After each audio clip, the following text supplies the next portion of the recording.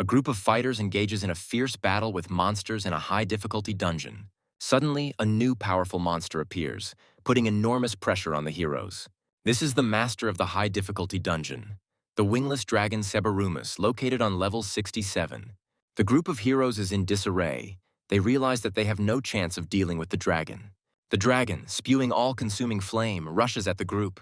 The team leader is about to use his main defensive skill, but he is not sure he can stop Cebarumus's attack. But something strange happens. A new character appears on the battlefield and draws the dragon's attention. A goblin, who appeared out of nowhere, stood between the team of fighters and the dragon. The fighters are glad for the break, but they can't figure out what this goblin, who looks rather comical compared to the dragon, is doing here. This green runt, letting out a wild cry, rushes at Cebarumus.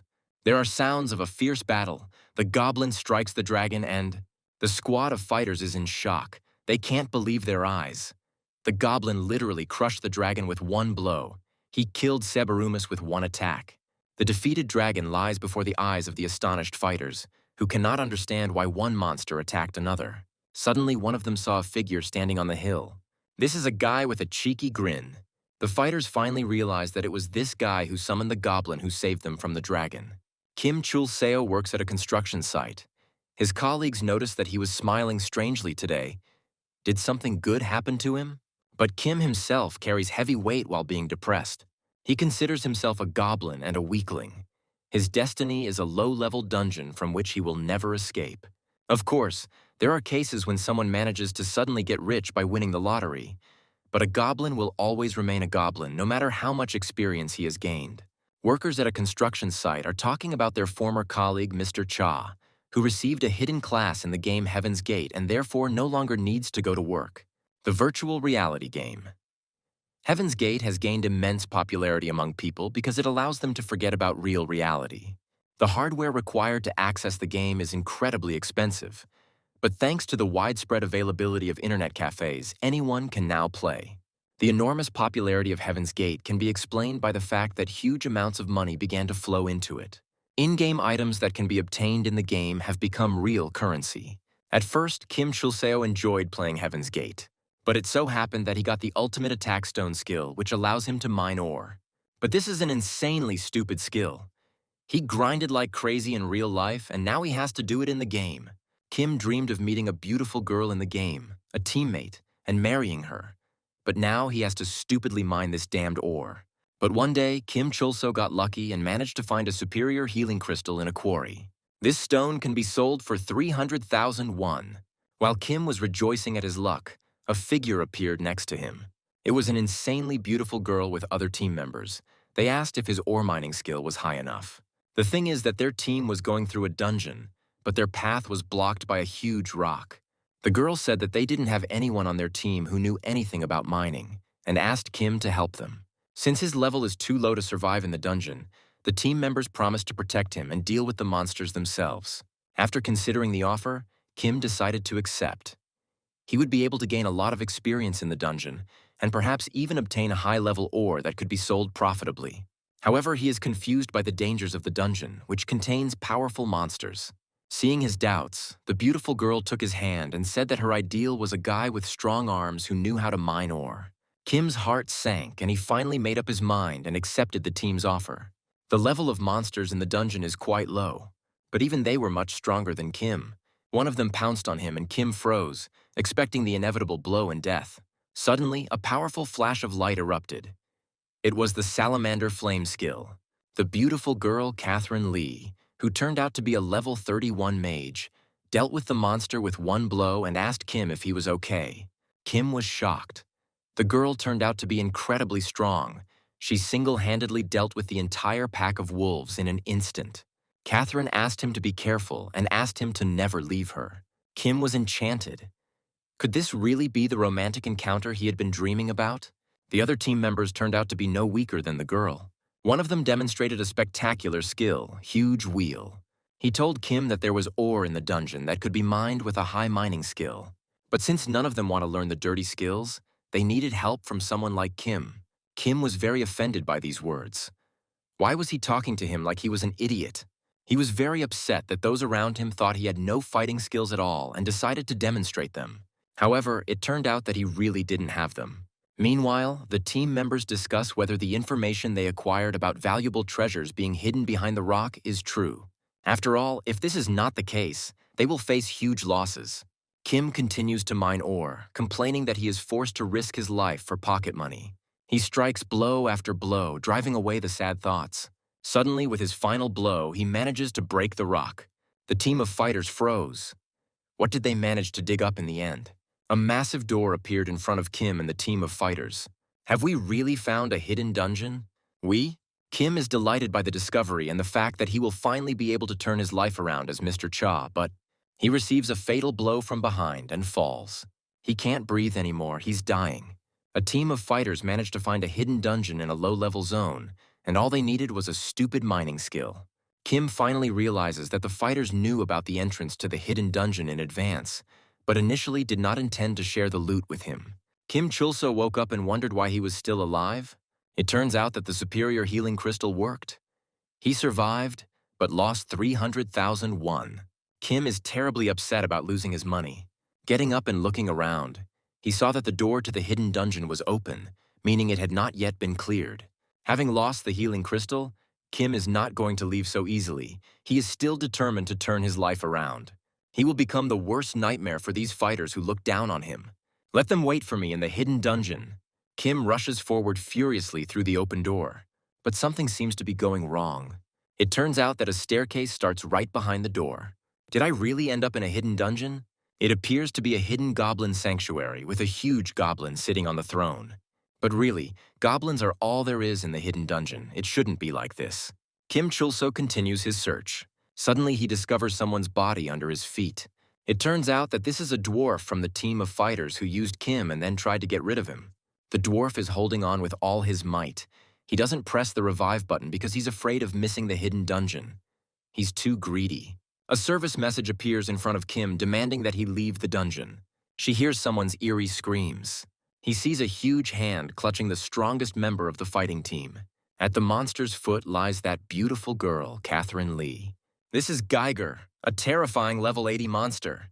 Level 80 is not something even the strongest team members can handle. Everything is developing according to the worst-case scenario. In Heaven's Gate, the sense of touch is perfectly implemented, and hits from monsters of the same level as the player do not cause severe pain. But if the monster's level is significantly higher, everything is different. Seeing Catherine lying under the monster's foot cries out for help. But what can he do against this creature with his low level? Moreover, the pain received from blows from a monster significantly superior in level, due to the impact on the brain, can lead to serious consequences and even death. After thinking about the situation, Kim decides that she cannot allow this monster to destroy herself. Moreover, the members of this team were the first to betray and abandon him. He is too weak to fight such a monster. Therefore, in such a situation, he must survive alone. Kim saw a rather strange message that the Goblin Lord felt a kinship with his cowardice and weakness. Does the goblin mean to say that he is weak and cowardly? Do I really want to be like this? If I had even a drop of strength, would I run away? Kim always wanted to have a normal job so that people wouldn't look down on him. He wanted to fight the monsters fairly. Kim's unknown parents left him with a huge debt, which prevented him from living a normal life. But he himself did nothing wrong. Why is this goblin looking down on him? In response, the Goblin Lord only laughed creepily. A message appeared that Kim became an honorary goblin and now all goblins will help him. He can also switch to a hidden class, Goblin Summoner. Kim perceives this as a mockery and wants to refuse such an offer. But the level 80 Geiger is getting closer and closer, ready to pounce. Kim understands that he has no way out, he won't be able to escape, so he agrees to transfer to the hidden class. He uses a new skill and summons a goblin. The goblin that appears looks rather weak and puny. Kim doesn't believe that such a goblin can handle the monster, but decides to use him as bait. With a wave of his hand, he orders the goblin to destroy the monster. The goblin bravely charges at Geiger. Kim decides to take advantage of the short delay to escape. However, here the goblin deals a powerful blow to the monster. Kim is shocked. A level 80 Geiger was defeated with one hit, and he gained a ton of experience as well as new skills Feed the Goblin and Walk the Goblin. There is also a message that the goblin's experience has been increased. It turns out that this weak-looking goblin is actually at maximum level. Meanwhile, members of the fighter team, destroyed by Geiger, begin to leave the game. Their death was terrible and painful. Catherine Lee was literally crushed under the monster's foot. She experienced unbearable pain and began to make terrible screams.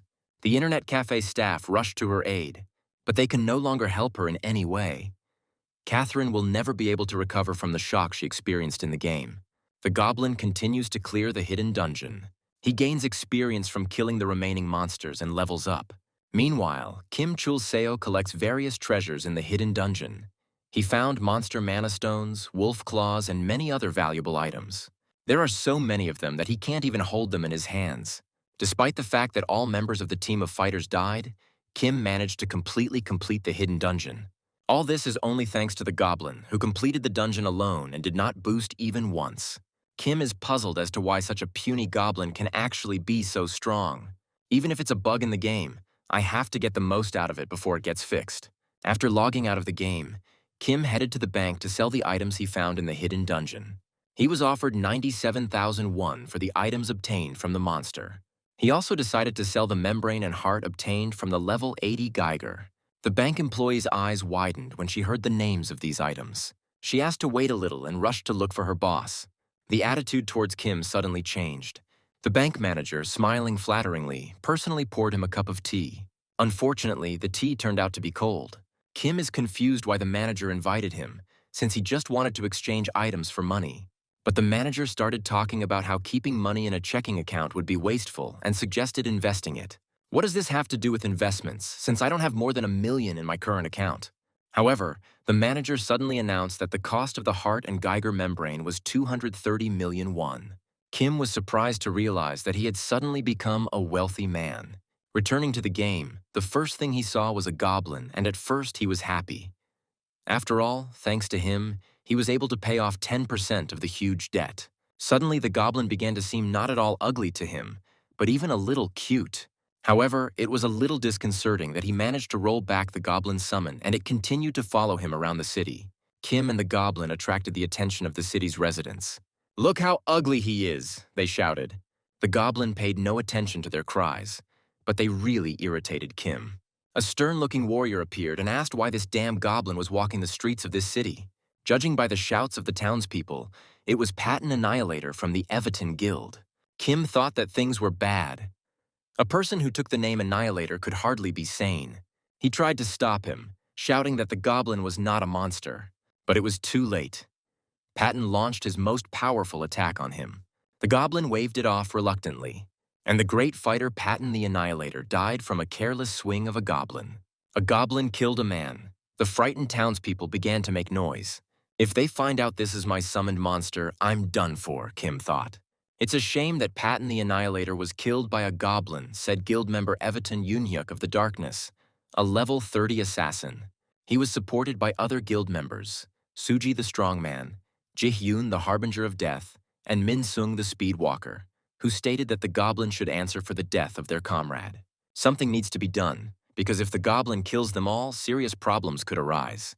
Kim tried to calm the guild members down by saying that he would take care of the goblin, as it would look terrible if they all got into a fight with him. But all persuasion was in vain, and the goblin suddenly used the skill Stone Throw.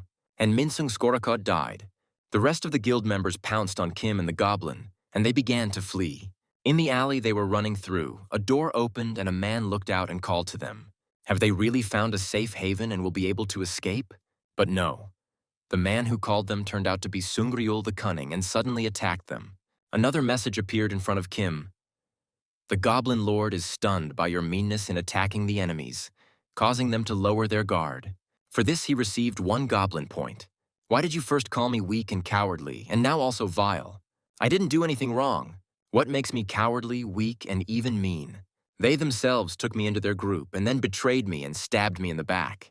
Look, Goblin, we've had enough of everyone looking down on us. It's time to put an end to it. So we'll just go ahead and destroy the Everton Guild. Meanwhile, the guild members continued their pursuit. Yoonhyuk of the Darkness. Why are you coming with us when I alone would be enough to destroy such a person? Asked Ji-hyun, the Harbinger of Death. You have to be careful. Patton the Annihilator, though the weakest of us, was killed by a goblin with 1 blow. The pursuing group heard someone's pitiful cries. It turned out that it was the defeated Sungryul the Insidious. Yoon-hyuk saw the goblin that killed Sungryul. He swung and delivered his most powerful blow to the goblin. But it was all to no avail. The goblin took 0 damage. So it wasn't just my imagination before. This goblin really is weird, thought Yoon-hyuk from darkness. The goblin struck back and Yoon-hyuk prepared to die, knowing he couldn't withstand it. However, something parried the green creature's powerful blow. It was Death Harbinger Ji-hyun who intervened just in time. "Would you really let some goblin kill you?" she asked. "How can such a low-ranking monster deal 1,000,000 damage? They must be using some kind of trick. Is someone trying to play a joke on me?" Yoon-hyuk used the skill Extreme Evil, which reduces speed, but makes all hits critical. "Why are you using such a skill to fight a goblin?" Death Harbinger Ji-hyun asked. "This will allow us to finish off the goblin with 1 blow and then move on to another." "Okay, then let's finish this quickly. I don't want anyone to see me using my most powerful skills against some goblin." Ji-hyun will use the combo skill Gale's Arrows. This skill removes all debuffs from the assassin. Yoon-hyuk now has all attacks deal critical hits. Attack damage increased by 30%, all speed debuffs removed, and critical damage increased by 20%. Now the goblin will definitely be destroyed. And again, 0 damage. Yoon-hyuk can't believe his eyes. The goblin is completely unharmed and grins insolently. Ji-hyun can't believe his eyes when he sees Yoon-hyuk defeated. Who finished off whom with 1 blow? What just happened? Is this not a normal monster? Was all Ji-hyun could stammer. "Yes, this is my monster and I summoned it," Kim said proudly. "How can a goblin be so strong? He defeated Yoon-hyuk, who is one of the strongest members of the Evitan Guild," Ji-hyun asked. "It doesn't matter. What matters is that I'm incredibly angry. What do you want from us? What have we done to you? Don't you understand it yourself?" Kim said with a dirty grin. "Don't come near me, you fucking pervert!" Ji-hyun screamed, terrified by the insane look of Kim approaching. "I just wanted to say that you were the ones who attacked us first." At Ji-hyun's shouts, a crowd of people began to gather below. They looked up to see Kim with the goblin. Kim realized that it was time to get out of here, and he gave the command to the goblin to shut the screaming girl's mouth and leave. The goblin obediently followed his order and tried to cover Ji-hyun's mouth with his paw. However, the crowd took it differently. "The goblin has destroyed the Evitan Guild and now wants to rape the surviving woman," the people below shouted. "It looks like I'm finished. I just wanted to take revenge on the Evitan Guild for the attack, but it looks like I've gotten into a pretty tough spot." "Goblin, let go of this woman and let's go quickly," Kim shouted. He told the goblin to let the girl go. A man in a rookie suit is facing a monster that even the Evitan Guild couldn't handle. The crowd murmured. Ji-hyun cried bitterly. Kim thought that this was definitely the end for him and said loudly, "It's all over." He said it was all over for the goblin. The crowd cheered. "We don't know who you are, but we wish you luck. We're rooting for you. Crush him, brother." Chulso didn't understand why the crowd was supporting him so enthusiastically. Then it began to dawn on him. They don't know that it was I who summoned the goblin. At first I told them that I didn't want the Evitan Guild to suffer. Then he demanded that the goblin let the woman go. It turns out that in the eyes of these people he is a hero, risking his life to save a girl from an evil goblin. "Hey, if you don't want to die a horrible death, promise you won't tell anyone about me and the goblin," he said to Ji-hyun.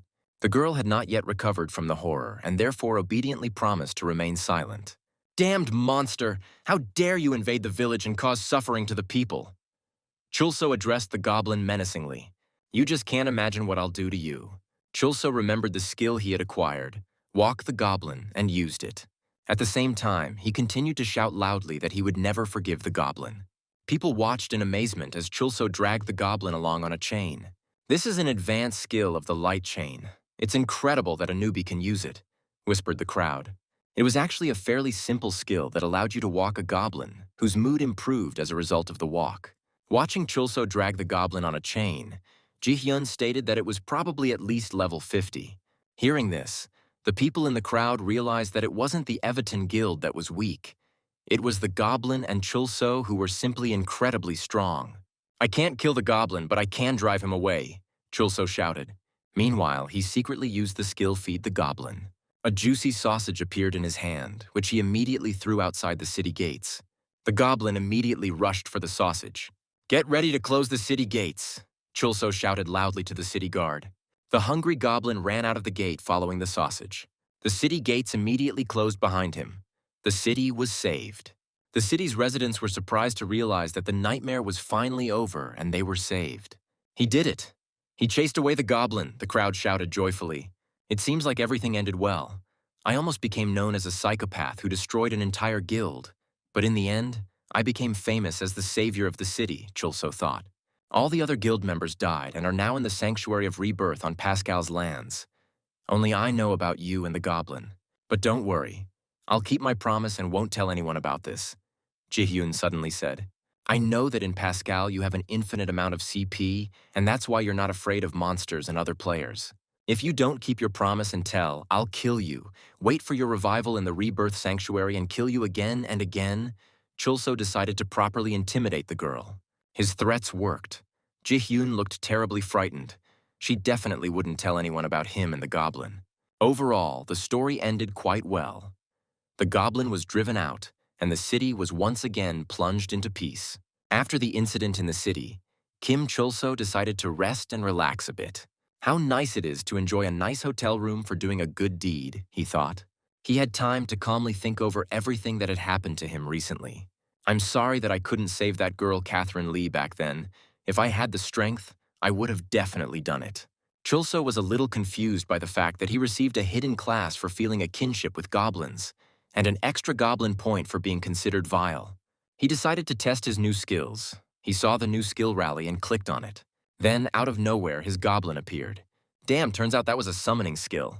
Quiet, bastard. If people find out you're here, we're finished, he hissed at the goblin. A club appeared in the goblin's hands, and Chulso quickly apologized for such rude treatment. Even though you did nothing, people mocked you and attacked you, you are just like me, he told the goblin. This world is full of all kinds of bastards. Suddenly, there was a knock at the door. The revived members of the Everton Guild arrived along with Ji-hyun. So you're the bastard who saved the Everton Guild member yesterday? Patton asked.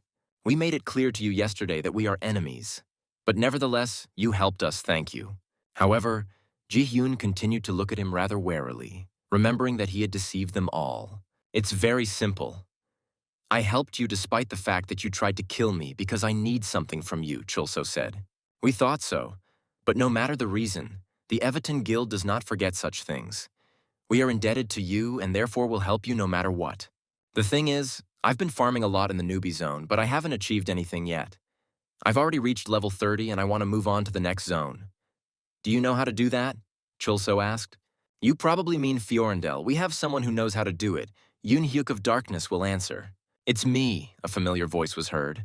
Kim Chulseo turned around at the sound of the voice and saw Sung Ryul the Sneaky, the man who had vilely attacked him in the alley.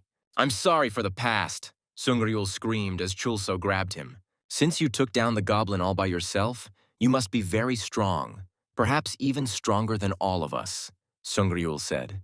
Sonril began to explain the structure of the newcomer's zone.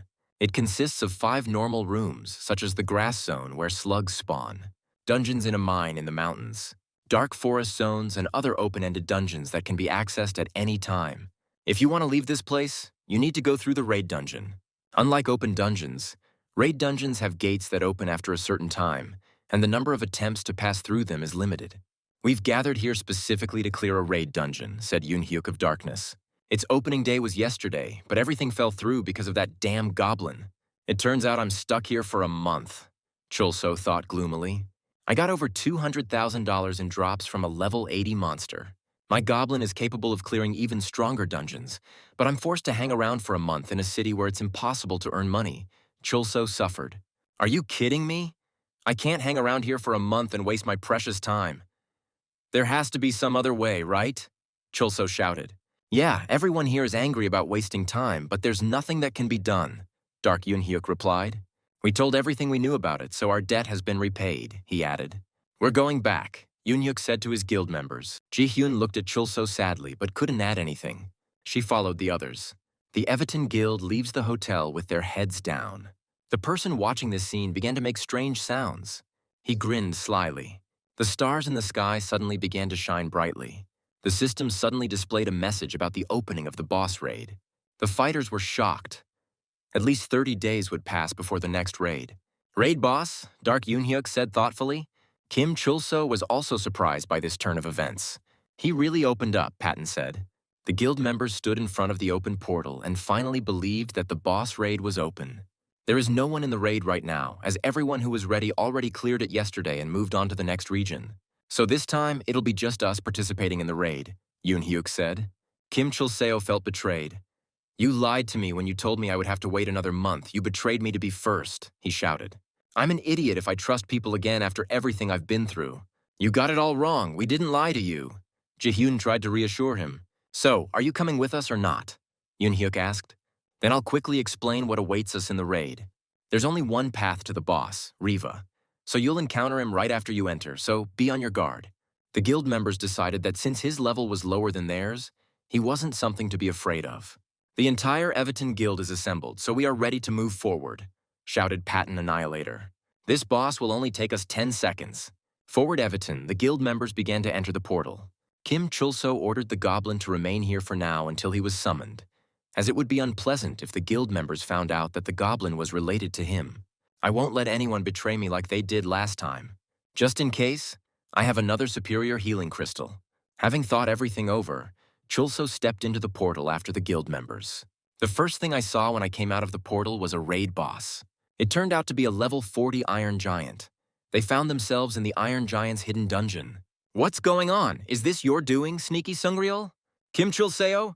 Don't just stand there and run to the portal quickly, Ji-hyun shouted. You want to escape from the hidden dungeon? Don't you know what rewards we can get here? Chul-seo said. But this boss is level 40. If we get hit, it won't just end with the death of the character. The consequences will be much more serious. However, you can run. I will take all the rewards for myself, said Chul-seo. He activated the summon of the Goblin Rally. But the goblin ignored the call and did not appear. Chul-seo found himself one-on-one with the Iron Giant. Goblin, come out, he shouted, but it was too late. He was struck down with one blow. And this same moron was the same guy who heroically fought the goblin yesterday? Patton Annihilator was surprised, looking at the defeated Chul-seo. We don't care what happens to that guy, Dark Yoon-hyuk said. However, something strange is happening. The portals are already closed. It seems we underestimated this place. Apparently, this raid revealed a hidden dungeon. Guild members who encounter a hidden dungeon boss no longer have a choice.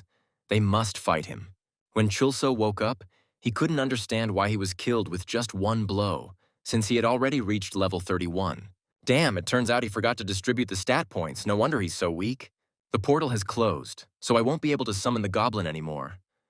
I'll lose all my rewards because of that green bastard, Chul-seo thought. Everton forward! Yoon-hyuk sends his guild members to attack the monster. Ji-hyun uses the archer skill Tailwind Arrow. This skill increases the speed of all allies by 2 times. Dark Yoon-hyuk and Speedwalker Minsun must attack first and find out the monster's weak points. With Death Harbinger's speed buff, this will be easy for assassins to do. The Steel Giant roars terribly, but does not have time to react to the attack. Dark Yoon-hyuk and Minsun Skorikod each launch a 16-slash attack. Every monster has its own weak spot.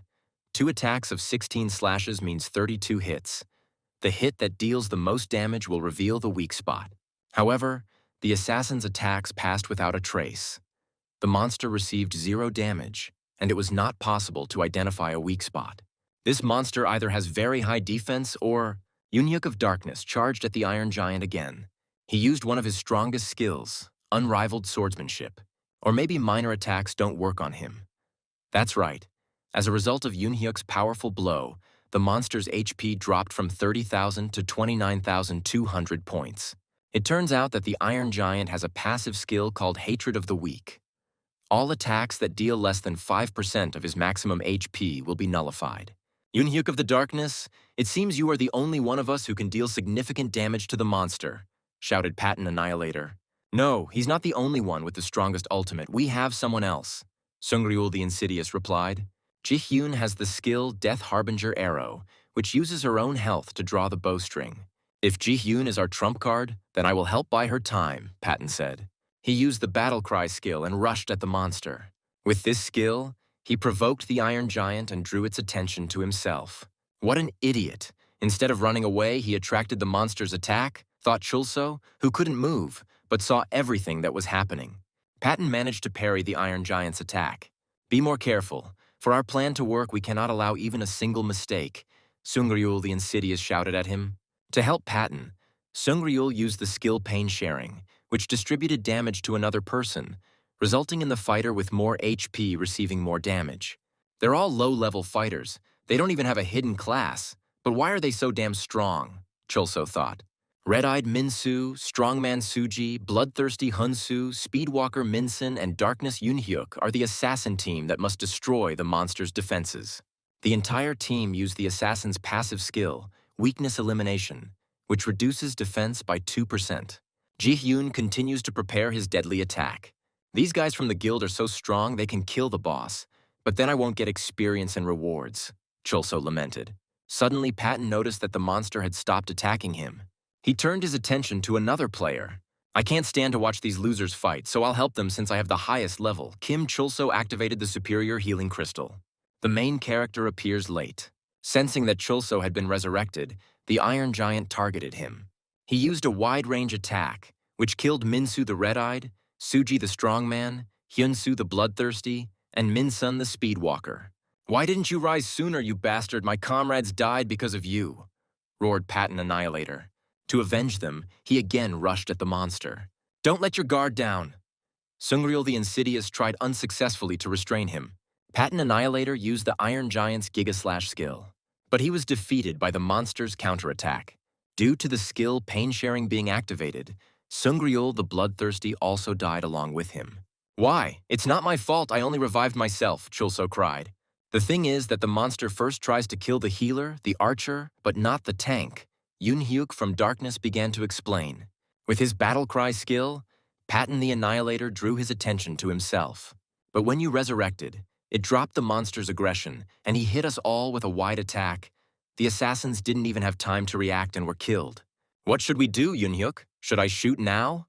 Death Harbinger Ji-hyun asked. "Keep a grip on yourself. If we shoot now, our plan will definitely fail," Yunhyuk will answer. "We couldn't even reduce his armor with the weak point destruction skill. I'll try to weaken it." Ji-hyun managed to pull herself together and continued preparing her attack. "Is there anything I can do to help?" Chulso asked. "What can you do without your goblin? Just don't do anything. You're just getting in the way," Ji-hyun replied dismissively. "Why are you looking down on me just because I don't have a goblin? In any case, it's your fault I couldn't bring my goblin here. I'll let you fight until you die." The Iron Giant has set his sights on Death Harbinger Ji-hyun. "I knew it," Yunhyuk pleaded with the monster to divert attention to himself. "Where are you looking? Your opponent is me," he shouted at the Iron Giant. Yunhyuk of Darkness used the skill Dual Blade. The monster howled from the damage it received. "That's not all," Yunhyuk said, and he repeated the attack with the same skill. "We need to not only distract the monster, but also inflict as much damage on it as possible," Yunhyuk thought. And he carried out the third attack. "After 3 full attacks from me, you finally consider me a threat?" The greasy giant chose Yunhyuk of the Darkness as his target. Yunhyuk finally managed to achieve his goal. Thanks to 3 powerful attacks, Yunhyuk managed to reduce the Iron Giant's HP from 30,000 to 22,460. "Now I just have to buy Ji-hyun more time," Yunhyuk thought as he used the quick dodge skill, which allowed him to avoid all physical attacks for 3 seconds. Unfortunately, his mana was not enough to successfully use this skill. He missed the Iron Giant's blow and was defeated. Yunhyuk from Darkness has died. "You're all idiots. You were so confident, but you couldn't do anything." "I didn't need to be reborn," Chulso shouted in irritation. "What are you talking about? Do you think I'm stupid because I'm loading this bow instead of running away?" "You're the one who ruined everything with your revival," Ji-hyun said angrily. "You'd think you could have won if I hadn't been reborn." Then the monster roared again, and they had to stop their argument. "I need another 10 seconds to fully charge my bow," said the Death Harbinger. But the steel monster has once again targeted Ji-hyun. "She doesn't have those 10 seconds. I'm not fully charged yet, but it seems there's no other choice but to shoot now." "You can't move while you're loading, can you?" Chulso asked with a sly smile. "What are you doing?" Ji-hyun screamed. "Don't come near me, pervert." Chulso put Ji-hyun on his shoulder and ran. "You need another 10 seconds, right?" The Iron Giant tried to hit them, but missed. They moved too fast. "No way! How can you move faster than Yunhyuk from Darkness?" Ji-hyun exclaimed in surprise. "It's just that I just put all my points into agility. My movement speed is comparable to an assassin." Chulso grinned. "If you are ready, then shoot faster. Don't rush me. Do you think it's easy to aim moving so fast? If I miss, it's all over." "Don't say that." You all owe me for the blood I shed and for the superior healing crystal. Kim Chulso moved so fast that the monster simply couldn't hit him. Ji-hyun finally fully charged her Death Harbinger arrow skill. She put all her remaining health into it. She had 1% HP left, but they were out of luck. The Iron Giant used the World Destroyer skill. That bastard was hiding such a strong skill, Chulso thought doomedly. The attack covers the entire area. Ji-hyun has 1% health left. Chulso has 100 HP. It looks like they can't escape. There is too much debris here. Because of this, I can't attack him, Ji-hyun screamed. The memories of playing with my friends will stay with me forever.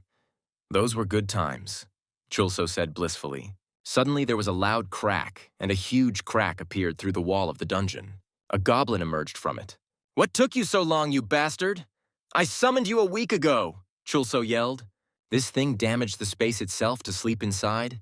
How is that possible? Ji-hyun was shocked. Goblin protected Chulso and Ji-hyun by using Goblin Shield. The steel giant roared in displeasure when he saw his attack blocked. Now it's our turn. Ji-hyun finally released the Death Harbinger arrow. The arrow pierced the monster, leaving a huge hole in its chest.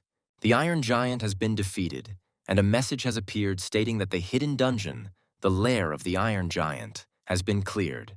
Ji-hyun finally believed that they had won, her level increasing from 27 to 31. Kim Chulseo increased his level from 31 to 34. Reward? Give me my reward quickly, Chulso roared. All dead characters were resurrected after successfully completing the raid. I can taste blood in my mouth. If the boss was higher level, we wouldn't have gotten off so easy, Patton Annihilator grumbled. Now explain to me what happened here. Yoon-hyuk from Darkness said wearily. Meanwhile, Kim Chulso grabbed all the dropped rewards for himself and screamed hysterically that he would not give them to anyone. Ji-hyun was unpleasantly surprised by his greed. She was surprised to discover that she had not met the requirements for the hidden class. Isn't completing the hidden dungeon enough for this? She thought sadly. I only met the conditions to upgrade to the hidden class after I gained the Goblin Lord's favor, Chulso recalled. It turns out that you can progress by fulfilling the necessary conditions without even defeating the boss. Chulso tried to get as many awards as possible. Wait, even though we defeated the boss together, others also fought and we need to distribute the reward after consulting with everyone. Ji-hyun tried to reason with him. But Chulso did not listen to anyone and continued to hug the treasures. He's been like this ever since, Ji-hyun said sadly. We successfully defeated the raid boss, and this is the second time you've helped us, so we won't be greedy about the reward. Darkness Yoon-hyuk reassured Chulso. Meanwhile, Sungryul activated the skill Cunning. I knew you would betray me a second time because you did it before, Chulso yelled. If we wanted to eliminate you, we would have done it a long time ago. We don't mind you taking these awards, but there is a bow among them, Yoon-hyuk said. Indeed, one of the rewards that dropped was the unique item Iron Giant's bow. What's wrong with this onion? This bow can only be wielded by a player of the appropriate class and cannot be sold or traded. But I still want this item, Chulso said. However, I can refuse it and let Ji-hyun take it, but I want to get something in return. What are you talking about? It's not a tradable item, Yoon-hyuk said. Yes, I won't be able to use it if I take it, but then none of you will get it, so you will have to pay for it, Chulso said. It looks like this guy was waiting for us to resurrect so he could extort money from us for this item. This nasty guy reminds me so much of that goblin, Yoon-hyuk thought. Meanwhile, the goblin hid among the rock fragments so that the guild members wouldn't see him. The parties came to an agreement and Ji-hyun received the bow. She is now a level 31 archer and the owner of the unique item Iron Giant's bow. We made a deal with you, but I must say, you really know how to be hateful. Where are you going now? Asked Yoon-hyuk from the darkness. Of course, to where you people are not, Chulso answered. That's a great idea. Yoon-hyuk turned around and led the Everton guild members. Ji-hyun Death Harbinger cast a parting glance at Chulso, and Kim Chulso and the goblin went their separate ways. Chulso was of course sorry to give up the unique bow, but in return he received the thief's glove. With it you can steal anything, but only once. But the main treasure is the refined steel. As rewards for the raid, Chulso received 1 refined steel and 3 crushed steel. The city of Phoenix El Basar in Fiorandella. The city streets were filled with high-level players wearing expensive clothes and carrying high-quality equipment. I can already smell the money. It looks like I'll be able to pay off my debt quickly, Kim Chulso rejoiced. But first, he needed to acquire some good equipment. His old armor couldn't withstand even 1 blow from the Iron Giant. He's been wearing his current armor since level 3, and for some reason it has a negative defense rating. Suddenly, the goblin pulled him by the leg of his trousers. "Don't you dare get us into any trouble here," Chulso warned him. But then a huge monster appeared in front of them. "Why is there a boss-level monster here, goblin? Protect me from it," Kim shouted. "Wow, I've never seen anyone summon a goblin. Is that your summoned monster?" A pleasant female voice was heard. These words were spoken by a beautiful woman sitting on the monster's head. She turned out to be Irene, a level 76 summoner. "It turns out that this is also a summoned monster if there is a person riding it," thought Chulso. "You don't need to be afraid. Michelle is very obedient when she is in the village," the woman said. This beautiful woman was incredibly strong. The entire Everton Guild would not have stood a chance in a fight against her. "Dear child, would you do me the honor of telling me your name?" asked the woman. "I'm Zikim Chulsos." Chulso introduced himself using his game nickname. "No, I'm talking about the child next to you. Haven't you thought of a name for him yet? I heard you called him Goblin. Who even names their summoned monsters?" Chulso said indignantly. "But this is completely in vain. One-sided relationships can be very unstable. Look at your summoned one." He took an aggressive pose after hearing "protect me from the master," who does not even call him by name. "Well, goodbye then. I think you'll be less boring the next time we meet, Skim Chulsos," the woman said, continuing on her way. "Thank you very much for the advice," was all Chulso could say in response. "Wait, why do you have trash instead of equipment?" Someone's voice was heard. It was Humphrey the Rude, who looked like a blacksmith. Humphrey offered to buy Chulso a breastplate of solid steel for 350 gold. "Even though I have a goblin, I still need at least a minimum level of protection," Chulso thought, and made a deal. "You have a good eye for quality equipment. I made this breastplate from good steel especially for idiots like you." Humphrey the Rude lived up to his nickname. Chulso put on the armor, but he couldn't take a step in it. It turns out that the breastplate requires 24 strength points to use, and he put all his points into dexterity to defeat the Iron Giant. Chulso tried to sell the breastplate back, but Humphrey the Rude would only buy the piece of junk armor for 30 gold. Here Chulso finally noticed the exclamation mark above Humphrey's head. It turns out he'd been scammed by an NPC this whole time. "Where is he? I can't find him!" Humphrey suddenly shouted. "My hammer is missing. Without it, I can't forge anything." When Chulso pointed out a number of other hammers of varying sizes, Humphrey replied that this was different. "Give me back my hammer. It should be in the dungeon at the entrance to the village now," said Humphrey the Rude. A message appeared in front of Chulso. Quest: find the right hammer for Humphrey. Reward: skill that allows you to process materials to create armor. So this is a quest. It finally dawned on Chulso. The materials obtained from the hidden boss were insanely expensive, and if they were processed into equipment, it would be even more expensive. Without a second thought, Chulso accepted the quest. "It's good that I'm alone. The other members of the group would only get in my way," thought Chulso. "With a goblin, I can complete such a simple dungeon in just 30 minutes. But then he noticed another condition of the task. If Humphrey dies, it will fail. This level 13 character has tagged along with him and will have to be protected, otherwise the task will not be completed. Taking advantage of his high speed due to investing points in agility, Chulso decided to run away from the NPC, hoping that he would stay put. But then a report came out that Humphrey the Rude had been attacked. Humphrey the Brute, level 13, was currently fighting mobs of level 30 and above, and his health was rapidly depleting. "Goblin, forward!" Chulso shouted. He rushed to the aid of Humphrey the Rude, and instantly dealt with the monsters. "I knew you were no match for me," Humphrey roared, and he rushed in pursuit of the surviving monsters. Kim Chulso realized it was time to change tactics and ordered the goblin to kill all the mobs. Inspired, Humphrey continued to attack the monsters, uttering menacing cries. At the same time, a goblin paved the way for him among the mobs. "It looks like Humphrey won't die and will be able to complete the quest," Chulso thought. Humphrey the Rude told Chulso that he used to be a warrior and had mastered the battle cry skill, which provokes monsters. He roared wildly and demonstrated his mastery of the skill. The battle cry reached the farthest corners of the surrounding area and attracted the attention of the monsters. More and more high-level monsters began to come out to join the battle against them. "We could have easily passed them by, but you attracted all the monsters in the area with your battle cry?" Chulso was furious. The goblin continued to methodically clear the dungeon of mobs. It turned out that the main difficulty of this quest was that you had to drag that idiot Humphrey along with you and make sure he didn't die. Kim Chulso heard a strange sound. "It's a trap, run!" shouted Humphrey the Rude. A small light appeared in the depths of the underground passage, which turned into 3 arrows flying at them. Chulso quickly took cover behind the goblin and therefore received 0 damage. However, the 3rd arrow hit Humphrey in the chest and his health was rapidly declining. Rude Humphrey was poisoned and died.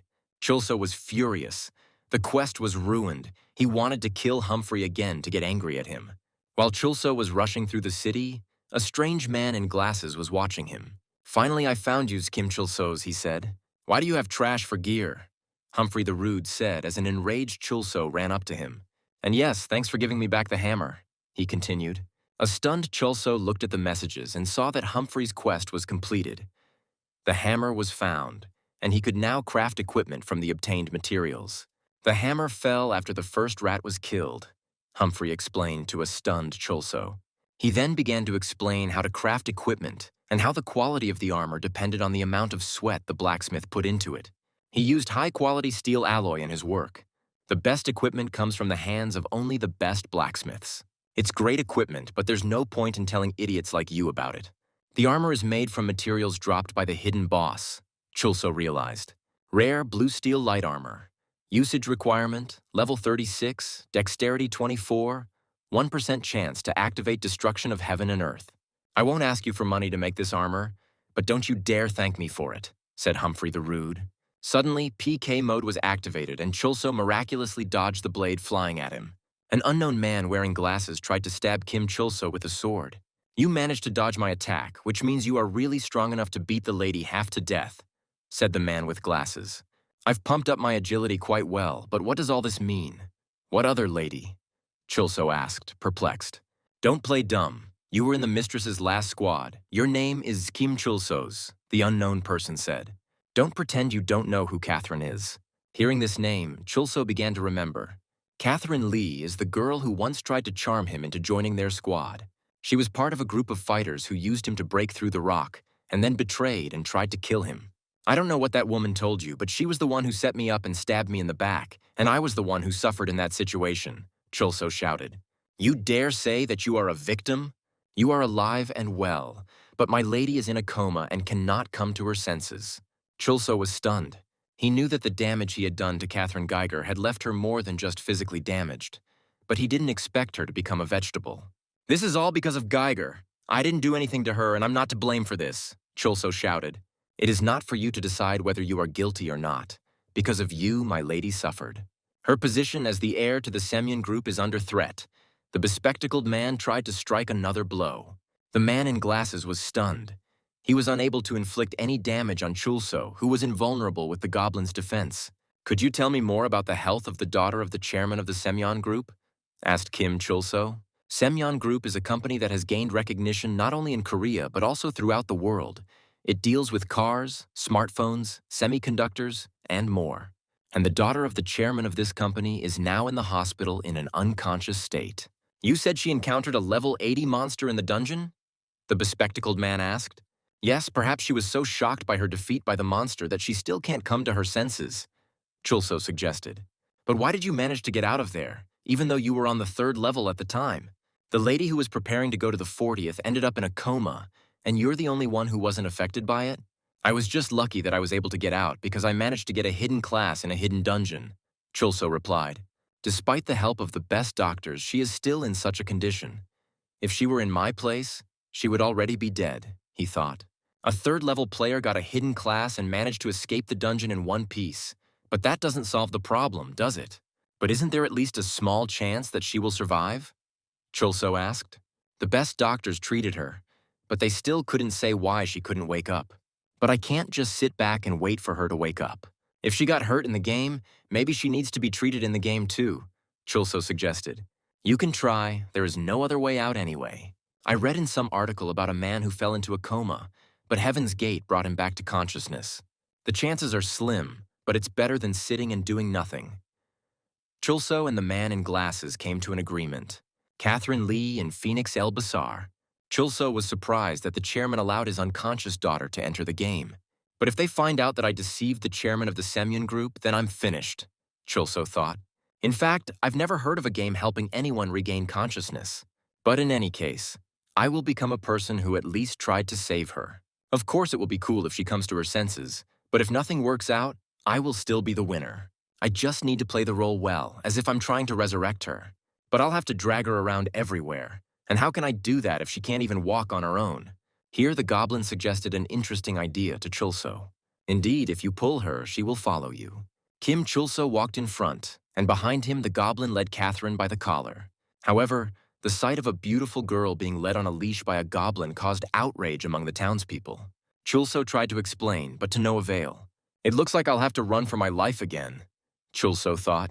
This way! A familiar voice rang out. It was Sungryul the Cunning who called them to follow him. So it was you who summoned the goblin back then? Asked Sungryul the Cunning.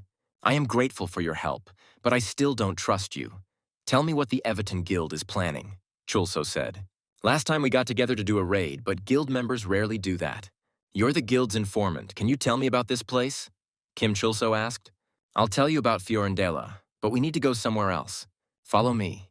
Chulso activated PK mode and Sungryul began to speak rapidly. I don't know much about Fiorandel, but the local boss appears rarely and you need to fulfill special conditions to do so. By the way, why are you so obsessed with dungeons? Sungryul asked. It's obvious that completing difficult dungeons gives more rewards, Chulso replied. You've just arrived in Fiorandel, no need to rush into the dungeons. In Phoenix El Basar, there is a castle where you can complete the main quests.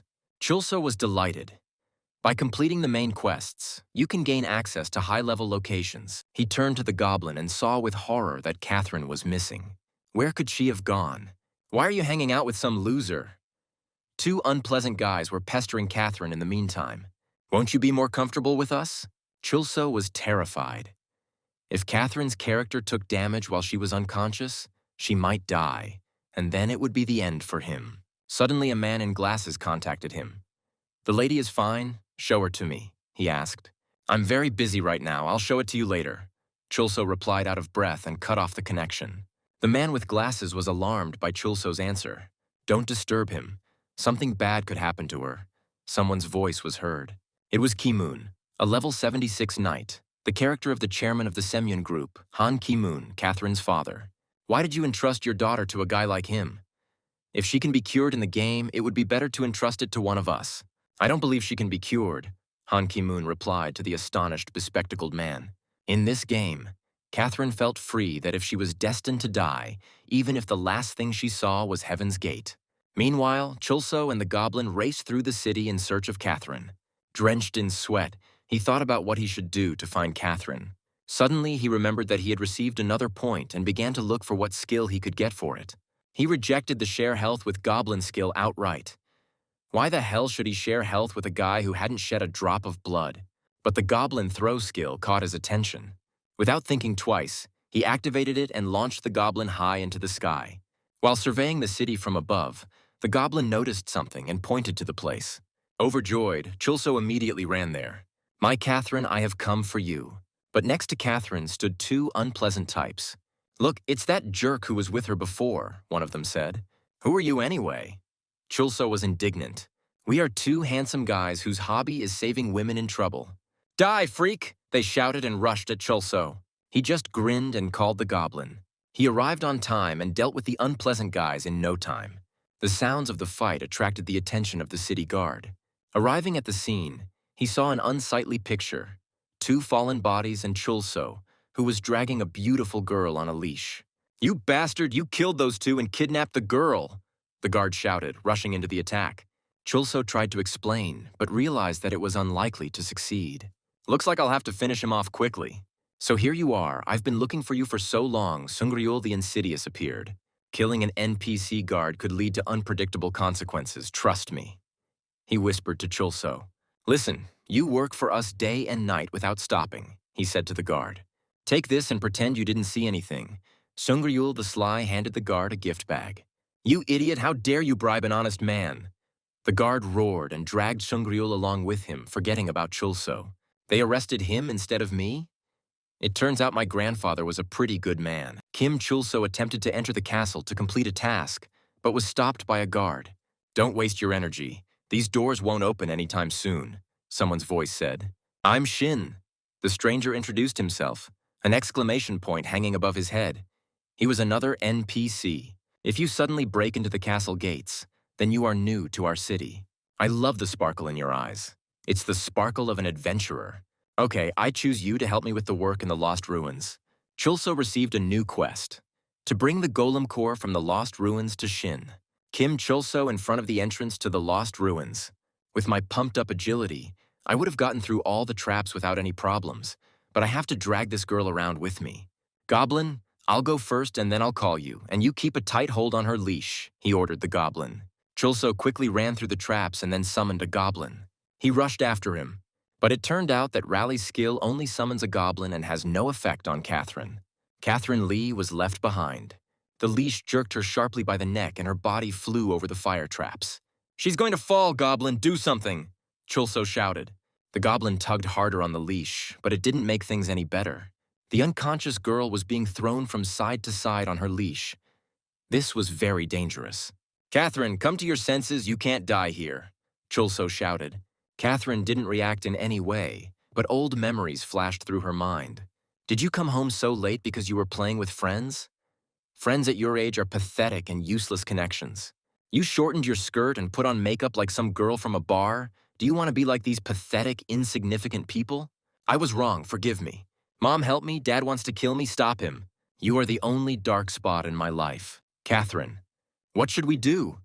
Chulso asked the goblin as Catherine fell and stopped showing any signs of life. "You won't be seeing such a beauty for the rest of your days anyway, so grab her and give her mouth-to-mouth resuscitation." Chulso was about to begin.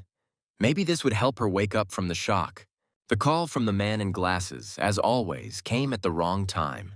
"So that's what you were going to show me later. I'll finish you off now." "I know that she is fine. The doctors are constantly monitoring her condition and will let me know if anything happens. In addition, she's wearing the highest level armor, the white spider wizard dress. So Catherine is alive, and in her dress she is invulnerable?" thought Chulso. "I'm very worried about the lady, so show her to me immediately," demanded the man in glasses. But Chulso had already dropped the call. "You heard, Goblin? She's invulnerable in armor. Let's run to the boss room." One of the traps. A rolling ball rolled over Catherine without causing her any harm. When a broken bridge appeared in front of them, the goblin threw Catherine across it, and Chulso walked along the taut leash. When the golem appeared in front of him, Chulso hit him with Catherine without thinking. The goblin lord appreciated this deed and awarded him another goblin point. "He dared to attack my trap-breaking tool. Finish him off, Goblin!" Chulso shouted. No one noticed how Catherine's hand moved. The goblin fearlessly rushed at the enemy, and with one blow he killed the golem.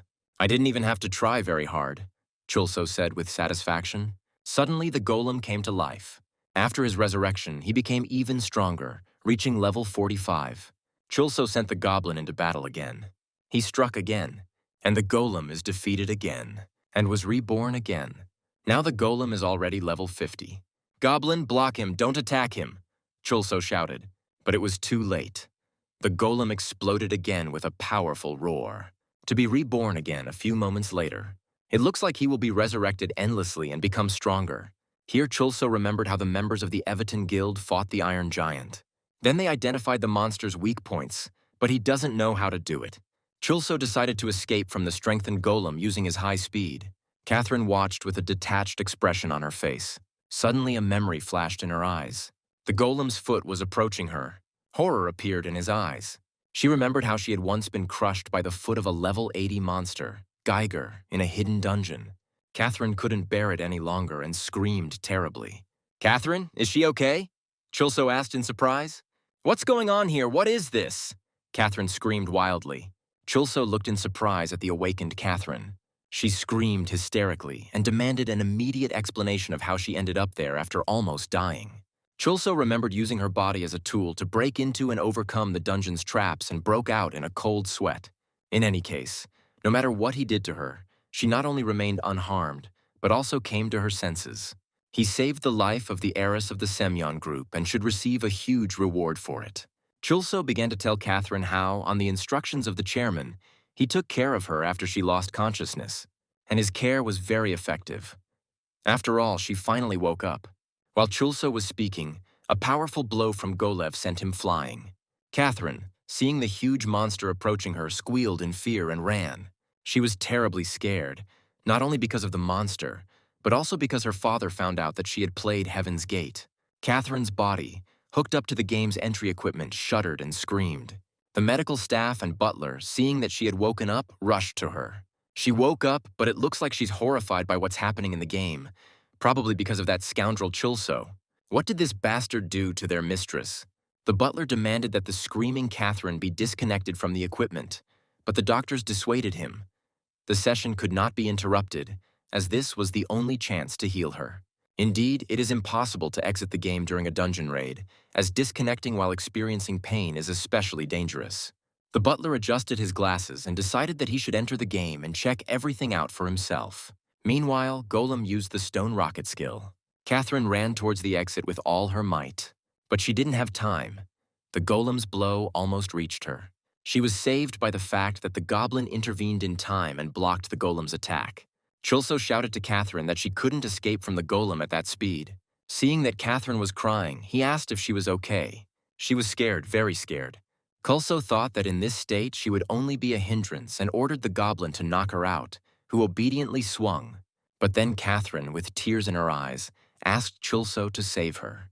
He assured her that he would lead her out of the dungeon safe and sound. But Catherine screamed that that was not what she was asking for. She wanted him to save her from her cruel father, mother, and that vile Semyon group. She doesn't want to be hit again. They were interrupted by a signal from the butler, who demanded to see Catherine immediately. Chulo barely managed to stop the goblin and ordered him to hold back the golem so that they could escape. Chulo assured the man with glasses that he was doing everything possible to help the lady recover and showed her a smile. The butler was puzzled. Catherine's appearance did not show that she was frightened and had come to her senses. Her eyes were still empty. The butler thought the situation was rather strange and ordered the lady to be taken out of the dungeon immediately so that she could be removed from the game. Chulo didn't argue with him and simply hung up. He told Catherine that if she wanted him to help her, she would have to pay him more. The girl gradually calmed down and tried to say something. Chulo stated that he really needed the money and therefore, if she did not pay, he would tell her that she had woken up and demand a reward from the Semyon group. Catherine promised that she would find the money and even give him all her equipment if he kept everything a secret. But this was not enough for Chulo. He called the goblin again to get out of the dungeon. It turned out that during this time the situation had worsened. Instead of simply holding the golem back, the goblin continued to kill him, and as a result, he reached level 170. Chulo realized that he wouldn't survive the blow from a level 170 monster and started running. Suddenly, the golem froze. It was Catherine who used the mage skill Icicle Explosion. Chulo and the goblin were surprised why the monster suddenly stopped moving. The golem was frozen using Catherine's skill, which was intended for high-level opponents. She shouted to Chulo to run quickly, as the monster would soon wake up. All three quickly ran towards the exit. The door leading out of the dungeon was already before my eyes. But then Catherine's leash got caught on a rock. The collar jerked her by the neck, and she collapsed to the ground. Chulo stopped and turned back. Catherine screamed wildly and begged for help. Chulo remembered that something similar had already happened some time ago. Then Catherine was dying under Geiger's foot, but he did not have the strength to help her. This time it's different. He definitely has to help her. But last time she lost consciousness from a hit from a level 80 monster. Now she was facing a level 170 monster. Maybe the doctors could help her, but definitely not him. So Chulo turned around and ran to the exit. Catherine watched with tears in her eyes as Chulo ran away. He is the same as her cruel mother, who abandoned her when her father abused her. Everyone abandons and betrays her. The golem's attack was approaching. It seemed like nothing could save her this time. Suddenly there was a loud explosion and luminous rays pierced the space. A figure appeared and blocked the golem's attack. It was Shin, the NPC who gave Chulo the quest. He said that they had held out for a long time and now he would have to fight the monster. Chulo realized that the quest was designed this way. They couldn't destroy the golem's core because it didn't exist, and the player was doomed to failure. And after the player finds himself in a hopeless situation, an NPC should appear and defeat the monster. Shin sternly asked the monster how he dared to treat his servants like that. He bravely rushed at the golem and dealt him a terrible blow. Chulo thought that the NPC would easily defeat the monster, but something went wrong. Shin's blow did practically no harm to the golem. However, Shin declared in a triumphant tone that he didn't even have time to break a sweat. The golem sent the NPC flying with a powerful counterattack. Chulso was surprised to find that Shin was only level 70. Naturally, he was no match for a level 170 monster. Chulso finally understood the mechanics of the quest. It was given to players just above level 30, and the golem's starting strength was at level 40. Even if the player defeated the monster, it would resurrect, become level 45, and defeat the player. After that, Shin would appear and easily deal with a level 45 or, at most, 50 monster. But the quest scenario didn't include a goblin who, by constantly killing the golem, was able to bring it to level 170. The NPC again triumphantly declared that he hadn't even had time to break a sweat. And Chulso realized that the quest wasn't designed for this kind of development. It looks like Shin won't be able to handle a level 170 monster. Chulso thought that the monster could not be killed without destroying its core. There was no core before, but with the appearance of Shin, it should appear too. Meanwhile, the NPC continued to fight the golem to no avail, and repeat victorious phrases about how he didn't even have time to sweat.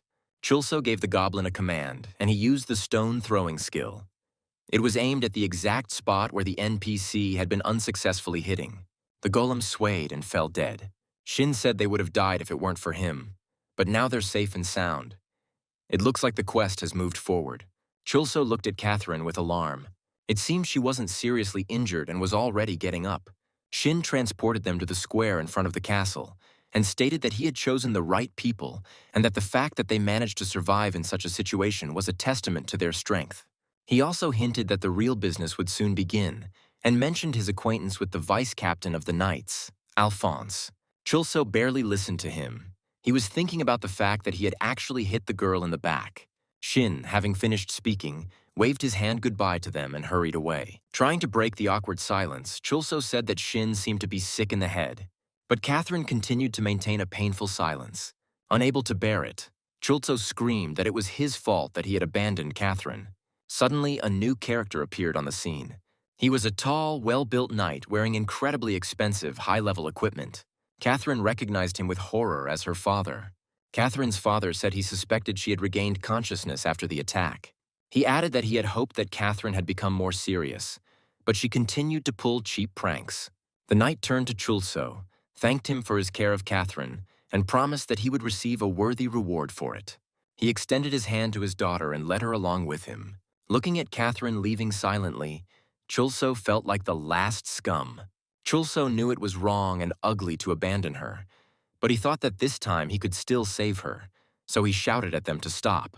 The knight and Catherine turned around in surprise. Chulso told the knight that even he knew who he was.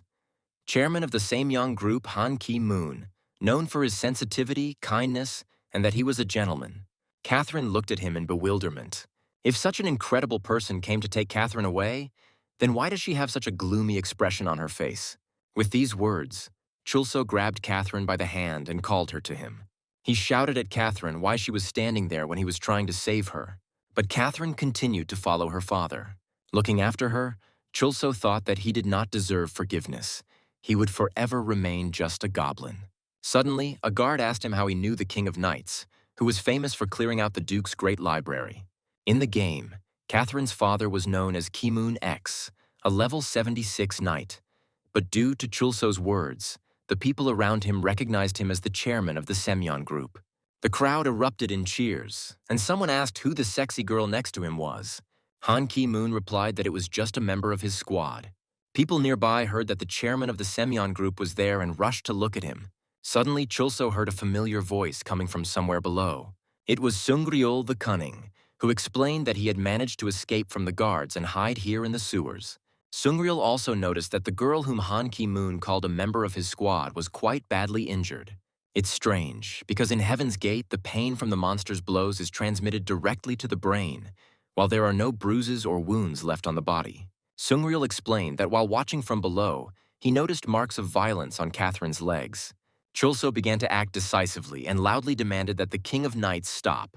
He asked how it was possible to kidnap a person so brazenly in front of many people. The King of Knights looked puzzled and asked Chulso to stop these baseless accusations. But Chulso continued to escalate the situation. He asked if the chairman of large companies were not subject to laws and stated that the woman next to him was his girlfriend. The crowd began to murmur with discontent. Chulso added that they had been living together for a long time. But judging by the calm expression on the chairman's face, he was not particularly disturbed by Chulso's words, and he said that he was probably confused with someone else. Chulso asked the King of Knights who this girl was to him, and why he had taken her into his ranks despite the fact that she was dressed so promiscuously. There were murmurs in the crowd that the chairman was probably cheating, but he stated that he was not obliged to answer such questions and began to leave. Suddenly, another figure appeared on the stage. It was Seungryul the Sly in a butler's costume. He claimed to be the butler of the Seaman Group, and upon hearing that Mrs. Seaman Group had woken up, he immediately came here. He knelt before Catherine and called her the future of the Seaman Group. Catherine watched what was happening in surprise and did not understand what was happening. Realizing that Catherine was indeed Han Ki-moon's daughter, the crowd began to roar again. Chulso told the King of Knights that he could confirm that Catherine was his daughter, thereby admitting that he had improperly raised the heiress of the Samyeon Group. Chulsu also whispered to him that if he said he had mistaken her for someone else, he would tell everyone about it. "How dare you, you cur!" Suddenly, the King of Knights roared to those around him not to fall for it, and the crowd shook with the power of his voice. Chulso thought that the old man had some kind of powerful persuasion skill. The King of Knights continued to talk about the imposter who is posing as the butler of the Semyon Group. And this girl he doesn't know. They all united to blackmail him. But he, chairman of the Samyeon Group Han Ki-moon, will not give in to this blackmail, and therefore he will destroy these three now. With these words, Han Ki-moon rushed into the attack. However, his blow was parried by an unknown person. The goblin reacted in time. Then the goblin ran towards Chulso as fast as he could. He thought it wouldn't be very good if everyone realized that he was collaborating with the guy who had punched the chairman. So he used the goblin throw skill and launched it high into the sky. The crowd was surprised that the unknown person had dealt with the King of Knights with one blow. Chulso asked Catherine to come to her senses quickly. He tried to lift the girl, but she screamed hysterically for him to let her go and accused him of not even intending to save her and of not caring whether she was alive or not. Chulso told Catherine that she would never see a knight on a white horse who would save her. Only a scumbag like him can help her, whether she likes it or not. Chulso didn't know how many bad things her father had done to Catherine, but now heavenly punishment has descended upon him for this. Chulso told Catherine that it was time for her to stop groveling and begging for salvation, and that it was time to give her father a good beating. She's really good at stabbing people in the back. Here Chulso declared that he had probably made a mistake and that this was not his girlfriend at all. Under Catherine's uncomprehending gaze, he turned and ran. Catherine looked at Chulso as he walked away in surprise. Seungryul, dressed as a butler, approached the girl and said that if she had anything to say, now was the time. He helped her up and they stood in front of the crowd. At first, she silently collected her thoughts, and then she began to speak. She described how the seemingly respectable chairman of the Semyon Group beat her and abused her to the point that she wanted to die. All major news agencies reported that Catherine is the daughter of the chairman of the Samyeon Group, Han Ki-moon, and that he subjected her to domestic violence from an early age. Catherine provided evidence to support her words. The scandal left Semyon Group's image hopelessly damaged and its shares plummeting. Chairman Han Ki-moon suddenly fell ill, or rather, pretended to be ill. Chulso thought that overall, this story ended quite well. However, he was concerned that the company might hire a hitman to eliminate him in retaliation. Seungryul the Insidious hastened to reassure him. According to him, photographs of Chulso's confrontation with the chairman of the Semyeon Group have already spread around the world. Therefore, if something happens to him, Han Ki-moon will be the first to be blamed. But Chulso did not calm down and continued to lament that he had gone against such a large company and had not received any reward. In passing, he asked how Seungryul had managed to get such an expensive suit. He admitted that he stole it, and was immediately taken away by the guard. A new call came over the intercom. Seeing the man with glasses, Chulso greeted him and called him a puppet of the Semyeon Group. The man with glasses thanked Chulso for helping Catherine wake up, and he expressed regret that after several years of working at the company, he still couldn't understand what was happening to it. Chulso asked if there was any reward for him, since he had done a tremendous amount of work. But the man in glasses said that he no longer worked for the company, since he could not work for a man who had bullied Catherine so much. The former butler also said that people around the world are worried about Catherine, fearing that something bad will happen to her because she has damaged the reputation of a large company. So I sent the lady to stream on AFTV. He spent his entire severance pay to set up a decent streaming studio for her. Now the whole world is watching her, and her popularity will protect her from any threats. If she doesn't go on air one day, everyone will understand that something happened to her. The lady doesn't really like doing this, but she gathered all her courage and does it. The former butler said that he would do everything to return to Catherine everything she had lost and give her everything she liked. He noted that all this is possible only thanks to Chulso, to which Chulso replied that if he expressed gratitude, then he would simply give money.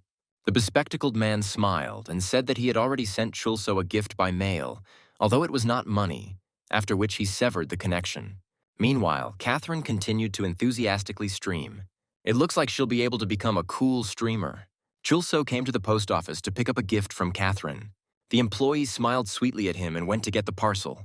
She soon returned with some object, but she behaved rather strangely. This item was a rare weapon, the Summoner's Whip, made from the skin of a bloodworm that was cursed and drove those who touched it mad. Then Shin appeared with a new task. It turned out to be a cleansing of the Goblin village. Chulso showed Shin the goblin and demanded that he repeat it, looking him in the eyes. You just need to destroy the goblins that are harming people. It's a simple task, and you can complete it quickly. Chulso looked sadly at the goblin and said that they would still have to take on this. They traveled to the Goblin village in a van driven by an NPC. Chulso felt that the goblin's attitude towards him had changed and tried to talk to him to resolve all the misunderstandings between them.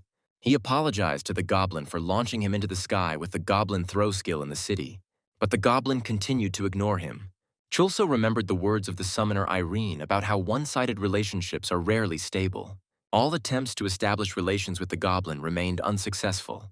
Suddenly, some unknown goblin jumped into the van. Chulso ordered his goblin to deal with him, but for some reason he hesitated, and the new goblin dodged. And he rushed straight at Chulso. Fighting off the stranger, Chulso shouted to his goblin to do something. He swung his club, and Chulso, afraid that the goblin would hit him, shouted at him with all his might. The van driver, armed with a rifle, responded to the noise and asked what was going on. Chulso screamed that they were being attacked by monsters. The NPC said that it was probably goblins from the village and prepared to shoot.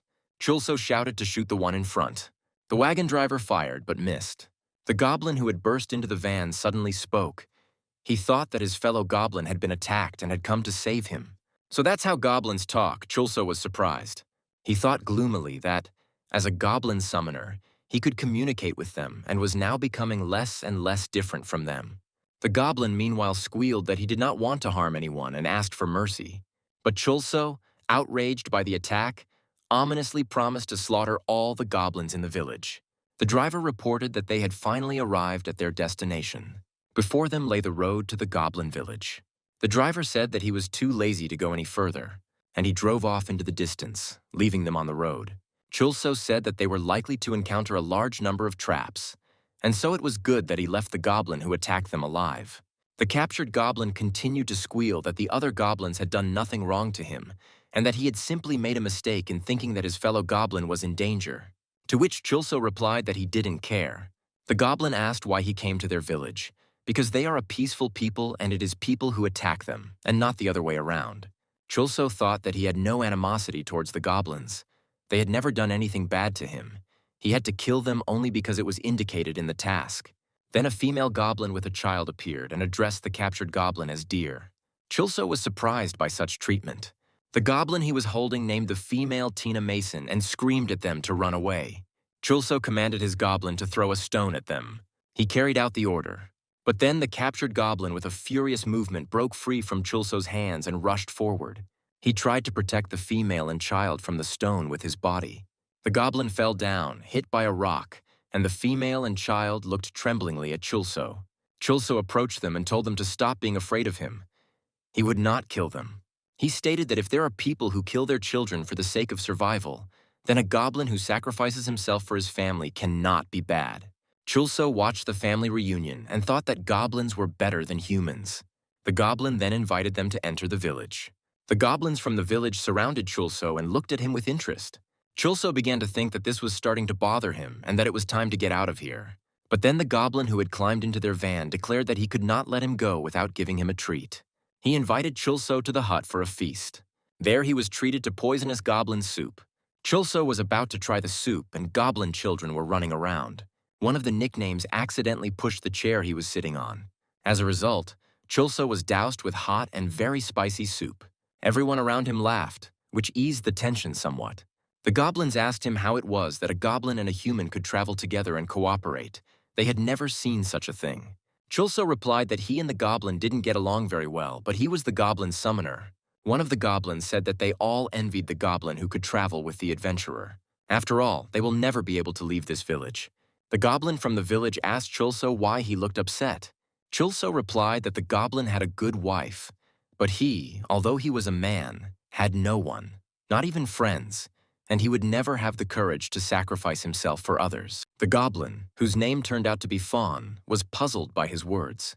Chulso said that whatever he could do, they could do too, and advised them to continue like this. Suddenly, Chulso sensed danger and instinctively dodged. Goblin weapons flashed next to him. The weapons stuck into the table. It turns out the goblins wanted to kill the cockroach that had climbed onto the table, but they never managed to catch him. Soon, Chulso said that it was time for him to leave. The goblins wished him luck and advised him to be careful on the road. Chulso said goodbye to them warmly. As he was leaving the village, Chulso saw a goblin lying on the ground and an unknown man with a sword above him. The stranger said loudly that he had found another goblin. Chulso recognized the dead man as James, the goblin who had fed him today. The stranger asked Chulso what he was doing in such a place. Maybe he came here to kill goblins too. The man asked if he could help him get rid of these creatures. Enraged, Chulso screamed how dare he kill his friends and turned on PK mode. He ordered the goblin to attack him. However, his goblin ignored the order. At this time, a goblin from the village rushed at the man with a sword, but he was knocked down by one blow. The goblin who attacked the stranger lay unconscious. Chulso pounced on his goblin with accusations because it was he who should have attacked, but for some reason he didn't. Then the stranger with the sword asked Chulso why he called the goblins his friends, and also turned on the PK mode, and if he had ever offended him. Shouting that he had offended him by attacking his friends, Chulso hit the stranger. Or rather, he tried to hit, because he launched a powerful counterattack. The noise of the fight was heard by the members of the group of the man with the sword. One of them, Zeros, a level 35 warrior, was surprised that Chul was using such powerful skills against the goblins. Another member of the squad, a girl named Heavenin, who was on level 36, suggested that he had encountered powerful goblins. Then Chulso's body suddenly collapsed in front of them. Then Chul, a man with a sword, appeared and declared that this crazy man had called the goblins his friends and attacked him. Hayawanan was surprised that the man called the goblins friends and asked Chul what it meant that he killed him in PK mode. Chul replied that he couldn't kill him because of his good armor. The defeated Chulso thought that he really looked like a friend of the goblins. Heavenin asked if they had to kill him too to complete the task. Meanwhile, Chul continued to kill goblins to complete the task. He struck with his sword left and right. Goblin Chulso laughed as he watched this. Chul asked the goblin why he laughed when his fellow goblins were killed. He didn't even blink an eye when Chul killed the cubs. That's because goblins are vile and soulless creatures. Approaching the goblin, he said that that's what boring tasks are for, to kill them. With these words, Chul struck the goblin. Hayawanan shouted at Chul to control himself. Chulso started laughing. You really think this task is boring? Then go, and fight with whoever remains there. A laughing goblin appeared, dragging the unconscious Chul. Seeing this, Heavenin rushed at the goblin, but she was thrown back by a blow from a club. Then Zeros rushed to attack the goblin. He used his skill Explosive Strike. Zeros told Heavenin that she had complained of boredom, but was now trembling with fear after meeting a powerful goblin. Both were surprised that the goblin was so strong, but they were confident that they would not lose. Chulso laughed when he heard that they couldn't lose. He asked the unconscious Chul why he lost to the goblin since everyone would laugh at him. Heavenin was indignant. Why is he so sure that they will lose? Chulso replied that humans betray, but goblins do not, and asked if they had decided to kill the goblins under the guise of a mission in order to relieve stress or just have fun. Zeros said that there was no point in wasting time on talking now. The most important thing was to deal with the goblin.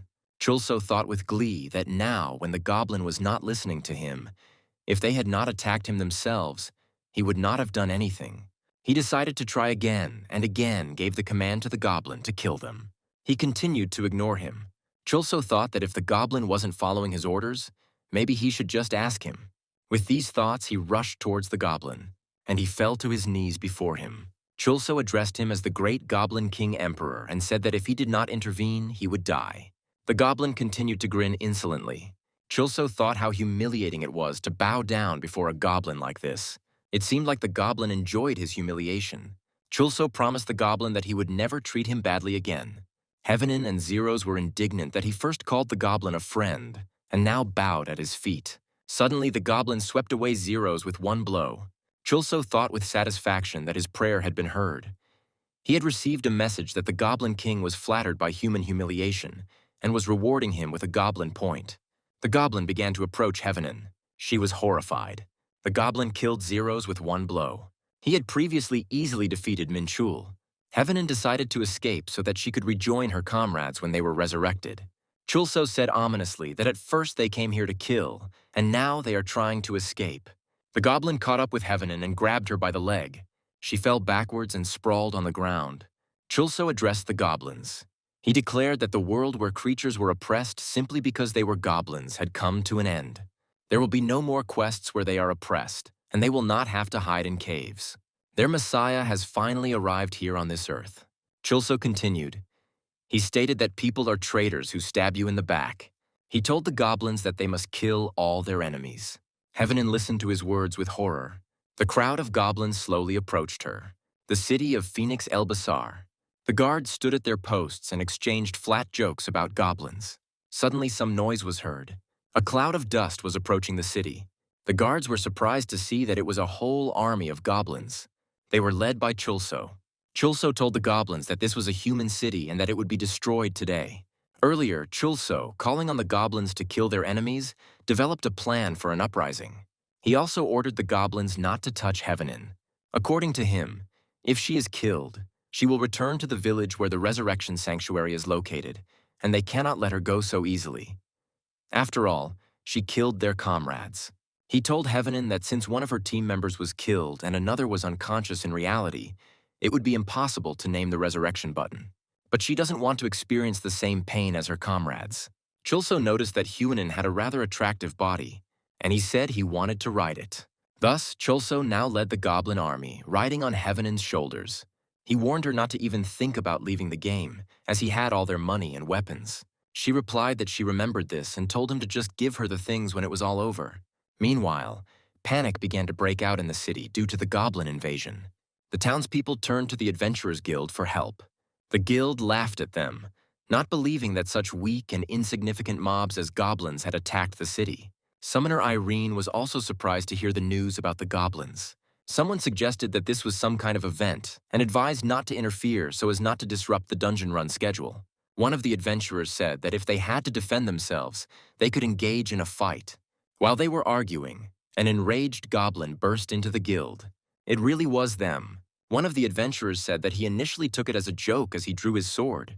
Suddenly, the glass in the windows shattered into pieces and goblins climbed into them. One of the adventurers blocked their way.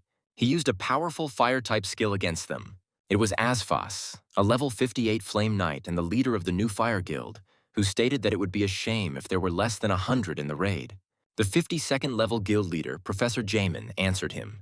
He used his to scan the surrounding area. Jamin stated that there are not hundreds of them here, but tens of thousands, and even much more. Asfas was stunned. What was this overwhelming amount? A huge wave of goblins swept over the adventurers.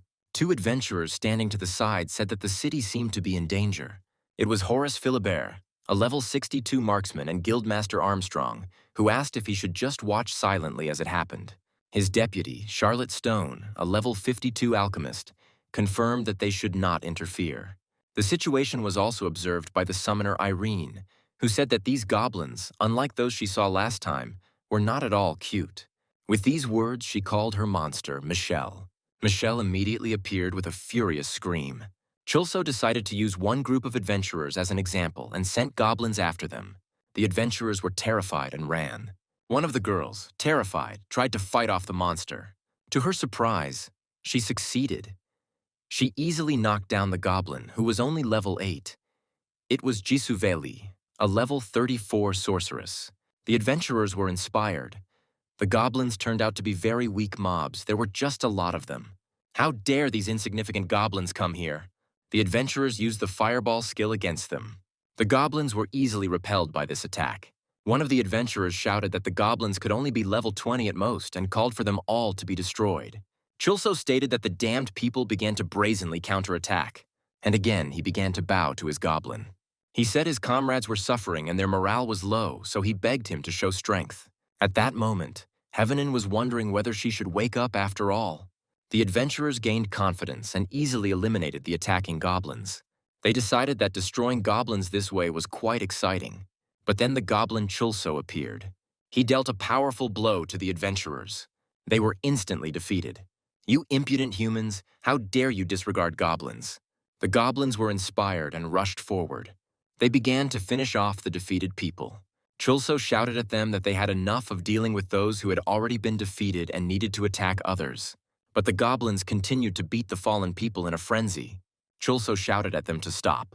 But once they felt the goblins' blood, there was no stopping them. Chulso jumped off Heavenin and rushed into their crowd. He tried to stop one of the goblins who was dragging the girl, but the goblin sank its teeth into his hand. Chulso thought that the goblins had turned into maddened creatures. They've completely gone crazy. The situation was clearly getting out of control, but then a new character appeared. It was Shin, the NPC who gave Chulso the task of clearing out the goblin village. He killed the goblins surrounding the girl with one blow. Chulso recognized him with surprise and called him the damn Shin. Shin said it was quite strange that the goblins were able to travel all this way to get to this place. He said that these goblins were annoying. Although the adventurers do not give up and the goblins deal minor damage to them, they will not be able to withstand it for long. Shin said that the longer the battle lasted, the more unfavorable the situation would become. Therefore, it is necessary to finish it as quickly as possible. Chulso stopped him. He said that goblins can't just take hits either. He stated that it was Shin who gave the order to kill harmless goblins who were just sitting and doing nothing. Chulso stated that everything happened only because no one bothered to simply talk to the goblins. Shin replied that talking to goblins was a waste of time, as they had nothing in their heads but greed. Chulso shouted that he didn't understand anything and that goblins were no different from people. Shin replied that they were pretending. Goblins are born in the abyss without children or family, and all their words are aimed at deceiving adventurers. Shin continued that he does not want to destroy their species, as they also have a right to exist. But when there are too many of them, they begin to threaten the world. Chulso said, how can he say that? Did he think about who would have to die and if he just tried their cooking? Shin replied that their food was poisoned. Chulso remembered that in the goblin village he had indeed been treated to poisonous soup. Oh also thought that some of the events in the village were quite strange. This is a game, and monsters in it just appear. They are not born. Chulso thought that these bastards had deceived him. Shin said that after listening to him, he should understand everything himself. At this time, Heavenin decided that something strange was happening and it was time to run. But at that moment, Chulso jumped on her shoulders again. He summoned a goblin using the rally skill. Holding it up in front of him, he shouted at the goblins to listen to him. He shouted to them that the Messiah was speaking to them, and he called for an immediate end to the fighting.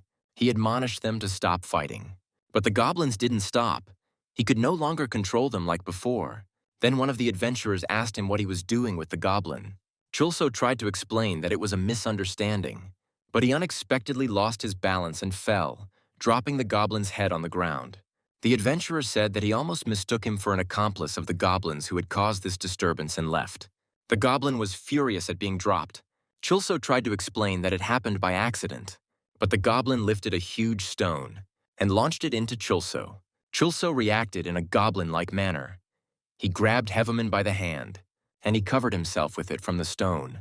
He tried to console Heavenin by saying that he would not forget her sacrifice.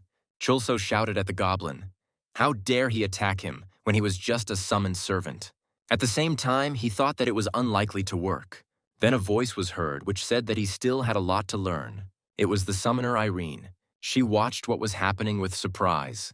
Irene recognized the goblin with the floppy ears and the strange guy she had met in the city. Suddenly, she recognized the object that Chulso held behind his back as the red whip. Is this idiot really going to use the damn red whip without even lifting the curse? Chulso swung the whip, thinking that it was not for nothing that Catherine had given it to him. He struck the goblin with his whip, and Irene tried to stop him. Standing on a mountain of goblin corpses, the new Fire Guildmaster said that there was so much scum here that their deaths tasted sweet. His deputy, Professor Gemin, replied that now was not the time to have fun, as their strength was already running out. The head of the new Flame Guild, Asfas, stated that if such worthless people defeated them, then they were even worse than them. Guildmaster Armstrong Horace Philibert also continued to fight the goblins. He said he got his 100th headshot and stopped shooting. The vice guild leader said that he shouldn't deceive himself. She explained that 100 shots were fired, but only 99 goblins were killed. Horace asked her if she was sure she could count well. At that moment, a goblin rushed at her, but a bullet flew from above and hit him right in the head. Guildmaster Armstrong said that this fountain of blood is in her honor. The new Fire Guildmaster asked why everyone only killed 1 or 2 goblins with 1 blow. "We must fight the flock in a different way." With these words, he used a powerful fire skill. However, for some reason, the goblins were in no hurry to flee. Professor Jemmons stated that the goblins were acting strangely. A strange goblin walked slowly through the crowd of his fellows. He looked quite sinister. Jamin shouted to his boss that something strange was happening and he should be careful. But the new Fire Guild leader had already activated the Flame Knight's Meteor Burst skill. He shouted loudly that anyone who stood in his way would be destroyed. But then someone's figure emerged from the sea of fire. Asfas was surprised. He said that this is a really incredible guy. A little earlier, the summoner Irene tried to stop Chulso, who tried to use the damn whip. But she didn't have time. The cursed whip has already touched the goblin. There was a powerful explosion. Irene angrily asked Chulso how he could do such a thing, but he froze and told Irene that he could not move and asked her to release him. Chulso fell into some kind of abnormal faint. The goblin appeared to be unharmed by the explosion, but his appearance has changed a lot. Irene remembered that madness significantly increases ability stats, but makes it impossible to control the summoned creature. However, she decided that she could handle him, but the goblin was too fast. He was not an ordinary weak summoned creature. Irene continued to fight the goblin, but to no avail. She remembered that the most terrible thing about madness is that the summoned creature does not even recognize its owner. And indeed, the goblin rushed at Chulso. Michelle came to Tom's aid. She grabbed it and threw it aside. Irene used the Bluebird summon skill and summoned another creature, Romeo. This distracted the goblin. Irene decided that there were no more obstacles to attacking the goblin, and so she ordered Michelle to attack him. Michelle obediently rushed into the attack, but the little goblin easily threw the huge Michelle aside. Irene couldn't believe her eyes. The goblin landed on the ground, and then he rushed at Irene. She miraculously managed to dodge his attack. Irene used her summoner skill, Summon Gigas. A huge earth elemental, Gigas, appeared and blocked the goblin's path. However, this did not bother the goblin. He swung and struck the giant. The earth elemental Gigas trembled and shattered into small pieces. Irene thought that she had not made a mistake in calculating the damage and that it was necessary to immediately cancel the call so that no one would be hurt. She ordered Romeo to fly away. The goblin watched as Romeo, Irene, and Chulso walked away. This drove him into a frenzy. The goblin grabbed the stones, and he launched them towards the fugitives. Irene and Romeo, who was holding Chulso in his claws, tried to fly away. Seeing the danger, Irene ordered Romeo to fly faster. Romeo increased his speed, trying to get out of the dangerous place as quickly as possible. The stones thrown by the goblin missed. However, the goblin was not going to let them go so easily. He threw up a stone and hit it with his club. The stone rushed towards Romeo at great speed. The rock managed to easily hit Romeo, and Irene and Chulso were thrown off it. Chulso was still in an abnormal faint and was simply falling down. Irene remembered expressing her hope that he wouldn't be so boring the next time they met. She managed to grab Chulso's hand. She tried to soften the fall a little. However, the impact with the ground was very strong. The battle between the goblin and the adventurers continued. Now he was fighting with the head of the new fire guild, Asfas. This time, he activated the Eternal Flame skill. Professor Jemin shouted to his guildmaster that the mob had been hit by a fire meteor but had survived. Jamin continued to say that this goblin was probably very different from the enemies they had encountered before, so he needed to use his main skill. Asfas replied that he would lose the moment he accepted help from others, so let him just watch as he had done so far. Jemin thought with irritation that he, being a gifted man with an IQ of 160, did nothing but watch, since Asfar did not let him take a step. Asfas, meanwhile, finally landed his most powerful attack on the goblin, but the goblin struck back. Moreover, this blow caused maximum damage. The adventurers watched the fight in amazement. Horace Philibert asked Charlotte if she could see it, as he could not believe his eyes. Jamin was alarmed, because if he received damage that greatly exceeded his health points, the player would not be able to withstand the pain signals. He screamed loudly, thinking that the guildmaster was in great danger. Then someone's hand fell on Jemin's head and Asphus said that he had lost. Jemin turned to the guildmaster and asked how he managed to survive. He replied that he himself had spoken about strategy. And he asked what strategy would help defeat a monster that deals maximum damage with one blow. Jemin thought, this strategy must involve escape, if it is impossible to win, but it is still possible to hit once. Asphus finished for him that he would then kill him for this one blow and rushed towards the goblin. Jemin yelled at him to wait for his signal and under no circumstances attack him first. The monster didn't take any damage from the guildmaster's first attack, and it dealt maximum damage in one hit. It is so unusual that it is difficult to even assess its level. New Fire Guildmaster's buff, Eternal Flame, allows him to deal damage to an enemy while ignoring their defense, so there's still a chance to defeat the goblin. The goblin grinned insolently as he saw the attacking guildmaster. Attacking such a monster is utter idiocy, but Asphus will not retreat until he pays him back for everything. Jamin used his professor skill at this time. He was throwing around some strange things. There were already quite a lot of them. These things were needed by Jemin to set up the field. He was about to use the Operation Stop skill, which stops the movement of all enemies within its range for 8 seconds. Jamin signaled to the guildmaster and activated the skill. The goblin froze a few meters away from Asphus. The guildmaster thought he was about to be killed and acknowledged the goblin's incredible strength. He first used the Last Breath skill, which leaves 1 HP when receiving fatal damage, and then the Berserker skill, where the lower your health level, the higher the damage dealt. The frozen goblin took quite a significant amount of damage from Asphus's blow, but immediately after that he began to move. Jamin was amazed. The goblin managed to free himself in less than 2 seconds. The goblin continued his attacks. Jamin prepared to use the skill Reorganization. This skill moves all players within the radius of action, but it requires preparation for 1 minute. Jamin stated that the level difference was too great, and even if they continued fighting, it would be useless. He added that there are really idiots who would risk their lives for some game. Many in the crowd agreed with him. The goblin had taken 300,000 points of damage, but was completely fine. Most of the players decided to log out. They can deal with him next time. Horace Philibert suggested that Charlotte should also run away. She agreed, and said that she would have left the game even without his offer. But as she disappeared, she saw that Horace himself remained in the game. She told him as a farewell that she would return in 10 minutes. It was not possible to re-enter the game earlier than 10 minutes later. Asphus boasted to Jemin about the damage he had done to the monster. He responded by asking why he hadn't come out yet.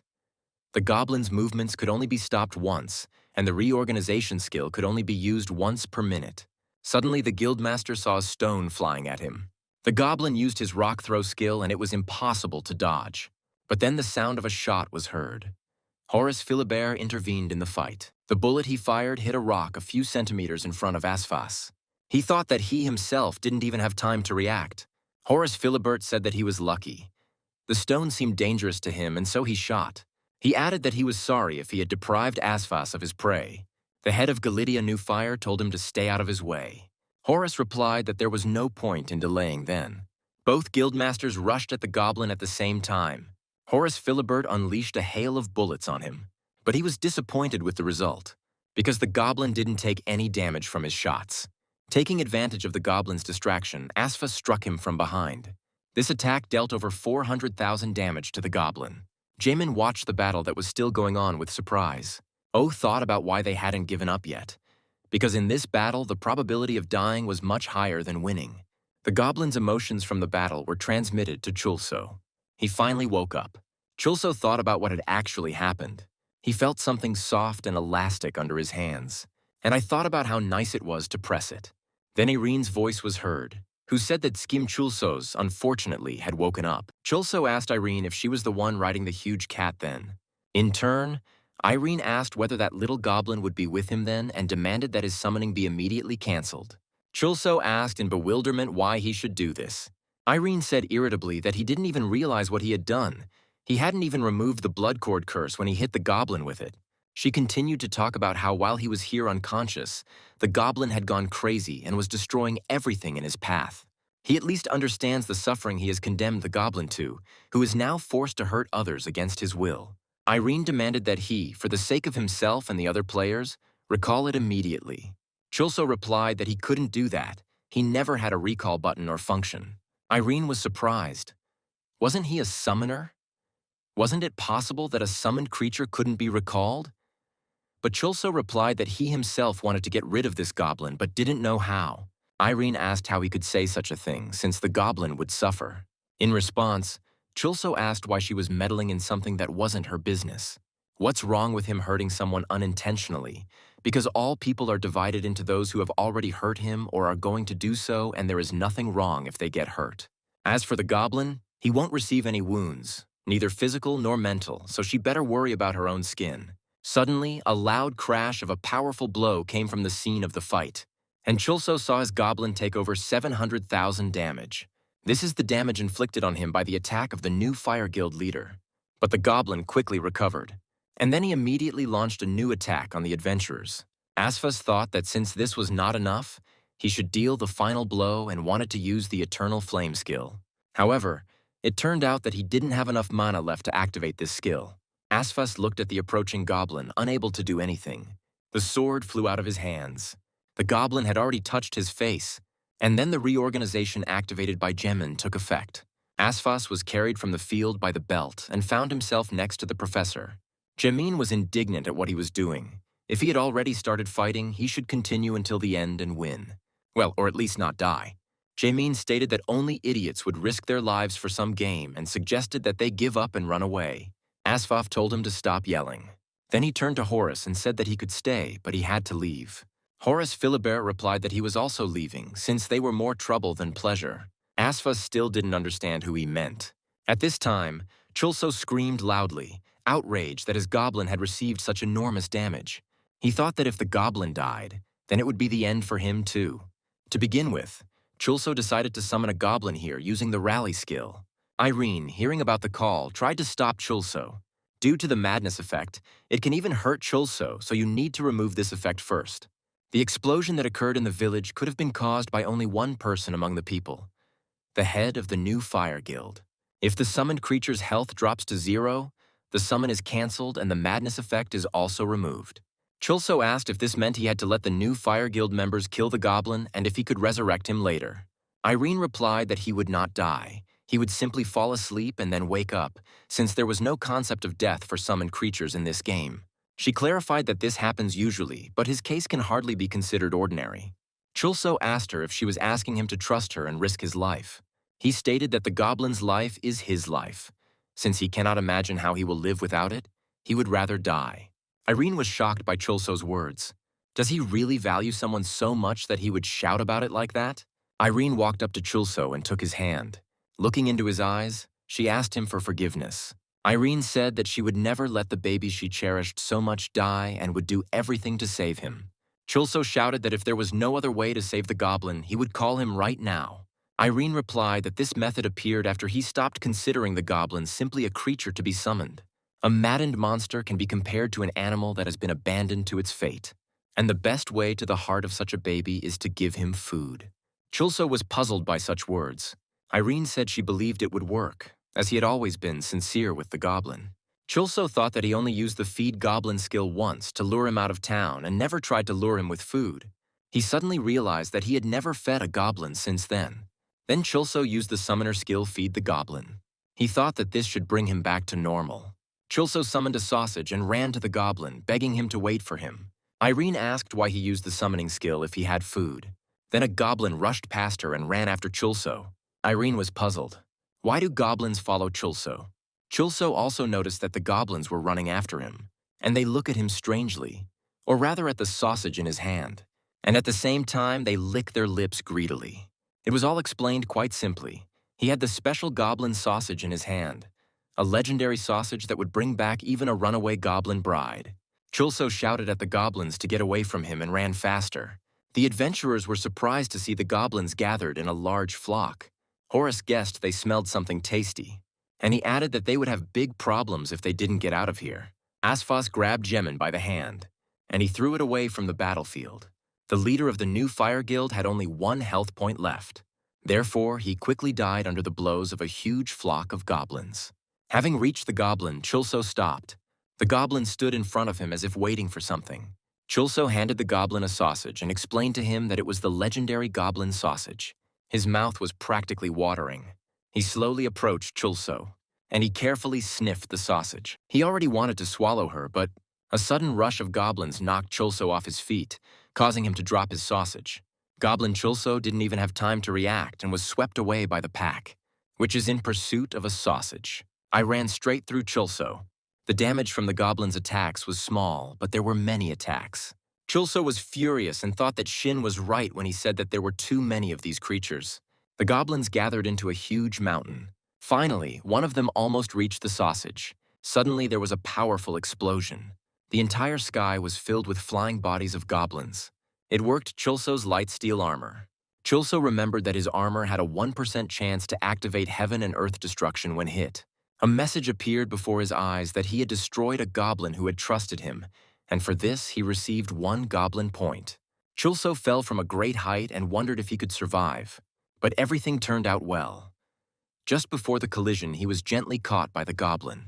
Having landed, Chulso was glad that the goblin had finally come to his senses. He told the goblin that he was glad he had returned and added that if he had been hungry, he should have simply said so. Then the legendary sausage fell next to them, and the goblin, throwing Chulso aside, rushed towards it. Chulso saw a message that the task of clearing the goblin village was completed. He received a reward of 350 gold. Summoner Irene, who had arrived just in time, leaned over Chulso. She thought his madness had finally subsided. Irene asked Chulso if he had knocked out all those goblins, and he asked her why she had come. Irene decided to get straight to the point. She asked if he was responsible for the goblin attack. Although goblins are considered weak monsters, there are hundreds or even thousands of them there, so the villagers cannot be allowed to come to harm. Irene said he was wrong to attack people who didn't do anything to him, so you have to do what needs to be done. The adventurers heard an explosion that cleared out the goblin army, and they decided to find out what happened. In the huge hole left at the site of the explosion lay the goblins' lost property, and it was indicated that this was the village support fund and that anyone could take gold from it. Several people gathered in a secluded room to discuss the problems that had arisen in the game Heaven's Gate. One of them said that we should talk about the results of 667. Another responded that 667 had confirmed that maximum damage had been inflicted. Even the most brutal criminals could not achieve such results. The kindness inherent in the human heart. It turns out that it is precisely this kindness that can weaken the summoned creature and make it uncontrollable. 667 doesn't have a human heart. Isn't it a perfect being? Anyway, it's a wonderful result. Many sacrifices had to be made to achieve this result, but after a dozen reboots, a savior finally appeared. The very fact that such a perfect goblin was summoned indicates that 667 is the most goblin-like person of all the previous summoners. If such a person, possessing enormous power, were to use it everywhere, it would turn into a disaster, and this cannot be allowed. In order to maintain control over this person, Iscariot should be used. Chulso was looking through the news about the game Heaven's Gate. They widely covered the goblin attack on Phoenix El Basar, but fortunately, nowhere did they report that he was the main culprit. Chulso thought it was a good idea to leave the goblin's property to the city resident support fund rather than keep it all for himself. This incident took 10 years of his life, and on top of that, some monster led him by the nose. Chulso remembered that this happened because he had not fed the goblin for a long time and thought that he did not know enough about the summoner class. The cat lady Irene could help him figure all this out. She has a high level and owns some kind of huge bird. However, Chulso wondered why such a successful woman began to help him. It looked rather suspicious. First, she called him cute and asked him what the goblin's name was. Chulso muttered that it would be nice to hook up with such a beautiful woman, but he felt someone's gaze. It was Seungryul the Insidious, who appeared as suddenly as always. Chulso asked him what he was doing there and how he found him. Was he really following him? Seungryul replied that he saw concern on his face. Apparently he came for a reason. Chulso said that Seungryul knew perfectly well why he had that expression on his face, so there was no need to pretend. Seungryul confirmed that he understood his concerns about the goblin. Chulso replied that it was indeed because of the goblin, but here's how he knew about it. Seungryul said that it was obvious that the goblin summons would no longer have the same power, and that was why he was filled with anxiety. Chulso demanded to know what he meant. There are rumors that a critical bug has been discovered in the game for the summoner class, and that work is underway to fix it. Chulso was really worried. Did they really want to fix this bug? Their conversation was interrupted by a message coming from the gates of heaven. It said that a patch with bug fixes would be released in a week. This message left Chulso depressed. Chulso was in the game and thinking about the current situation. He was very worried and irritated. The goblin watched him with a grin. It turns out that all of the goblin's incredible power is explained by a bug in the summoner class, and there is only a week left until this bug is fixed.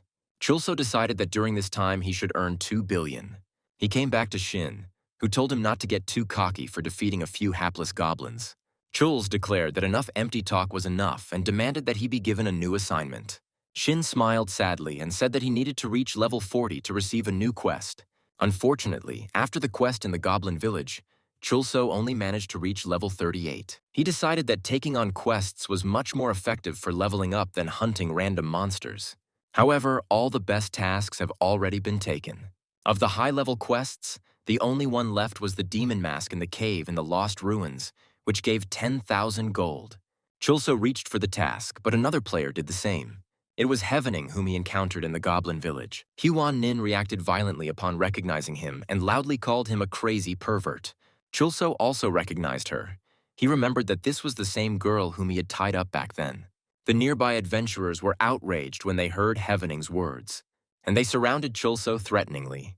While they were arguing, another adventurer took on the task. It was an elderly woman, Okre, a 32nd level mage. Chulso indignantly asked how she dared to steal his assignment, but the woman calmly replied that he had not noticed the small print. Chulso was surprised to see that the squad to complete the task had to consist of at least 3 people. He looked at the frightened Heavening and declared that she would be useful to him. But he told Okre that she was just an old woman and could hardly be of any use. She calmly replied that nothing could be done if he didn't want her to go with him, but whether he could handle it himself was a question. Chulso stated that there were many adventurers here who would go with him on the mission instead of her, but the adventurers began to make a wary noise. Many recognized him as the bastard who was involved in the story with Han Ki-moon's daughter. Chulso had no choice but to take this granny on a mission. Regarding the last place in the squad, Chulso looked meaningfully at Huaning. She screamed in fear that she would never agree. But it was already too late. The task was accepted, and the team was formed from the 3 of them. Heavening fought fiercely with the monster, and she thought gloomily about how it happened that she ended up on the same team with this idiot. Chulso hurried her, saying that at this rate they would only be able to complete it by next year. Heavening replied irritably that she couldn't go any faster. She can't kill all these monsters with one blow. Although Chulso was wary of using the bugged monster, he still decided to take the risk, and he summoned a goblin. Heavening broke out in a cold sweat when she saw the goblin who had caused so much trouble last time. The goblin rushed at the mobs with a terrible scream. Okre declared that she could handle these weak mobs and use the mage skill Fireball. But Chulso told her not to get underfoot. The goblin launched a powerful attack, and the strongest of the monsters was defeated with one blow. Heavening screamed that it was that same goblin. She asked Chulso why this goblin was here again. He replied that it was the goblin he could summon, which shocked Heavening. Chulso said he was the summoner of a cult goblin that could kill with one blow, so they better not get underfoot. After the goblin was summoned, the battlefield was soon cleared. Chulso and his group moved on. As they walked, Huanan asked Okre how she started playing Heaven's Gate. She replied that it happened because of her husband. Huaning admired how romantic it was, and she asked to tell her more about her husband and what class he plays in. Grandma started telling how she got involved in this game, but then the goblin interrupted them, making his usual coughing sound. Chulso said that this was the very monster they came here for, the demon mask. The sight of the monster confused and alarmed Huaning, and she said in surprise that it would just be a mask. Okre assumed a fighting stance and shouted at them not to come close to him. Memories of how she got into this game flashed before her. Her husband was lying in the game login device, and she was asking if it was really that much fun. He replied that he was very bored, and now that he couldn't go outside, he at least had this. While her husband was playing, Grandma fed him apples. She thought it was good that the government had given the old people such equipment so that they could now pass the time. Grandma remembered how surprised her husband was when he first met her in the game. At that time, he was on level 17. That time, she borrowed a car to enter the game from a friend to meet her husband in the game, and was surprised at how beautiful it was there. Her husband then said that she looked like an old woman and had written her name, which was displayed above each player, incorrectly. Then she told him that he had also chosen a scandalous name. Okre stood in front of the monster. above which glowed the strange name Demon Mask Level 36 and I Love Paka Cray 0 Level 38. The monster looked at her ominously. Heavening shouted at her to be careful as it was too dangerous. The monster raised his sword over Akray. She told Chulso and Heavenin that they would have to help the old people. Granny activated the mage skill, and she directed the dark bomb technique straight at the monster. Even Chulso and the goblin were surprised at how much this granny could actually hit. OK Ray slipped between them, and Chulso's face was suddenly covered by a demon's mask. The goblin made a questioning sound, and Heavening asked, confused, "What happened? Did Grandma really kill the monster?" OK Ray, meanwhile, was helping the man in armor who was leaning on her to walk. Above this man glowed the signature I Love Paco Cray 0 Warrior, level 39. Hyawan finally realized that Grandma Park's real name was OK Ray and that the two of them were acquainted. She remembered how she asked them to help the old people, what she meant. The goblin tugged on Heavening's leg, trying to get her attention. She turned around and wanted to ask what happened. Well, then I saw a mask on Chulso's face and a glowing signature above it. Demon Mask level 35. Zakim Chulso's level 38. Unable to contain herself any longer, Heavening screamed out how much she hated this. Strange sounds were coming from the cave in the Lost Mines. Then Heavening appeared from it, running with all her might. She was pursued by Chulso in the demon mask. He almost touched her. Heavening's leg twisted unexpectedly. She bent over and Chulso tripped over her with all his might and fell. When he fell, his mask came off. Seeing that the mask had come off, Heavening thought that it was enough to simply deal damage rather than finish off the character. But after the mask flies off, it begins to pursue the player closest to it. At this point, Heavening realized that she was that player.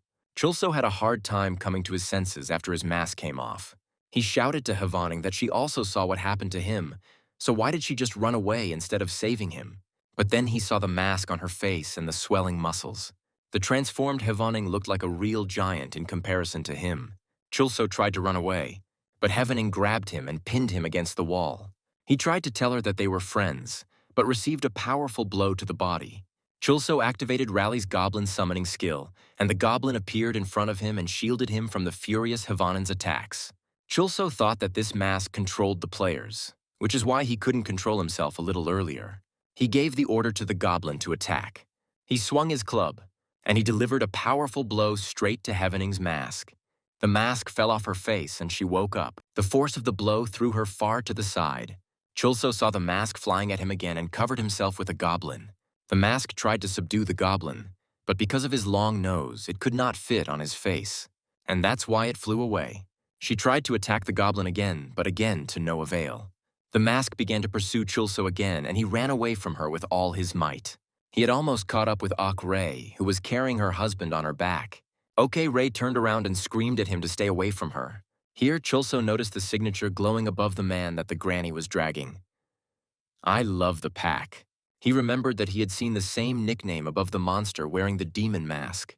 Chulso also noticed his grandmother's nickname, and it dawned on him that he shouted that they were brother and sister. OK Ray called him an idiot and said they were brother and sister. Chulso replied that it didn't matter. The main thing was that they deceived. Running away from the mask, he promised to take revenge on them when all this was over.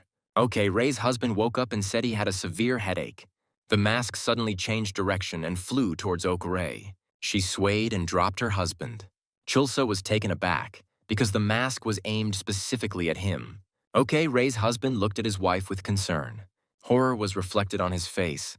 He shouted reproachfully at Chulso that for the young it was nothing, but for the old people it was impossible to even move after this. He became indignant and asked if they were really suggesting that he put on this mask and stated that older people should not play such a game. Heavenin ran up to him with a goblin, and he asked in surprise why she hadn't died from the goblin's blow. She replied that squad members would only take damage if they turned on PK player killer mode. Chulso pointed accusingly at Ok Ray and said that she had originally wanted to take the mask off her husband and put it on them, but now the mask had stuck to her. Heavening suddenly looked at Chulso carefully and asked if he ever wanted to become a goblin. He was indignant.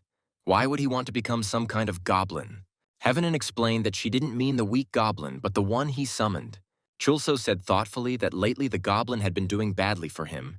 He was very strong, but often did as he pleased. Heavening asked him what it looked like when she was wearing the mask. Chulso replied that she looked like a crazy bitch, which made her angry. He added that her muscles had grown, and she said that was what she thought.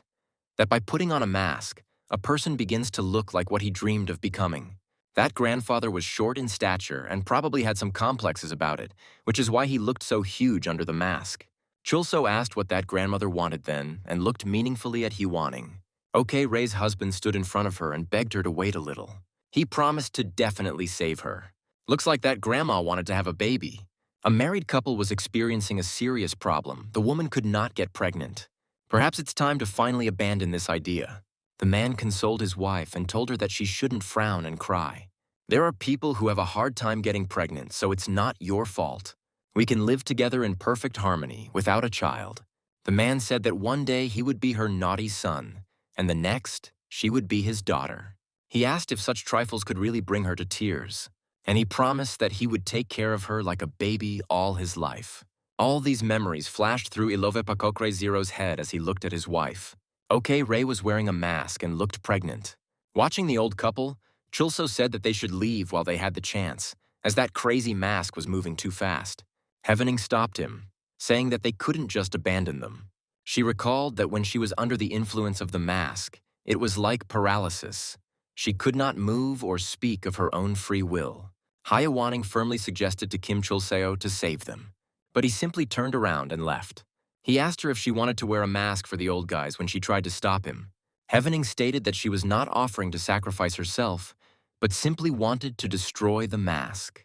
When Chulso refused again, Hwaning said that then she alone would receive the reward for destroying the unique monster. Chulso froze, the thought of the reward for the unique monster awakening his greed. Hwaning continued to persuade and stated that this monster was not so difficult to kill. This monster is only level 36, but the amount of rewards for it will surely be on a completely different level. The words about rewards on a completely different level made him start to act. He called the goblin, and with a sly smile, he took out the bloodworm whip. Seeing that even the goblin was frightened by the appearance of this whip, Hwaning asked what it was. Chulso told her to sit quietly and explained that this was the only way to destroy the mask. Using Bloodworm Whip grants the player a random effect and causes the summoned creature to enter a frenzy. Chulso thought that he could always remove the madness effect by using the Feed the Goblin skill, so he decided to take a risk and whip the goblin with his whip. Hwaning shuddered in fear. As a random effect, Chulso received the abnormal status fragility. The damage he takes will be increased. Chulso told the goblin that if he killed the mask, he would receive a delicious legendary sausage. But the goblin reacted rather strangely and rushed at him. Chulso tried to hold him back, but the goblin pounded his head with his fists. Then Chulso used the goblin throw skill and launched it towards Ok Ray. The goblin flew through the air and hit right on the mask on OK Ray. Her husband cried out in alarm, and he rushed to her aid. Since squad members cannot harm each other, OK Ray was not harmed. The mask that flew off her flew towards I Love Pakokre Zero. Then Hwaning arrived and pushed him aside. She screamed at him to leave quickly with his grandmother, and they would sort everything out themselves. I Love Pakokre Zero grabbed his wife and hurried away from this place. Chulso was delighted with how the mask resisted, which meant it was definitely a unique monster and a large reward awaited him. The goblin at this time targeted Hwaning, who was wearing a mask. He rushed at her, but Hwaning dodged it easily. She grabbed the goblin by the leg, and she dealt him a powerful blow. Chulso was surprised that she was not only able to dodge the goblin's attack, but was also able to counterattack. The goblin, thrown back by the blow, slowly came to his senses. Taking advantage of the moment, Hwaning swung her leg, and she dealt another powerful blow to the goblin. Chulso thought with relief that the goblin could not be damaged by the squad members. The blow was so strong that he was even afraid for him. However, Hwaning, wearing a mask, moved so fast that the goblin could not hit her. The power of her attacks also increased incredibly. Having received another blow from her, the goblin flew far away. Chulso thought the goblin looked pretty tough, but this creature wasn't weak either. Meanwhile, the goblin crashed into the rock and it shattered into pieces. Chulso watched in horror as the rock fell on them. He only had time to think that something terrible was happening again before they were showered with shrapnel. OK Ray and her husband were still trying to leave the place when they saw that the cave was collapsing. OK Ray screamed that something crazy was happening. Her husband said he remembered that he had promised to take care of her as his baby for the rest of his life. He said how lonely she must have been if she had made it this far before they were buried under the rocks. Chulso lay covered with stones and could not move. He heard Heavenen's voice asking where he had gone and blaming him for everything that had happened. She saw his hand and asked if he could move it. Heavening said that there was a mask next to his hand, but she herself was stuck in the rocks and couldn't do anything. Chulso gathered his strength and delivered a weak punch to the mask. However, even a small amount of damage was enough. The mask let out a loud, eerie scream, and it shattered into small pieces. Heavening was surprised that the mask broke from such light damage. Its level increased from 36 to 39. Chulso's level increased from 38th to 41st. Chulso wondered where the promised reward was, and then saw that a mask had appeared with an inscription that it was a unique item and could not be sold. O decided that he needed to quickly take it before someone got there first, but then he heard some approaching sound. It was an enraged goblin. Chulso remembered that he was still under the effect of madness and activated the skill feed the goblin. A goblin's face with a mad look appeared in front of him. His finger reached towards Chulso's face, and it hit me right in the eye. Chulso screamed desperately. Heavening asked what was going on after hearing his scream. Suddenly, Chulso received a powerful blow and flew past her. The impact was so strong that his body cut a long passage through the rubble. Ray and her husband were glad that Heaven had mercy on them and they were able to survive. Heavening watched what was happening with surprise. She saw the goblin who had come to his senses and the mask lying nearby and thought that it was time to get out of here. Chulso was very annoyed and asked Huwaning how she dared to take the mask for herself. She replied that she didn't know that unique items couldn't be exchanged and simply took it to give it to him later. Chulso shouted in anger that he would definitely set the goblin on her as soon as he woke up from the madness. Seeing Chulso upset, Yahello Zero took out a wallet with money and said that this was all they had. Chulso blinked in confusion. Ray's husband asked for forgiveness and thanked him for saving them. He also demanded that his wife apologize too. Chulso was outraged that they wanted to atone for their deception with money, but asked how many of them there were. Heavening asked indignantly if he really wanted to take their money since that was all they had. Ray's husband reassured her that they had both decided to stop playing the game. He said that he should quit the game where he could die and added that he would now spend more time with his wife. Chulso said that since the old people have stopped playing, the game currency is useless to them unless they exchange it for real money. The old men asked Heavening if game gold could really be exchanged for money, and the three of them began to whisper about something. Heavening said that gold and various items could be exchanged for money at the bank, but it was best to exit the game now. Chulso shouted indignantly, asking what they were whispering about. But Heavening and the old men had already left the game. He was furious about the loss of a unique item and money. Chulso appeared before Shin again, who was surprised that he had already reached level 40. He brazenly declared that although Chulso had become stronger, he still had a long way to go to catch up with him. Shin said that he could now reveal one secret to him and suggested they go for a walk. Chulso indignantly shouted at him not to run away from him, but to simply give him the task. Ignoring Chulso's cries, Shin began to tell him about the great 1,000-year war between humans and monsters. This battle ended in victory for the people, and the monsters were banished to the dungeons. Peace reigned, but it did not last long as people began to fight among themselves. Chulso replied that he had nothing to do with it. Shin continued that people needed someone to direct their hatred towards, and he decided that monsters were necessary. With these words, the NPC showed Chulso a huge monster sitting behind bars. He was surprised that there was such a strong goblin in the city. Shin explained that throughout history, the forces of humanity have only united when a common enemy, a monster, has appeared. He also said that war was coming soon and that he had to make a difficult choice to prevent it. Even if many people die, this is necessary to prevent even greater casualties. Chulso asked why he had taken on such a burden and what was so important about it. Shin stated that he was going to stage a battle between humans and monsters again. Chulso replied that he didn't care. The path would simply give him a task and that's it. Shin said it would be a difficult journey and invited Chulso to join him. Chulso realized that in order to receive the task, he had to agree. But what would happen if he refused?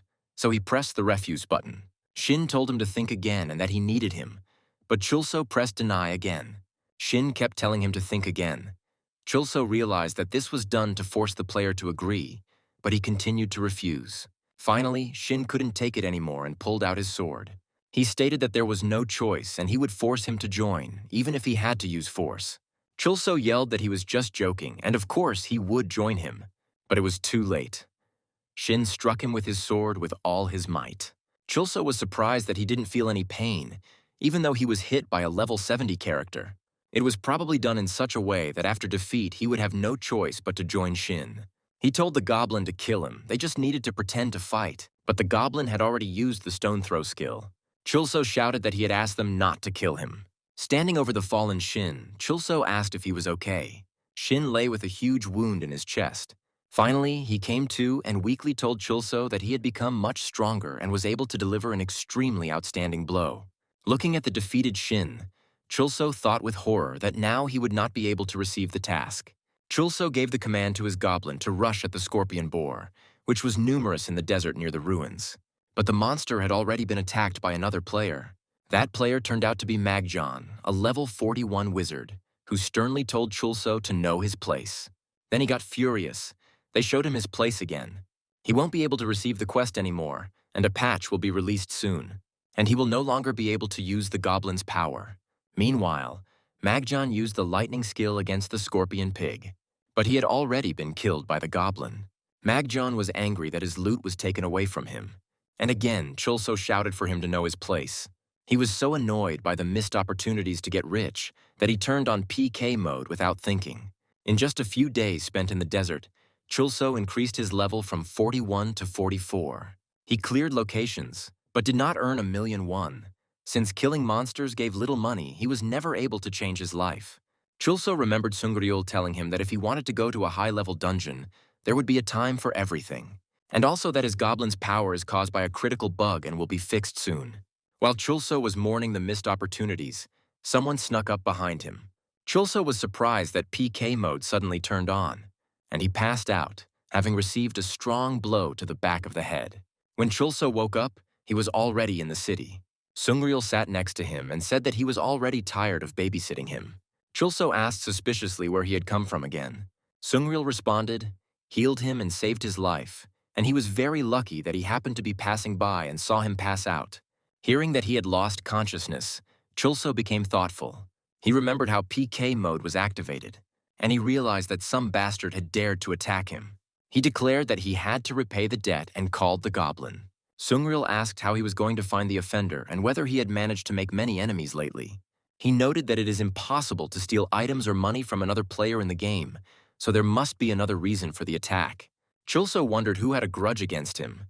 Maybe it was Han Ki-moon. Sungryul replied that such a big shot wouldn't stoop to simple beatings and bullying, so it definitely wasn't him. He also said that if he had no suspects, he should forget about revenge. Chulso was indignant. Why does this kind of crap always happen to him? Sungryul also said that it was better to think about what was in front of his eyes now. Isn't there anything he should do? He reminded that a patch will be released soon. Chulso came to his senses. Soon his goblin would become useless, so it would really be better to postpone revenge for later. Now it's better to take care of earning more money. Chulso asked if Shin had died, and Sungryul replied that nothing could happen to an NPC. He would resurrect in the same place. Chulso was indignant that he had not said this earlier. He asked if he could earn 2,000,001,000 before the patch came out. Sungryul replied that his goblin had great strength, but strength alone was not enough. There are other variables that are necessary to successfully complete the dungeon. Even if a warrior is determined to clear a dungeon in one day, in reality, it may take several days or even a week. Chulso was upset. He could not accept the fact that he would miss the chance that had been given to him. But he said that he didn't care. If he already had a bugged goblin, he would farm with it until the fix. He sobbed and said that he was only able to get here with the help of the goblin, and without him, he was a complete nobody. Suddenly, PK mode activated, and Sungryul gave him a powerful slap. Chulso was indignant. What is he doing? Maybe he is tired of living. Sungryul shouted at him to come to his senses. If he gave up now, what would happen to the Everton Guild? Chulso was surprised. What does the Everton Guild have to do with it? Sungryul explained that the Everton Guild is currently fighting with all its might to prove that they did not enter the hidden dungeon thanks to him. They try to show that they can win without him, and they gain the upper hand time after time. They call a creature that must be watched and constantly contained a rival. And they consider the rival not the goblin, but him, Skim Chulsos. Sungryul asked if after all this he still considered himself a nobody without a goblin. And he gave him another slap. Chulso fell heavily to the ground, but this cleared his mind. He looked at Sungryul and thanked him for his words. He helped him up. Catherine was streaming from the game Heaven's Gate. She told her viewers that today they would complete a mission in the game together. Her main goal will be to not take any damage from any of the monsters, although this is difficult since she is a mage, not an assassin. She was going to fight a monster known for its speed. This mission gives 10,000 points, and therefore it is imperative to complete it. But it turned out that there were no monsters in the desert. She told her viewers that it seemed like a peaceful world. There weren't any monsters here, and it looked like her 10,000 were gone. Someone's voice said that if she was looking for a place to hunt, then she had come to the wrong place. This was the land of death. It was an adventurer with the nickname Sleeping Mage. He was a level 41 mage. He said that there used to be peaceful hunting grounds here and a lot of players would gather there. It was a lot of fun. But one day he appeared here. He suddenly came and destroyed all the monsters here.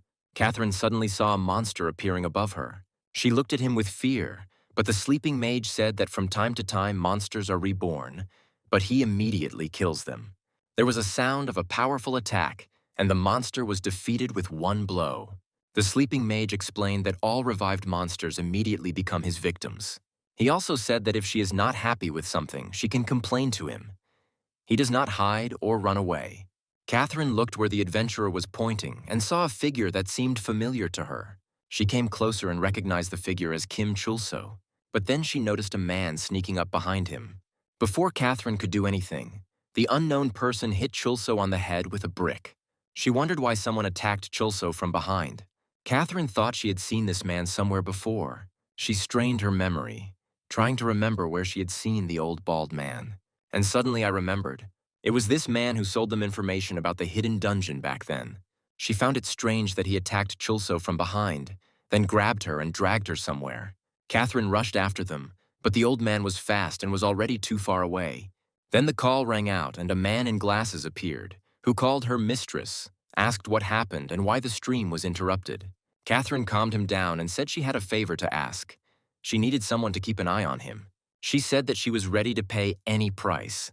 She needed someone who would quickly and accurately complete the assigned work. Sungryul suggested that Chulso save up some money. Chulso hysterically replied that he wanted it himself, but did not know how to save 2 billion. Sungryul swung his arm to slap him again. But this time Chulso was faster.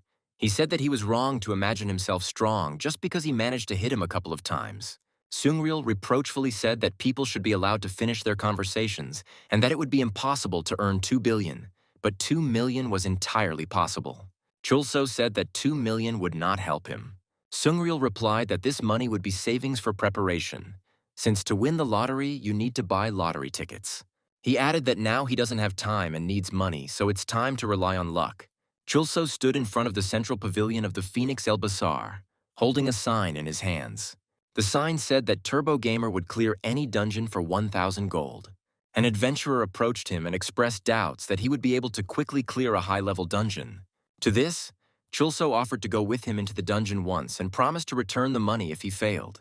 An adventurer named Sadsef and his friends asked if he could clear out the Duke's great library.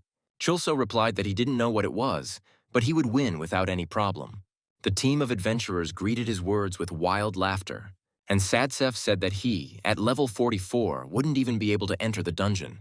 However, he said that he agreed to use his services, but if the dungeon could not be cleared, he would have to return the money. Chulso agreed and made a deal.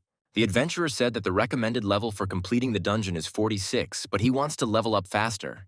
He thought to himself that Chulso, being at level 44, would not be able to complete the dungeon, but they would gain experience and then return the money. However, while he was thinking about how he would become stronger thanks to Chulso, he had already disappeared along with the money. Meanwhile, Chulso was surprised by the idiots who give their money to a person they see for the first time in their life. He thought that Sungryul had come up with a really good idea, collecting money from players to complete dungeons for them. In 2, Chulso collected almost 40,000 gold, and he also received a point from the Goblin Lord, who was delighted with his cheating. A man came out of a building in the city complaining that he had no luck again today. On the street, he collided with Chulso, who was passing by, and became indignant. He shouted that if you bump into someone, you have to apologize. But Chulso passed by silently. The passerby decided that he had completely lost his mind. Meanwhile, Chulso was determined to win at gambling. He came to the Banero lottery, which was run by the NPC Banero. He told Chulso that a try at the lottery cost 100 gold pieces and suggested that he take a look at the items that could be won. The prize for first place was the legendary item, the Lion King's gloves. The prize for second place was the legendary item Shooting Star, boots that had an effect similar to teleportation. Third place received the legendary item Ring of the Guardian God, which gives a steel body. Chulso was fascinated by the prizes and declared that he intended to spend 34,000 gold coins on the attempts. He was sure that he would win. The lottery attendees perked up when they heard how much he was willing to spend. They asked him if he really wanted to bet all his savings at once. Beniro accepted 1,000 gold from him. Chulso watched the movements of his hands with fascination. And now there were 10 attempts at the lottery in front of him. Chulso began to show his cards. Suddenly someone's hand stopped him. Chulso was indignant and asked what was the matter. It was his money. The stranger replied that everyone was watching him and rooting for him, and he couldn't ruin everyone's fun by turning the tables on them. He advised keeping a close eye on Beniro. This is Beniro's favorite pose.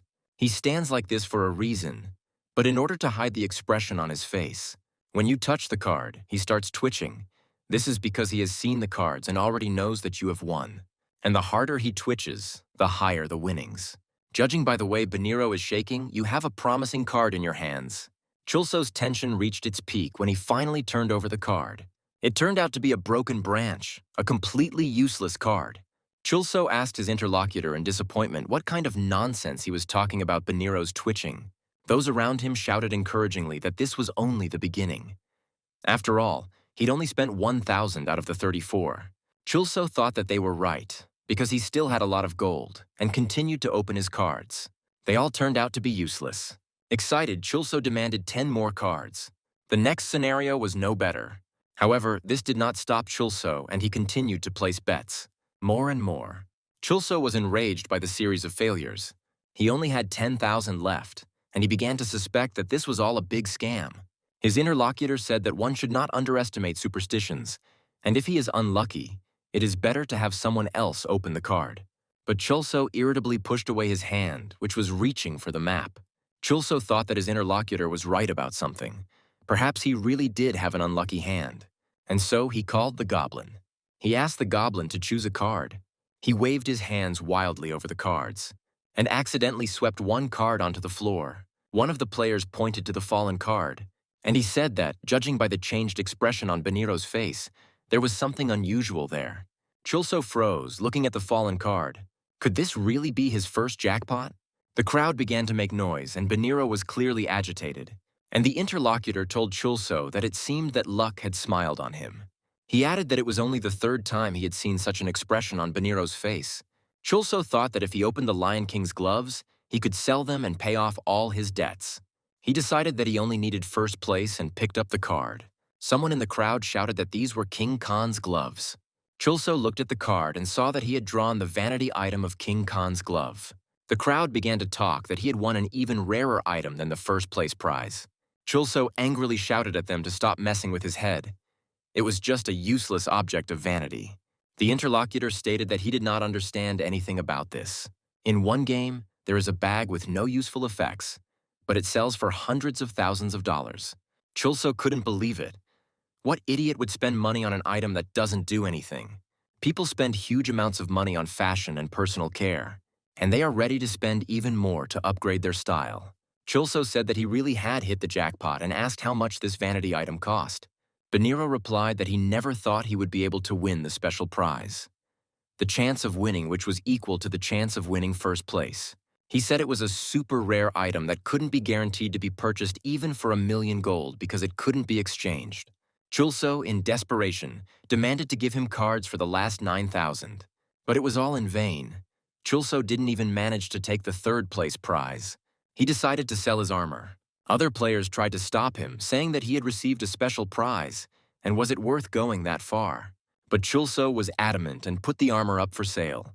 The players said the armor looked pretty expensive and asked how much he wanted for it. Chulso shouted for them to bid themselves. He heard some unknown adventurer offer 1,000,000 in gold. The crowd began to whisper, "Who is this man who can pay 1,000,000? Chulso was confused. He didn't think the armor cost that much. The adventurer was Kim Ju-ho, a level 29 player, and he offered to settle for 1,000,000 since the armor was worthless. Chulso thought about it and decided to agree to the deal. He opened the trading app. Chulso put his armor up for sale. The adventurer offered some item for exchange.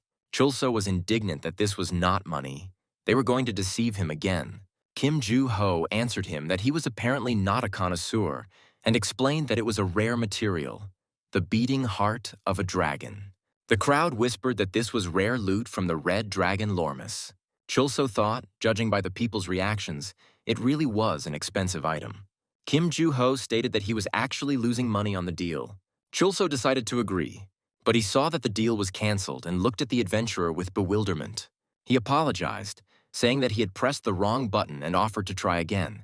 Chulso put the armor up for sale again and waited for Kim Ju-ho to put his item up for exchange. As soon as the adventurer's item appeared, Chulso pressed the exchange button.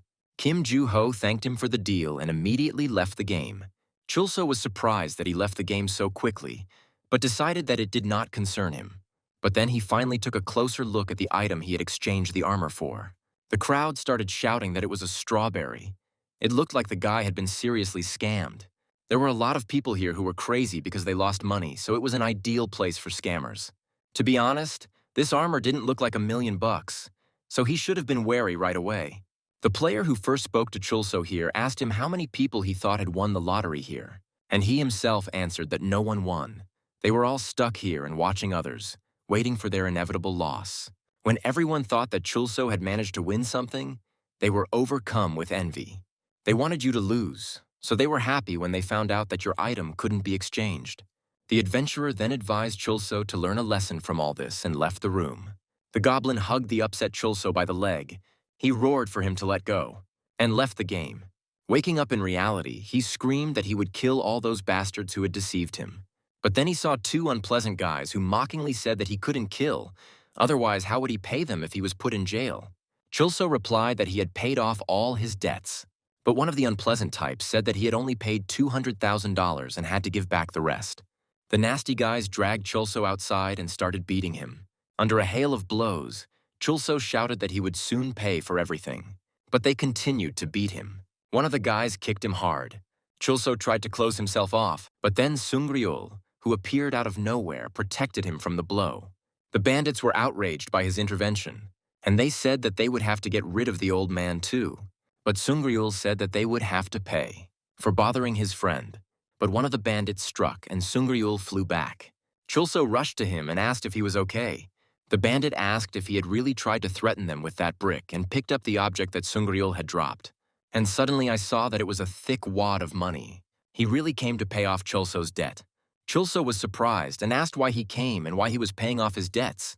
Sungryul said that they probably didn't expect to get the entire debt, and if they came for interest, then let them take it and leave.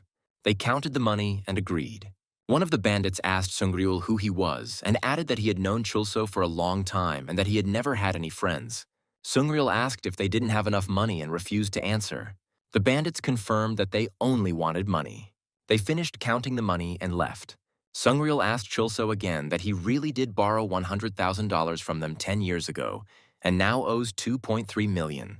He also asked what the debt of his parents, whom he had never met, meant. Chulso admitted that he had lied then. He did not want people to know that he had turned to loan sharks. Sungryul asked why he didn't ask his parents for help. He replied that he was an orphan and that this weighed on him even more than any debt. Sungryul noticed that he had borrowed more money than he needed to live, and Chulso admitted that he had been gambling. Sungryul said that he now understands why Chulso was so eager to enter high-level dungeons, and he asked what he was going to do next. Chulso replied that he would probably take up some physical work and continue to make ends meet. Sungryul said that he was strong enough and shouldn't give up so easily. Chulso thanked him for saving him and said that he would repay him for it no matter what it cost him. He replied that one shouldn't throw words around so easily, and he offered me a drink. On the day the patch was released, Chulso logged back into the game, thinking he had reached level 44 and was strong enough to give up. In the game, he saw his goblin. He looked the same as before. People around him laughed and pointed at him. Chulso looked at himself and saw that he was practically naked after selling his armor. He put on his old rag armor and was glad that he hadn't sold that either. Since he could no longer rely on the goblin, he decided to gather all his strength. He opened the status window to distribute points among the stats. Chulso decided to pump up his health and add a few points to strength, in case he had to engage in close combat. He also wanted to buy a weapon to match the new characteristics, but remembered that he had left all his money in the lottery. Chulso decided to go to the Adventurers Guild. There he saw two players talking, Revenant level 47 and Roy level 48. The Revenant looked strange, with a huge ball instead of a head, and was able to reach level 47 using only basic attacks. Roy said that since one person had given them the task, they should find another team member. Hearing this, Chulso offered his help and casually mentioned that he had the Lion King's gloves. Roy was impressed when he heard about the gloves. He stated that Vega weapons were not often seen in action and invited Chulso to join them. To complete the mission, the entire formation arrived at the Red Canyon. Roy said not to be too careful. The monsters here are much lower level than them, and if you don't attack them, they won't attack first. Chulso was cautious because his gloves were actually vanity items with 0 stats. He thought about how he hadn't cleared a dungeon without a goblin since he'd been mining ore in the mine. Roy asked him why he hadn't chosen a specialization yet and explained that only his nickname was displayed above his head, without a class. Chulso realized that the hidden class is not shown to other players. That's why it's hidden. Revenant also had no class listed, reaching level 47 without a specialization. Chulso decided to admit that he actually did have a specialization, but then a spear stuck into the ground in front of him. Chulso was surprised why the monsters attacked them anyway, and then he saw that his goblin was the first to pounce, until another order was given. Minions attack monsters in sight. Chulso summoned a goblin with Rally and told him not to mess around because he was useless after the patch. Roy asked what kind of goblin it was. Chulso admitted that this is his minion.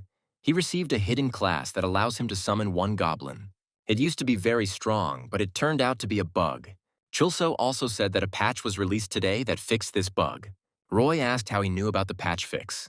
The monsters were already approaching them closer and closer, but Chulso replied that it was from a good friend. Roy pointed out that his friend was mistaken, as the patch notes for today's patch didn't mention anything about the summoner class. The monsters dealt a powerful blow to the goblin, but he did not receive any damage. Chulso thought that someone had deceived him. Sungriel asked for forgiveness and said that he had indeed made a mistake. Chulso replied that it was not at all necessary to ask for forgiveness, because he's going to die anyway. Sungriel yelled that he must have misread the patch title and asked if everything wasn't fine now since the goblin was fine. The goblin continued to hold Sungriel's leg over the abyss. Chulso stated that because of him, he had lost so much time that throwing him out of here 100 times would not be enough. However, he ordered the goblin to lift Sungriel up anyway. Chulso said he understood that he did not mean to harm him, and since his friend asks him to forgive him, he has no choice but to do so. Sungriel asked if he really considered him his friend since he was just spending time with him, and he enjoyed watching himself make a fool of himself. Sungriel, dressed in an expensive suit, drank coffee in his office. He looked out the window at Kim Chul-so walking below. Sungriel decided that the guy now completely trusted him, and it was time to start implementing his plans. He uses his goblin powers for Heaven's Gate. As Kim Chul-seo was crossing the road below, he was suddenly hit by a car. Sungriel screamed in rage. All his plans were going down the drain. Sungriel sat next to Chulso, who was lying on the bed, and asked the doctor if everything would be okay with him. The doctor replied that he was very lucky. He was hit by a car, but he escaped with a few scratches. Of course, he injured his head, but the X-ray did not reveal any problems, and he will be able to leave here immediately after he wakes up. Sungriel blamed himself for not keeping an eye on Chulso. He might be strong in the game, but offline he was an ordinary person. Chulso stirred and asked where he was. Seeing that he had woken up, Sungriel rushed towards him. Chulso looked at Sungriel and asked who he was. Sungriel was stunned. It seemed he had lost his memory. After entering the game, Chulso asked Sungriel if it was true that they were actually close friends. Pointing at the goblin, he asked if this cute little monster was his minion. Sungriel was horrified. Chulso not only lost his memory, but his personality also completely changed. At this time, Chulso asked the goblin if he liked being scratched. The goblin seemed to be very unhappy with the changes that had happened to Chulso. While walking down the street, he bumped into some man. He asked where he was going and called him a bastard. To this, Chulso apologized with a sweet smile and asked if he had accidentally hurt him. Sungriel thought gloomily that not only had his character changed, but it had gotten much worse. He had become a good person. Sungriel decided to test Chulso's abilities on the Speed Scorpion and asked him to order the goblin to attack him. He was afraid to send the goblin to fight the huge monster, but Sungryul said that he had defeated stronger enemies before. Chulso gathered his courage and asked the goblin to attack the monster, please. The goblin reluctantly approached and dealt a weak blow to the monster. Sungryul was unpleasantly surprised. After all, Kim Chul-seo had previously been the most powerful goblin summoner. He was the savior who was supposed to fulfill Iscariot's dream. The monster struck back at the goblin, but Chulso covered it with his body, taking the monster's blow on himself. Chulso leaned over the goblin 6, asked if he was okay, and apologized for making him fight the monster. The goblin vomited. At this time, Sungryul used the warrior skill's strong swing and killed the monster. Chulso was surprised that this old man was able to kill him with one blow. Sungryul explained that the speedwalkers have a strong attack and are fast, but due to their poor defense, they are easy to kill if you know where to hit. Therefore, this place is often used for leveling, but sometimes disputes arise between players. Chulso said that this was bad, and it would be great if everyone became friends. A voice nearby said that of all the people, he was the one who could defeat any monster in this area. It was the Sleeping Mage, a level 41 mage. Chulso suddenly grabbed his head and shouted that he had seen him somewhere before. A memory flashed through his mind, and he asked the adventurer if he was a high dwarf. Sungryul remembered that the high dwarf was one of the idiots he sold the information about the hidden dungeon to. He thought that Chulso still had some memories left and that returning his memory would be easier than he thought. If you throw Chulso into a hidden dungeon and recreate the moment when his life was in danger, he will remember everything, even if he doesn't want to. Sungryul suddenly said that he had urgent business. He said goodbye, turned around and started to leave. But Chulso caught up with him, grabbed his hand and offered to go together. Sungryul replied that he was very busy and that it did not concern him. Chulso continued to insist. He said that Sungryul was frowning, which meant it was bothering him. Chulso also said that he saved his life, so now he must repay him for it. Sungryul lost his temper and yelled at him to stop talking nonsense and let him go. This did not stop Chulso, and he continued to assure him that, although he did not know what he was like before losing his memory, he was sure that he would have definitely helped him. Sungryul continued to fight him off to no avail, while the sleeping mage watched them in bewilderment. Sungryul urgently needed to contact Iscariot to obtain information about the hidden dungeons. This is the only way he can help restore Chulso's memory before it's too late. Here the sleeping mage interrupted them and said that some man had come to them. Sungryul froze when he heard a familiar voice. It was Yoonhyuk of Darkness, a level 51 shadow hunter, who asked Sungryul why he hadn't responded to his messages. Yoonhyuk also said that he was at an incredibly low level for someone who was so busy playing that he couldn't reply to messages. Sungryul noticed that he had already become a shadow hunter, which meant he had already mastered the second specialization.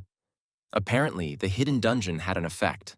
Yoonhyuk replied that now was not the time to remember that and celebrate their meeting. He said that Patton the Annihilator and Ji-hyun the Deathbringer are in danger now. Chulso suddenly said that these names seemed familiar to him. He assessed Yoonhyuk's figure and thought that he looked quite strong and that he had no chance against him. Sungryul was surprised. Patton and Ji-hyun are capable of breaking through anything, unless of course they ended up in a hidden dungeon. Yoonhyuk replied that he didn't know all the details. He was only able to receive 3 messages about what was happening.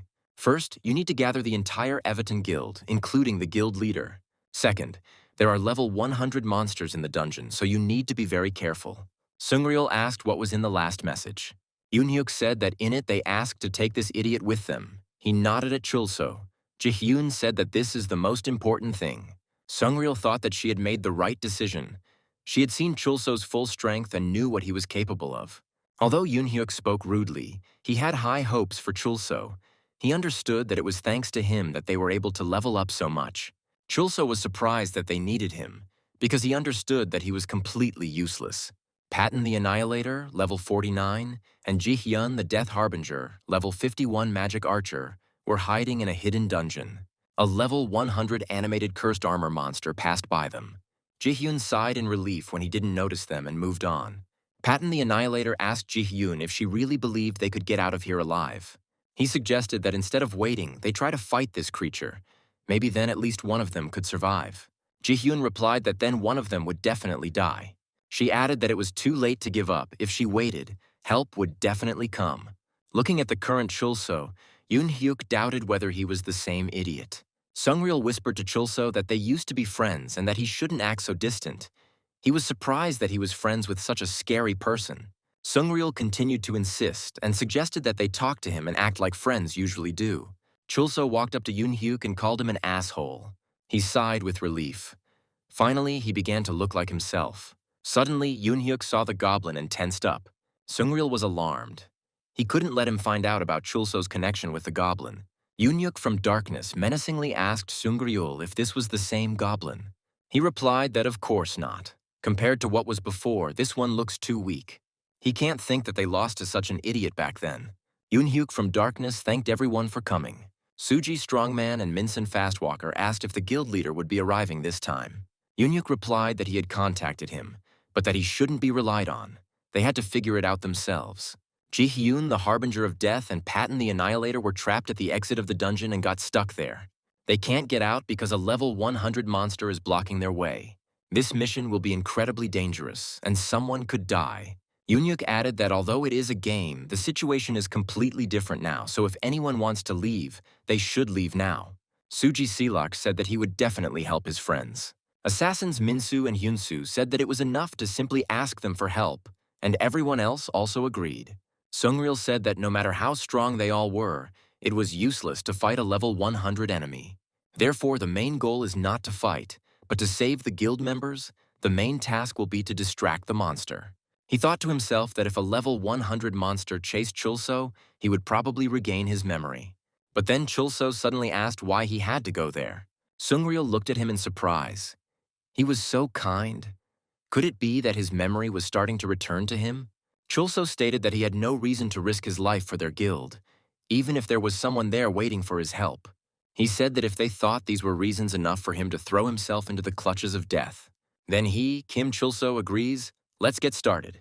Sungryul was confused by his words, and the goblin continued to frown. Darkness Yoonhyuk thanked everyone for their support and for not giving up, and he led the Everton Guild behind him. The man in the expensive suit asked his interlocutor whether what he had said was true. It was a man wearing glasses, and he instructed his interlocutor to continue observation. He thought that Kim Chulso was acting rather strangely, but he is always like this, so there is no point in reporting this incident to Miss. Yoonhyuk of Darkness slew the monster with one blow. He said that these pathetic monsters continued to attack them. Chulso watched the Everton Guild fight. Yoonhyuk and one fought well. The rest, although they fought recklessly, did not miss a single blow. They were fixated on the attacks, knowing that their comrades would cover them. Chulso wondered if there was someone who would definitely cover my back in a dangerous situation. He felt some movement behind him. Sungryul the Cunning swung his hammer, and with one blow he killed the monster. Sungryul said that apparently their defense is weak enough to maintain balance with their numbers, so they are easy to kill. Chulso ran up to Sungryul and hugged him, but he desperately struggled and demanded to be let go.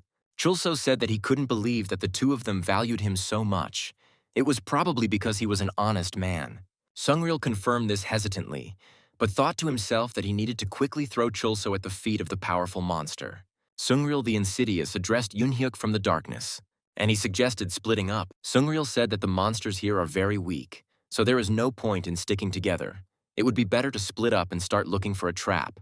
Yoonhyuk agreed with him and said that they couldn't afford to waste time.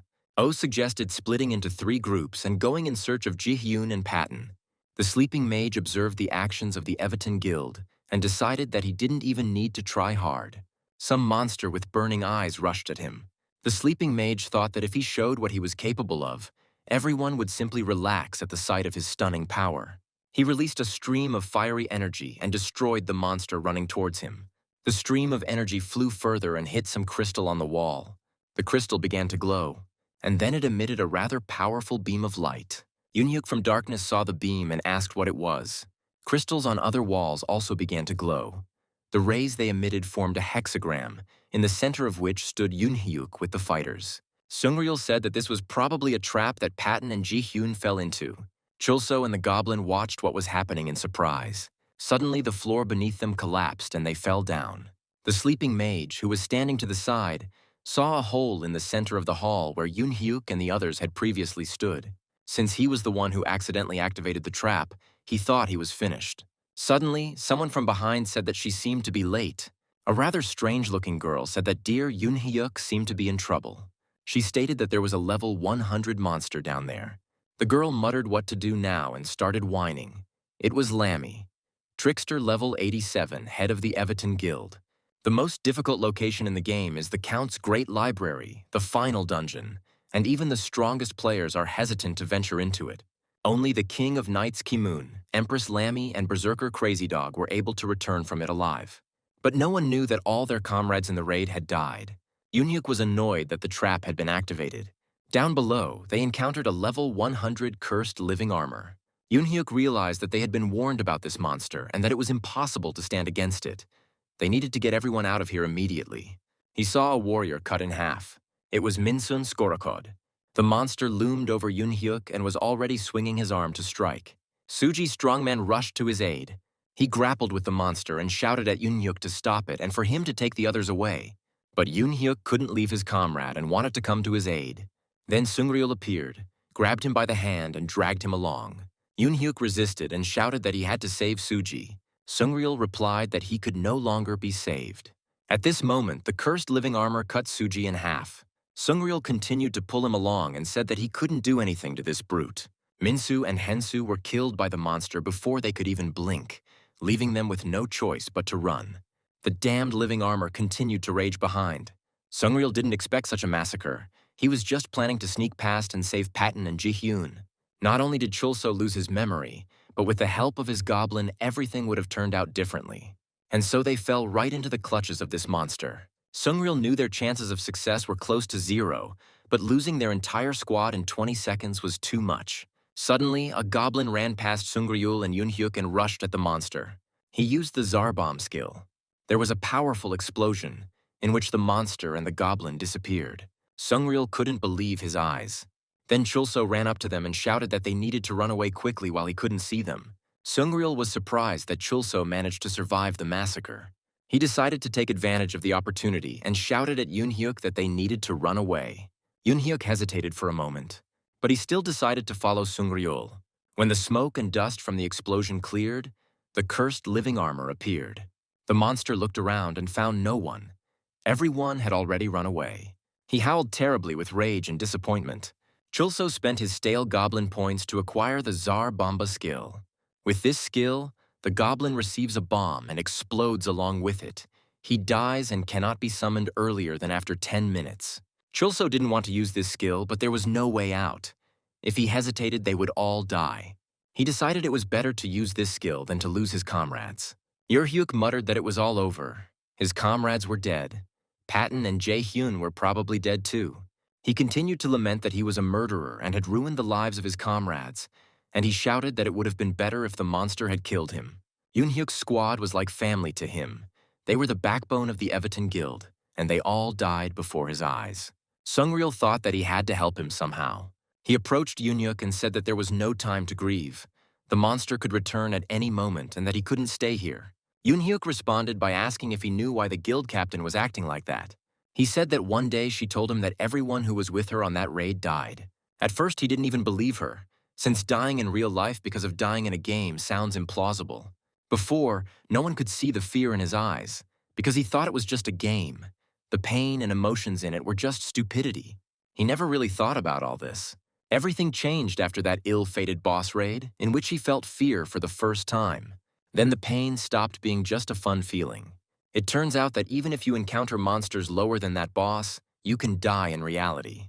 That's why, after that raid, he began to level up tirelessly to close the gap between the monsters and him. But the higher his level became, the more he gave in to despair, realizing that he was burying himself in an endless cycle. If they had managed to save Jihyun and Patton, he would have quit the game. If he was so afraid of dying in it, it would be better not to play at all. Yunhyuk continued to lament that he was pretending to be an indestructible strongman, but he was scared to the point of shaking in his knees. He was afraid to go alone, so he called the others, knowing that death awaited them, and these idiots followed him. Sungryul shouted that he couldn't have known that things would turn out like this. They had a very good plan. He tried to calm Yunhyuk down, but he kept saying that he was the one who killed everyone. Sungryul swung his arm to bring Yunhyuk back to his senses with a slap. But Chulso got ahead of him and delivered a powerful kick to Yunhyuk. Sungryul was surprised by his decisive actions. Chulso told Yunhyuk that he was a grown man, but he was acting like a disgrace, and asked how he knew that they actually died in real life. Sungryul decided that Chulso might have regained his memory. Chulso also said that it was probably in vain that he considered such a pathetic weakling a bosom friend. Sungryul thought, when was it that they were friends? It seems like his memory still hasn't returned. He remembered that after the raid, Yoon-hyuk asked Chulso where he was going, and he replied that they should stay away from freaks like them. They almost became sworn enemies. Chulso continued to attack Yoon-hyuk, saying that no one had ever died from games and that you shouldn't believe everything without seeing it with your own eyes. He also said that he would still have time to cry when they got out of here. But now people needed his help. Chulso demanded that he quickly get off his ass and deal with everything else later. Sungryul watched what was happening in surprise. He didn't think Chulso had changed so much. Yoon-hyuk asked Sungryul what he thought about death in real life. He knew that this was not a fiction and that there were probably already people who had died in real life while playing Heaven's Gate. But he said he had only heard some rumors about it, so it was not worth writing everyone off just yet. Yoon-hyuk thought about his words. He then apologized to Chulso for his inappropriate behavior and thanked her for her wise words. He also said that he was indebted to him again and intended to pay this debt alive.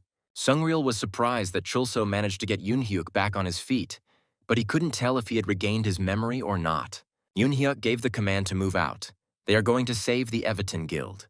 Meanwhile, Sleeping Mage asked Lammy if she was going to save those trapped, since she was the guildmaster of Everton. But she replied that she came to watch Yoon-hyuk get his ass kicked, not to help anyone. The sleeping magician was annoyed. She came to see the death of her people and their exit from the game. Maybe she is sick. Lammy replied that there are no normal people in this game. She also added that they were all naive kids. This was a dungeon, and you couldn't leave the game in it. The sleeping magician was stunned. If this is true, then it turns out that this is a trap. Ji-hyun Deathbringer and Patton Annihilator were still trapped. Patton tried to contact someone outside, but to no avail. Ji-hyun asked if he remembered how they got trapped. The spell was reflected in the crystal on the wall, and they ended up in a magic circle. Patton exploded and told her not to remind him that it was so stupid that he was usually the one accused of it. But this time, it was her fault. Ji-hyun agreed and explained that traps usually worked on slow-witted people like him. But she is different, and she was always careful. Patton asked indignantly why she was bragging about this. Ji-hyun said that usually the traps were quite simple and designed for simpletons like him. But the trap they fell into was only activated when a spell hit it. Ji-hyun asked why someone would set up traps that even a thick-headed idiot like him wouldn't fall into. She continued by stating that the dungeon was designed for level 50 players. But then why did a level 100 monster appear in it? Patton asked what difference it made. They were trapped anyway, and it looked like they would die here. Ji-hyun screamed that this was no ordinary trap. Suddenly, she stared at something behind Patton. She saw some strange crystals sticking out of the wall behind Patton. Ji-hyun remembered that the crystal that had trapped them looked exactly like this. She suddenly took out her bow and pulled the string. Ji-hyun took aim at the crystal just behind Patton, horrifying him. He screamed wildly as the arrow hit the bowstring. The arrow flew between Patton's legs, and it hit right on the crystal sticking out of the wall. Just like last time, the crystal emitted a beam that activated other crystals. They stood in the center of the hexagram formed by the rays.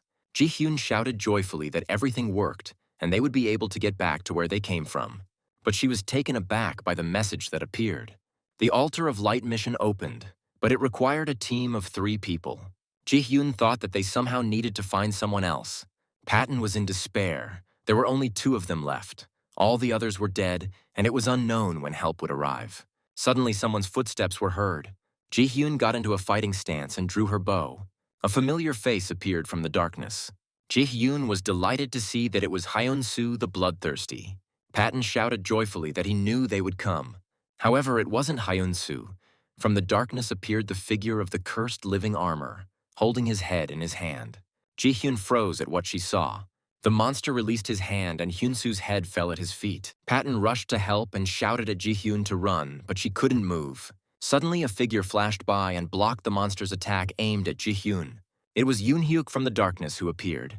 He said that Chulso's suggestion to use a summoned monster to repel the attack was a great idea. Patton yelled that Yoon-hyuk had finally come to save them. Ji-hyun was amazed at how he was able to deflect a blow from a level 100 monster. A voice came from behind, asking if they were okay.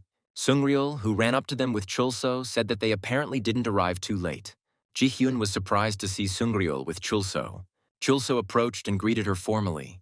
He said that they seemed to be friends and asked if everything was okay with her. Ji-hyun asked Sungryul what was wrong with Chulso, but he shook his head sadly and said that it was driving him crazy. Patton, Ji-hyun, and Sungryul gathered in the center of the hexagram.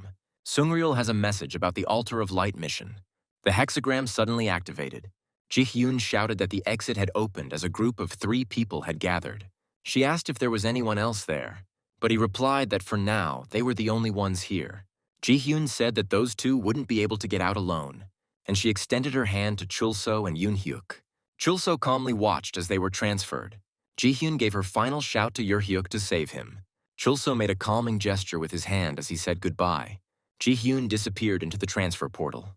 Yoon-hyuk was relieved to hear that Ji-hyun, Patton, and Sungryul had made it out safely, and he added that they have no other choice but to defeat this creature. Chulso agreed with him with a silly smile. The cursed level 100 animated armor was approaching them. Chulso calmly watched her, flexing his muscles. He mockingly told the monster that he was still too loud even though he was about to die. Yoon-hyuk urged him to be more serious and stop chatting. The 2 of them stood against the advancing cursed living armor. Yoon-hyuk prepared to attack and told Chulso to hold on. He used the rally skill, which summoned a goblin to fight for its master. Yoon-hyuk rushed towards the monster. While attacking, he shouted that he would definitely survive. When they ran to help Ji-hyun and Patton, Chulso asked Sungryul if he thought it was strange that they weren't warned about the pumped-up monsters. He looked at him suspiciously and asked if he remembered his past troubles. Chulso replied that he didn't remember much, but it seemed like a window had popped up saying that his level was too low for this dungeon. Sungryul asked what kind of monster he encountered then and what level it was. Chulso replied that he didn't remember, but this time such a window should have appeared too, since the difference in levels was too great. Perhaps this monster's actual level is not 100 at all. All the other mobs in this dungeon were level 50 at most, so there shouldn't have been any level 70 mobs here. Chulso stated that if his guess was correct, then death in reality did not threaten either them or their comrades, so there was no reason to fear the monster. Yoon-hyuk replied that there was logic in his words, but the risk was still huge. He asked if he was willing to take such a risk. Chulso replied that he didn't know and asked him in return what he thought. Yoon-hyuk said that the Chulso he knows would risk everything.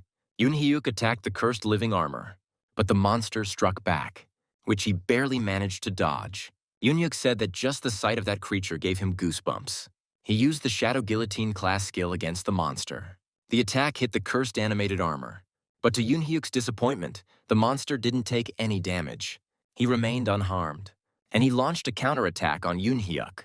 He tried to dodge, but he received a powerful blow from the monster. Yoon-hyuk yelled at Chulso, asking why the hell he was just watching. At this time, he activated the Rocket Earth Goblin class skill and threw the goblin at the monster.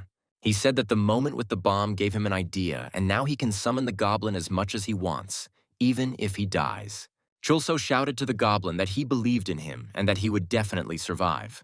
He used the Welcome class skill and the goblin was back at his side. Chulso shouted at Yoon-hyuk to show his true strength and assure him that he would cover him. He thought it was easier said than done. After all, it was not Chulso who fought the monster, but he, and at the same time, he did not cause any damage to the monster at all.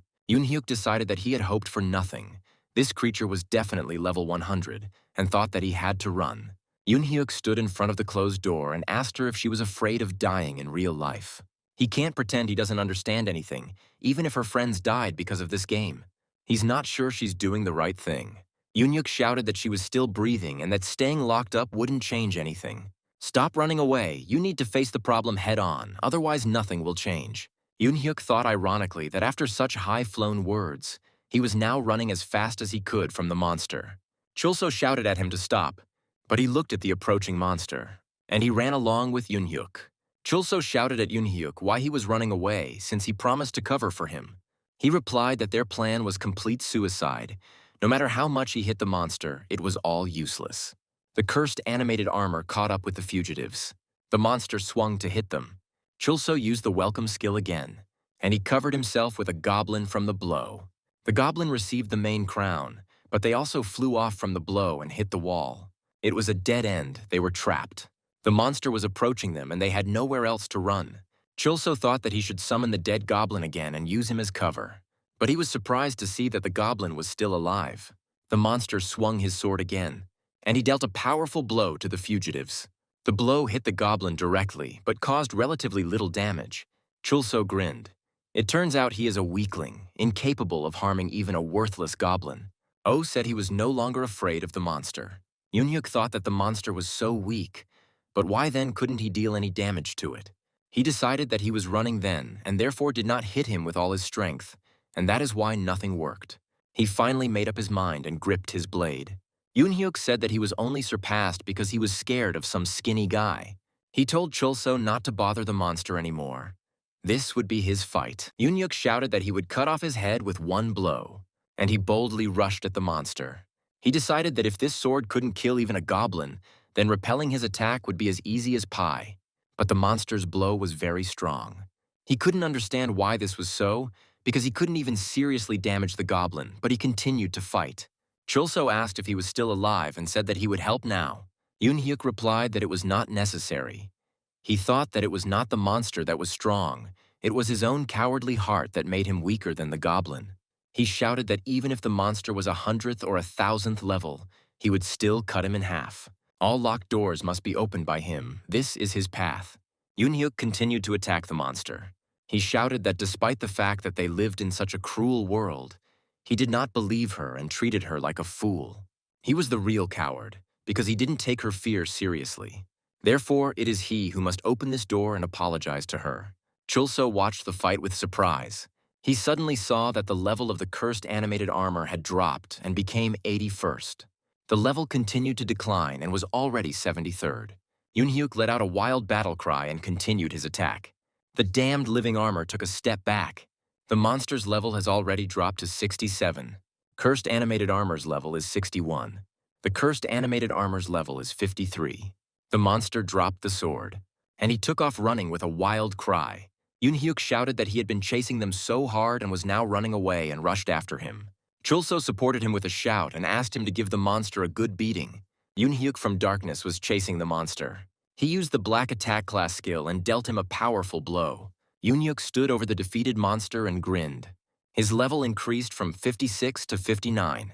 Chulso's level increased from 45 to 50. Chulso shouted that they won and jumped on Yunhyuk. He yelled in displeasure at him to get off him. The monster dropped good loot.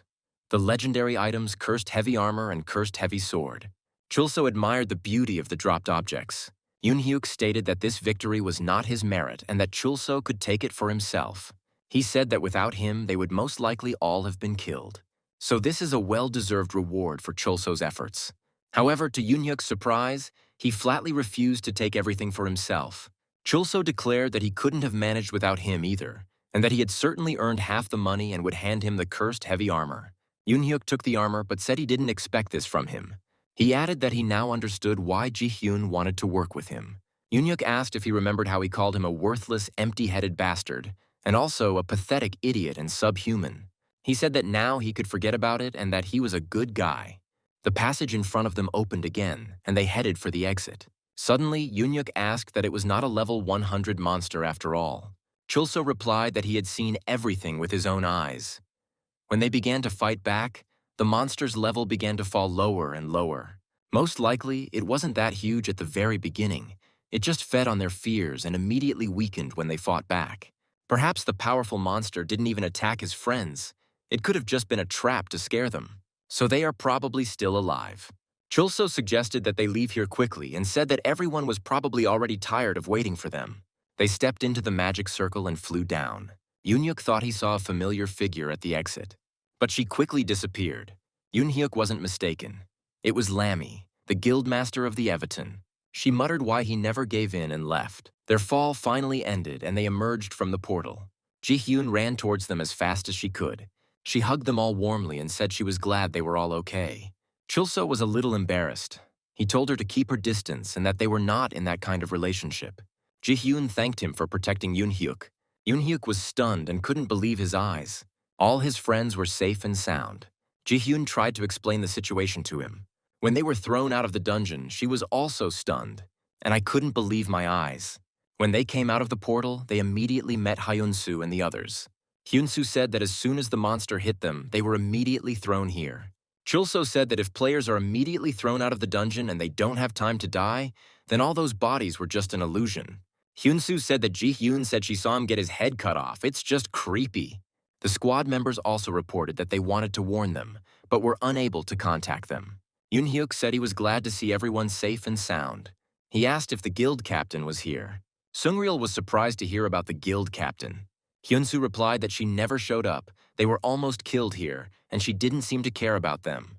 Chulso said he didn't know if it was the captain, but he saw some girl with the nickname Lammy at the exit, which left the guild members amazed.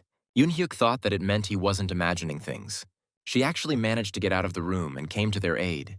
Later, Chulso asked Surnrayulya if the total hermit, who was deathly afraid to enter the game, had come to save them. He replied that he was not sure that she had come for this very reason, since she had never made any sign of herself. He said that every person has his own secrets and asked Chulso if his memory had returned. Chulso replied that he didn't remember anything. He said that since no one came to visit him when he was in the hospital, he probably had no relatives and was an orphan. He added that at least he has it. Sungryul replied that he really had decided to register him as his father. Chulso stated that he didn't need this memory. It was for the best that he didn't remember anything. He probably didn't have any good memories. Sungryul said that there were probably some important memories, so he simply had to help him get them back. Chulso thanked him for these words. They agreed to meet tomorrow and said goodbye on the street. Sungryul began to leave, but then he turned around and asked if he remembered where he lived. Chulso only smiled stupidly in response. Sungryul invited him to come with him. They entered the entrance of a multi-story residential building, and they began to climb the stairs. Chulso suddenly smelled a familiar scent, and then saw two suspicious-looking people on the stairs. One of them looked closely at Sungryul, but they passed by without saying anything. On one of the doors they passed was a sign announcing that cash loans were available to anyone who wanted one. Sungryul led him into a large room that looked a little empty. He explained that he had intended to rent out the room, but there were no takers, so he lived there himself to prevent homeless people from moving in. Sungryul took out his wallet and put the money from it on the nightstand. He said that Chulso could stay there until his memory returned and recommended going to the bathhouse next door. Chulso tried to refuse the money and said that he could do without a shower. Sungryul replied that it was unlikely and added that he was not giving the money as a gift. He would return it with interest someday. He said goodbye and left, leaving Chulso alone. Left alone, Chulso thought about why he had said that he didn't need memories. As a result, he lives in someone else's house because he doesn't know the way to his own, if he has one. As he fell asleep, he thought that in order to repay his friends for their kindness and not harm anyone, he needed to quickly regain his memory. Suddenly he heard some noise. Someone was knocking loudly at the door. The knocking on the door grew louder. Chulso wondered what it could be, but then the knocking stopped. He thought something terrible was going on. It's as if the debt collectors have arrived again. Chulso saw two vaguely familiar faces in front of him, who asked if he was sleeping and demanded money. Then the face of one of them leaned over him and repeated that he should return the money. Chulso screamed in horror, and I woke up. It was already morning. Remembering the dream, he thought that the guy had a familiar face. Yoon-hyuk said that he previously thought it was a rumor, but now there is no doubt that you can actually die in real life in this game. He said this in front of the members of the Everton Guild. He continued that more and more difficult dungeons and monsters follow, with higher rewards, but with them also increases the risk. Yoon-hyuk stated that this is why he is quitting the game, and whether any of them will follow his example is up to them to decide for themselves. He added that if something happened to them, he would reproach himself for it for the rest of his days. Minsun replied that he had always contributed more to the cause than anyone else, had protected them from the giant, but that it was not worth taking on such a burden. Suji Strongman said that he deserved a rest and he would go with him. According to many fighters, playing has become completely boring lately due to monsters crawling out of every crack. Hyunsu stated that he doesn't care at all whether he dies or not, and that he plays exclusively for them. Only Patton the Annihilator said that he would never quit playing, since for him it was the only way to avoid dying of boredom. Yoon-hyuk asked Ji-hyun what she thought about it. She replied that she was also giving up this business, but first she needs to meet someone. Yoon-hyuk told her to convey his greetings and gratitude. Ji-hyun promised to pass it on. Minsun Skorakad offered everyone a drink, but Yoon-hyuk said that he wanted to discuss everything with the guild captain. Minsun asked if he really thought she wanted to save them. He himself doubted it. Yoon-hyuk replied that there is no loneliness in the world more oppressive than when no one believes you. Therefore, there is no need to think badly about her. He personally has no doubts about her. Yoon-hyuk was about to leave, but then a stranger appeared and asked if they were Kim Chul-so's friends. Yoon-hyuk responded by asking who he was and why they should answer him. The stranger replied that he was just an acquaintance of his. He counted them all and asked if he thought Chul-so would be indifferent if 5 of his friends kicked the bucket.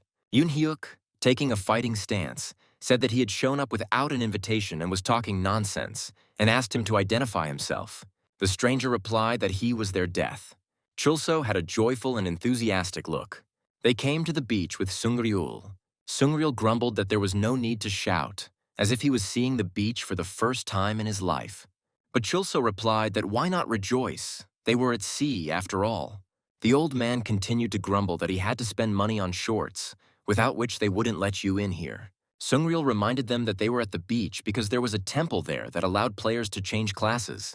Since Kim Chul-seo has reached level 50, he can change his class to something more powerful. Sung-ryul explained that he is currently a warrior class, and if he also reaches level 50, he will be able to become a blacksmith and forge equipment for himself. One could even become a knight. President Han Ki-moon was of that class. Sung-ryul said that without changing his class, he wouldn't be able to level up any further, so they didn't come here to splash around. Chul-so was saddened that they didn't come to splash. The temple is located on one of the islands and moves to a new one every day. Sung-ryul said that previously they had to comb the entire sea to find the temple, but now they can ask vacationers. Chul-so asked shyly what was needed and approached women with questions. But Sung-ryul told him not to be afraid and sent him ahead. Chul-so greeted the pretty girl politely and said that she looked great. She replied that she was not interested in him and walked away proudly. It was not possible to question her further. Chul-so's other attempts to talk to women also ended in complete failure, which made him slightly angry. Sung-ryul, who was watching him, decided that he had finally gotten angry. But Chul-so shouted cheerfully that he would try again. Sung-ryul realized with disappointment that this was the limit of his anger. The guy was truly devastated. Chul-so saw a girl with a stunning figure on the shore, and he resolutely walked towards her. He convinced himself that he wasn't trying to hit on her. He just needed to know where the temple was. Chul-so greeted them and immediately declared that he was not at all an oddball and that he did not like them at all. But then his foot tripped in the sand, and he fell right on the girl, knocking her down. Chul-so leaned on the girl and looked at her in confusion. The girl said she knew she would find him here. She explained that she just wanted to say goodbye to him. Ji-hyun, and it was she, thought that he would confess in the most idiotic way, but she was okay with it. But then Chul-so declared that he would sleep in the same bed with her, and that even in this position there was not a spark of feelings between them.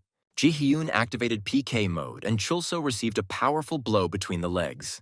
He grabbed the bruised area and whined, asking why he was hurt like that. Sung-ryul approached and asked Ji-hyun what she was doing there.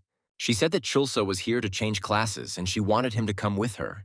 Sung-ryul agreed, but asked why she wanted to go with him alone. Ji-hyun pointed out his small level and stated that he had no business there anyway. Chul-so muttered that regarding the little ones, he had one here. Ji-hyun told Chul-so that he could rely on her and advised the old man to go level up. Sung-ryul thought that with such a difference in levels, it would really be difficult to keep track of him. He decided that Chul-so was in good hands. The trio didn't notice that one person was watching them closely. It was the sleeping mage, who is now at level 44. Once upon a time, Catherine asked someone to find her a private detective. She told him not to spare money, since she had plenty of it, but she needed a real professional. A voice nearby said that it sounded like work for him. He said that she had a familiar face and added that her name was Catherine and she was Chairman Han Ki-moon's daughter. He added that his name was Sleeping Mage and that he had even donated to her once. The sleeping mage stated that she needed him to carry out various delicate tasks. He convinced Catherine to hire him, saying that he had a lot of free time and was very quick to carry out such assignments. To complete the task, the sleeping mage joined the rescue mission of the Everton Guild. He activated a trap in which the guild squad disappeared, and he thought that it was the end for him, and he didn't know what to say to the customer.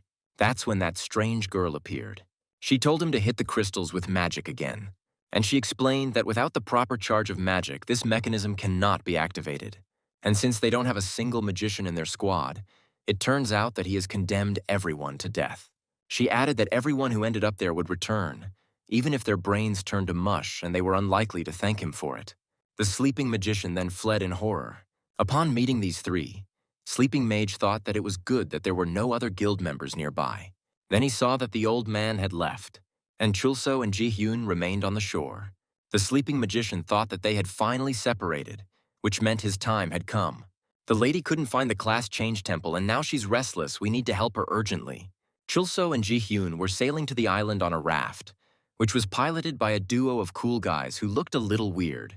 Ji-hyun thought they were kind of helping, but for some reason it felt disgusting, like they were getting into her panties. Chulso, on the contrary, considered them saviors and thought that they were very cool. One of the duet asked the other if he had ever crossed paths with the guy next to the girl who wanted to polish the bread slicer. He replied that he would never have remembered such a monster. The raft was approaching the island. The tough guy duo was in despair. There was no temple on this island either.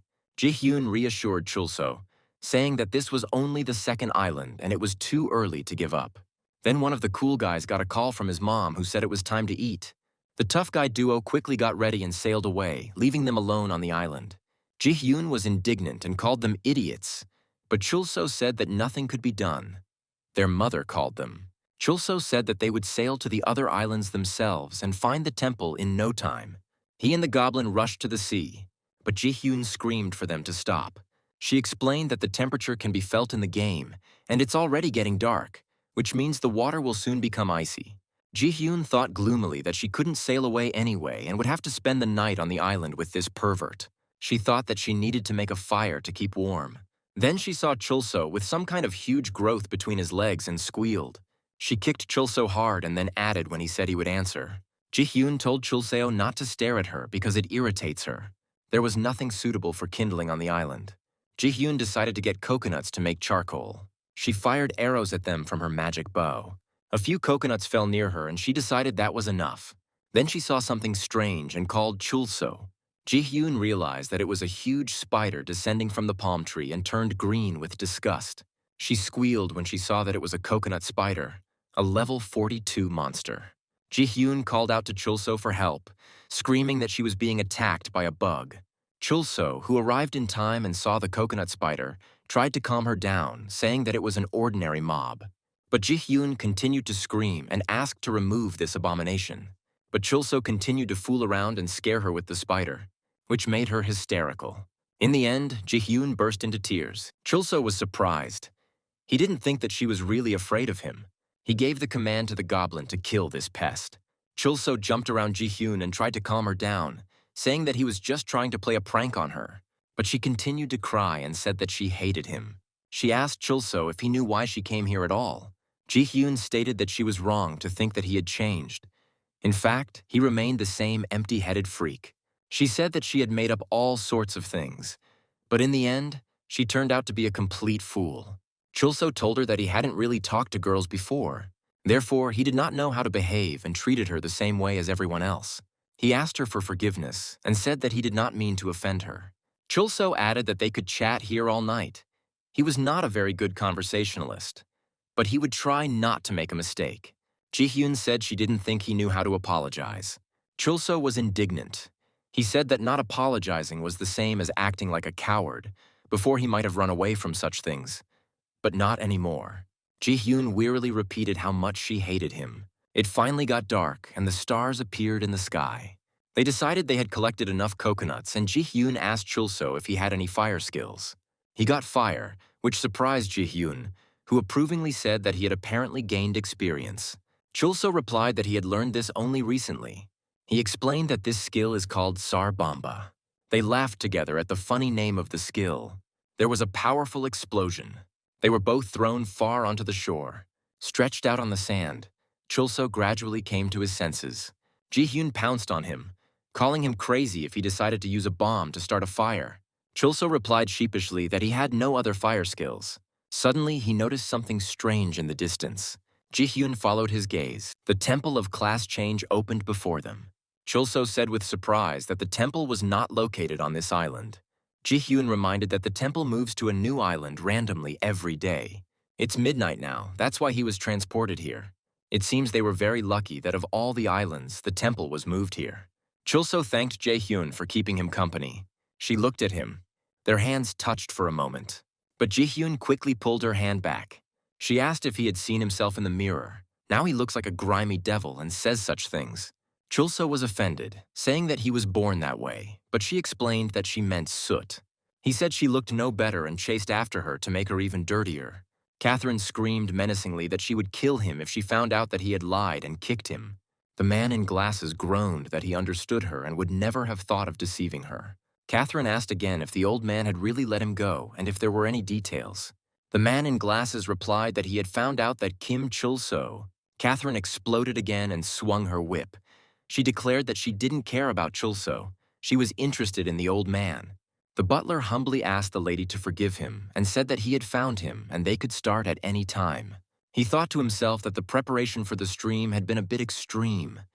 There were people who would donate for something like that. Catherine praised him, calling him a good boy, and then she ordered him to leave quickly and bring this grandfather to her. Then the butler, which in general she does well. She's good at humiliating, but she has never learned to praise. He also reminded her that kidnapping is a very serious crime and she needs to be wary of the law. She replied that she was a smart girl. Why should she get her hands dirty when she has a dog to do it for her? Sungryul was talking on the phone with irritation. He shouted into the phone that they really killed everyone to bring G67 to its senses. This is nonsense. Who even thought of such a thing? He asked if they really believed it would work, since he had a great plan. Why do we need to kill them all? The interlocutor called him the third and urged him to come to his senses. Iscariot the first said that if he was so angry, he should think about what would happen to the boy. He added that the guy had lost his memory and had become useless. He didn't kill them right away, but now he had to take matters into his own hands. Otherwise, you'll have to kill G67. No one is irreplaceable, and this guy is no exception. Sungryul said that such a person is not so easy to find, and therefore it is not worth wasting resources. He urged his interlocutor to think about the main goal and give him a little more time. Iscariot the first declared that they had no time. Every second was someone's life. There was no point in wasting it on some idiot. Then he said that he was giving him a week, but if the guy didn't improve, he would have to be disposed of. A secretary entered Iscariot's office and said that the senator had a visitor. At the end of the conversation, he stated that he did not particularly believe in either his plan or his cretin. But if he thinks a couple of corpses will make a difference, he might try. After finishing the conversation, Sungryul thought about Yoon-hyuk. This guy was one of those people who just loves life. Sometimes simple-minded, but he believed that he could do anything. He pretended to be someone incomprehensible, but he always sincerely worried about his friends and was ready to give his life for them without hesitation. All the guys in that guild were like that. They are incredibly naive, but ready to jump into the mouth of a volcano to save a kitten. Sungryul thought that they didn't deserve to die on someone's whim. And Kim Chulso is next in line. He is obliged to help him. Sungryul decided that he needed to immediately log into the game to warn him. But then someone grabbed him from behind and pressed a handkerchief soaked in some kind of nastiness to his face. Consciousness left him. The level 39 Kengakur monster dealt a powerful blow. Chulso commanded the goblin to step aside, but the goblin looked sluggish and inhibited and did not react in any way to the monster's attack. The powerful blow threw the goblin far to the side. Chulso leaned over the fallen goblin and asked how he was. He then used the Blood Ties class skill. This skill allows you to spend some of your health to heal a summoned creature. The goblin recovered and moved towards the monster. But suddenly he fell and foam started coming out of his mouth. It was Kengakur who used the chicken jab skill. Chulso covered the fallen goblin with his body and used the class skill changing of the guard.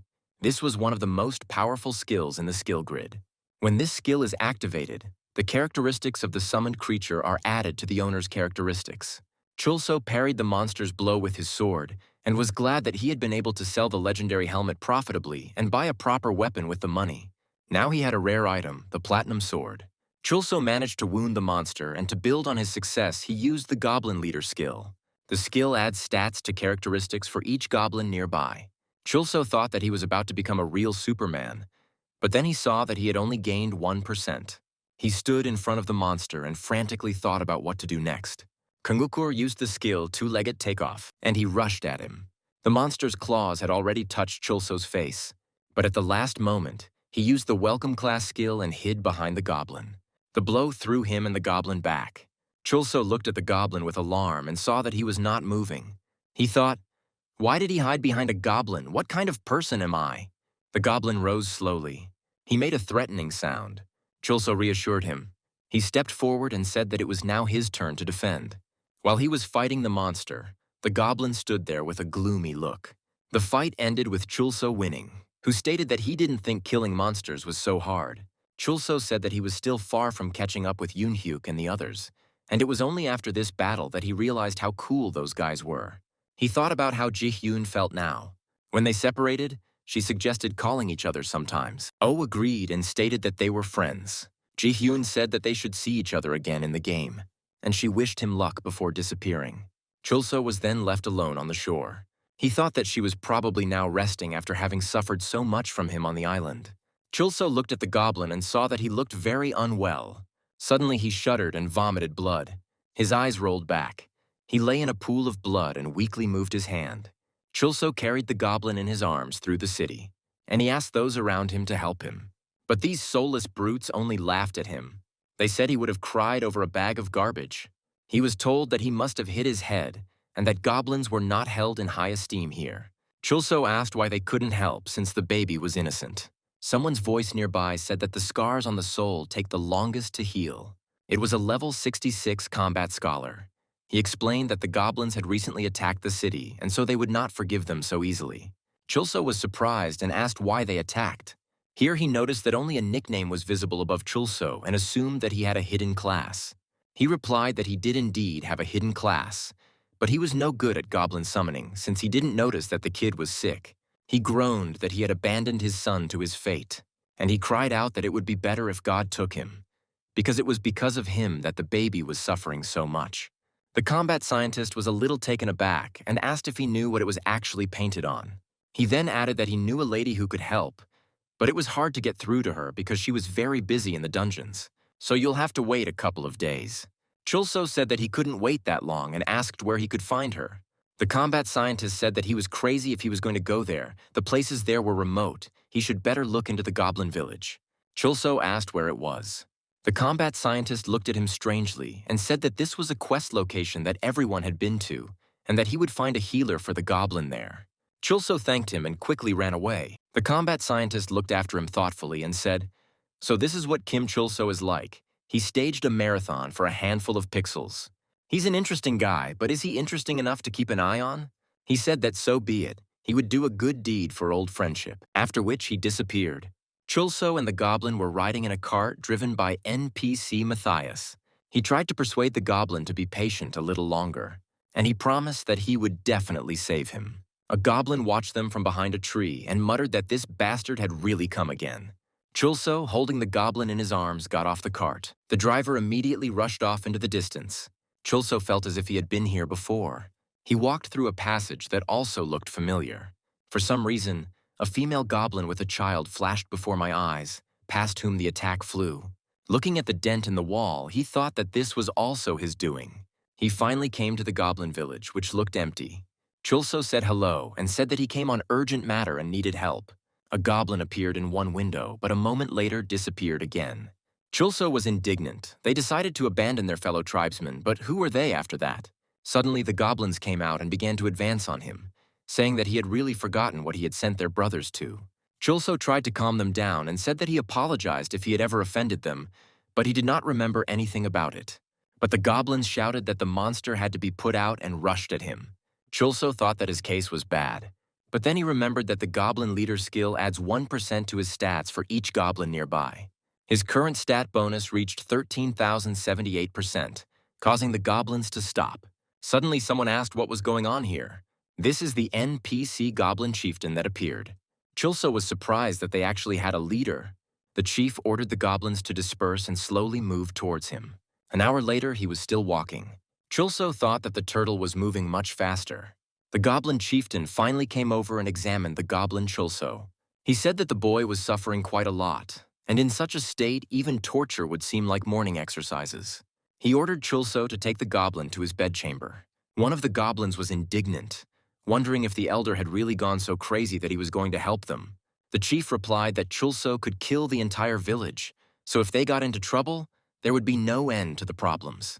He also said that he had sworn to protect his people and would do so at any cost. He told Chulso to come over, and he said that the problems with the goblin are solvable. He can be brought back to his senses, but he cannot be cured unless the root of the problem is addressed. Chulso asked, so he determined what the problem was. The chief pointed his stick at Chulso and said that he was the root of the problems. Chulso thought that he was trying to make him dance to his tune. The elder said that goblins are the embodiment of evil. Does he understand how his pink snot affects the goblins?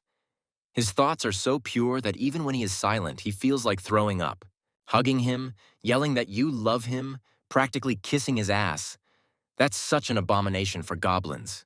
He won't die, but it would be easier for him to dance on broken glass than to spend even a minute with him. Chulso asked what he should do if a goblin feels bad with a good guy. Should he become an asshole or something? The goblin chieftain said that he was a quick thinker, but could he do it? The elder took off his cloak, revealing a powerful body underneath. He told the astonished Chulso that he was going to beat his friend into meat. All that is required of him is simply not to interfere. So let him hold on, he'll have a hard time. So that means we have a week for everything. Roy said that he had never seen a more disgusting creature in his life. Its nature was a source of great disgust to the soul. It looks like he's completely lost his mind. This is the law of life.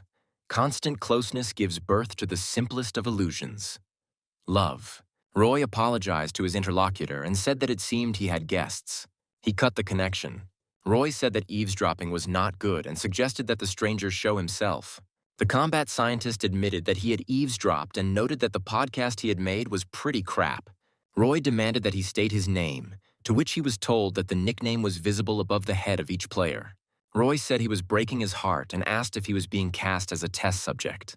The combat scientist said that he simply wanted to ask how a stalker would behave if they started to pursue him.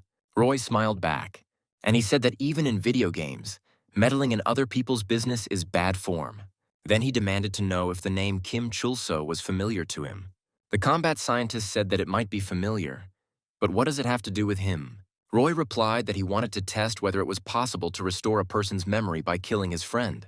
The elder's hand approached the goblin's face. He held a spoon with food in his hand and gently coaxed him to eat. Chulso shouted indignantly at what he was doing. He himself said that the goblin was sick from tenderness.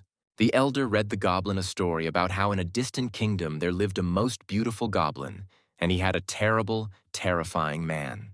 The chief showed the goblin a photograph and said touchingly that this was his dad in his youth. Then he continued reading him the story. It seemed like the goblin was experiencing serious pain from this. Chulso demanded that this abuse be stopped and shouted that the baby was unwell.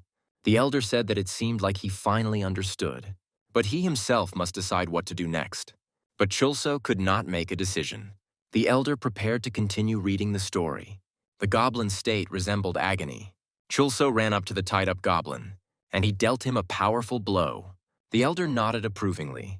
A goblin's hand appeared from under the clouds of dust, and then he crawled out himself. His condition had improved significantly. Chulso, with tears in his eyes, rushed to hug the goblin, but heard the elder coughing behind him. So he turned around in mid-flight and kicked the goblin hard. The elder told him to continue in the same spirit. The recovery process is long, but if you do this more often, the goblin will not get sick. Chulso was happy that he succeeded. The goblin looked at him cheerfully. Suddenly a goblin ran up to them and called the elder, saying that the matter was urgent. The goblins told the chief that there was no point in helping them, since the vomited one had brought trash with him. Chulso tried to assure them that he and the baby had come alone. The elder ordered everyone to follow him and told Chulso that his honesty would now be tested. They arrived at the scene and saw a man lying down. It was Roy Illusionist level 55. He was badly beaten. Chulso looked at him carefully and said that he had never seen that face. The elder said that they would deal with it themselves and told him to get out. The goblins say that he killed an entire army of goblins. Chulso said he knew nothing about it and thanked them for saving the baby. As they parted, the goblin chieftain told Chulso that if he couldn't be a jerk, then he should at least pretend to be one. The goblins dragged the screaming Roy into the cave. Chulso thought maybe he really should pretend to be a bad guy. The goblin nodded at him approvingly. When Sungriel woke up, he found himself tied to a chair. Catherine stood in front of him with her friends. She said that she would like to have a nice chat with him and asked if he liked it rougher. The old man replied that he was glad to see familiar faces.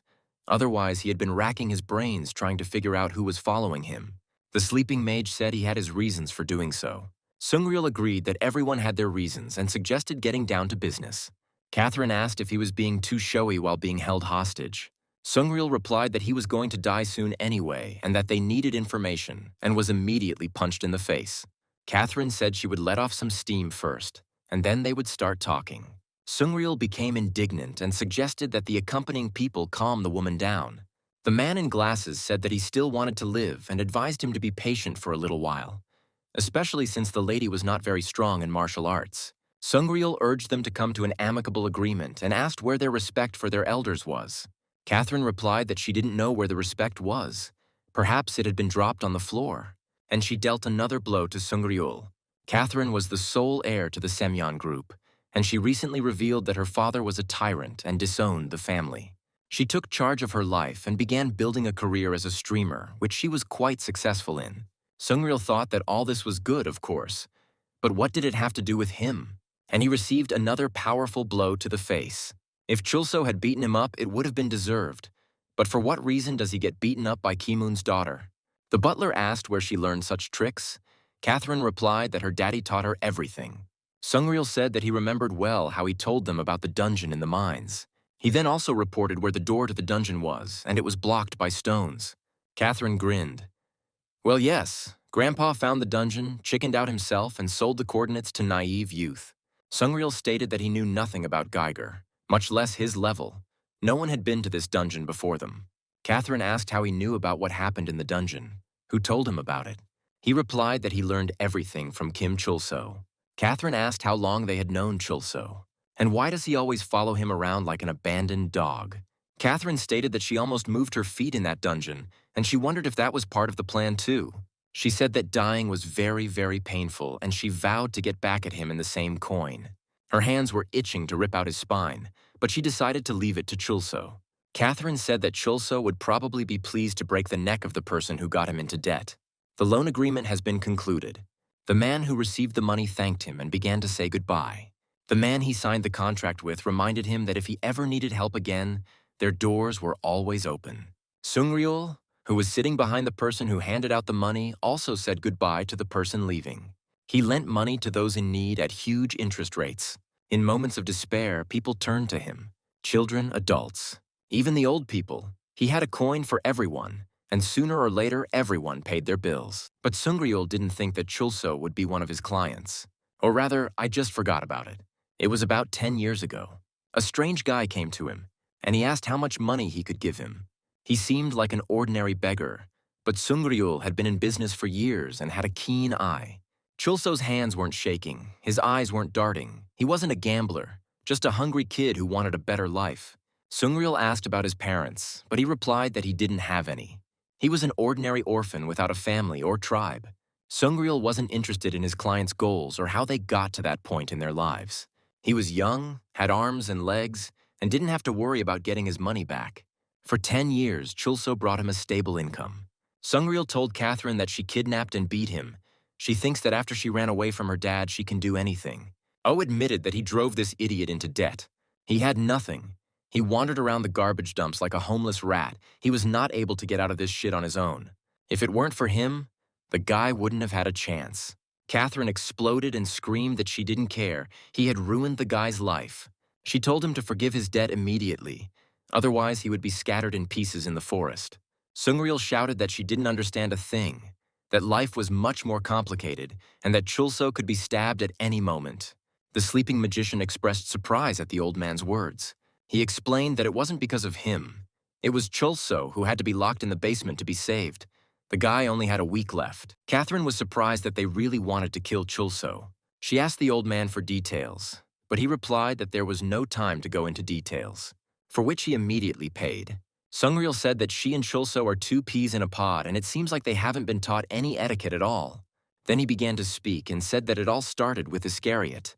The beautiful girl asked Chulso if he was Kim Chulso. He was surprised that an unfamiliar beautiful girl was addressing him. She said that they went to elementary school together and asked if he was a gamer since he was here. Chulso replied that he was indeed a gamer and asked her if they were really friends. Catherine, and it was she, said that they were best friends forever. Then she apologized and said that they were not the best and not forever. And she asked Chulso to say hello to the audience. He said hello and immediately became the subject of discussion among the stream's viewers. Catherine announced to the chat that today's special was a grind with Chulso. Chulso tried to refuse and said that he had an appointment there, but Catherine insisted. She promised that he would have a great time, and if anything happened, she would write to him in a private message. She added that he wouldn't meet anyone here anyway. When Chulso asked how she could know this, she replied that her female intuition told her so. Chulso gave in. He thought that if they were friends, maybe it would help him regain his memory. They came to the Adventurers Guild. Catherine was greeted with admiring glances and exclamations. Chulso thought she was a real star here. But Chulso was greeted unfriendly and asked how he dared to breathe the same air as their queen. Catherine was offered a promenade in the raid dungeon. She refused, saying that she and her friend were of a low level and they just came in to have fun. But the adventurers said that they would deal with the enemies themselves, and she just needed to be nearby. He stated that their team consisted of 3 of the strongest players in Heaven's Gate. One of the trio, Hen Smith, level 65, stated that he was happy that Catherine came to admire him. The adventurer said that Catherine wouldn't have to fight. It would be enough for her to host the stream and be their commentator. He also promised that they would split all the rewards equally. Catherine thought that money was always a good thing and decided to agree. She called Kim Chulso, but he was a bit busy. Sungryul asked Catherine if she remembered any news headlines about deaths at Heaven's Gate. To her puzzled look, he declared that such was life. The man in glasses said that people know about the possible risks. They are afraid, they gossip, but there are no articles about it. He added that many say that it is impossible to fall into a coma due to injuries in the game. Everyone unanimously decided that this was all a fabrication, but he saw everything with his own eyes. Sungryul said that any journalist would happily jump at the rumors that someone had died in the game, but there was no news about it. He explained that the media sphere is controlled by the state and knows everything that happens at the gates of heaven. Catherine said the whole thing was disgusting. Sungryul revealed that a special group, Iscariot, was created to prevent casualties within the game. From the entire pool of hidden classes, they select the strongest and give them to the chosen ones. People called upon to protect other players. Kim Chulso is one of the chosen ones. They were about to let him go free, but he got into an accident and lost his memory. He's a goblin summoner. All the goblin stats are tied to him, but he's become useless and is going to the trash. Catherine said that it was inhumane. It would be fine to just kick him out, but why kill him? Sleeping Mage said that the hidden class is a unique thing, so there can't be 2 goblin summoners in the game. Since we are talking about human lives, it is easier to get by with a little bloodshed, to take just 1 life instead of 100. Catherine asked if it meant he had decided to send Chulso to slaughter. Sungryul said that it was not for him to say this, but he wanted to save him. Friends in need, they don't abandon.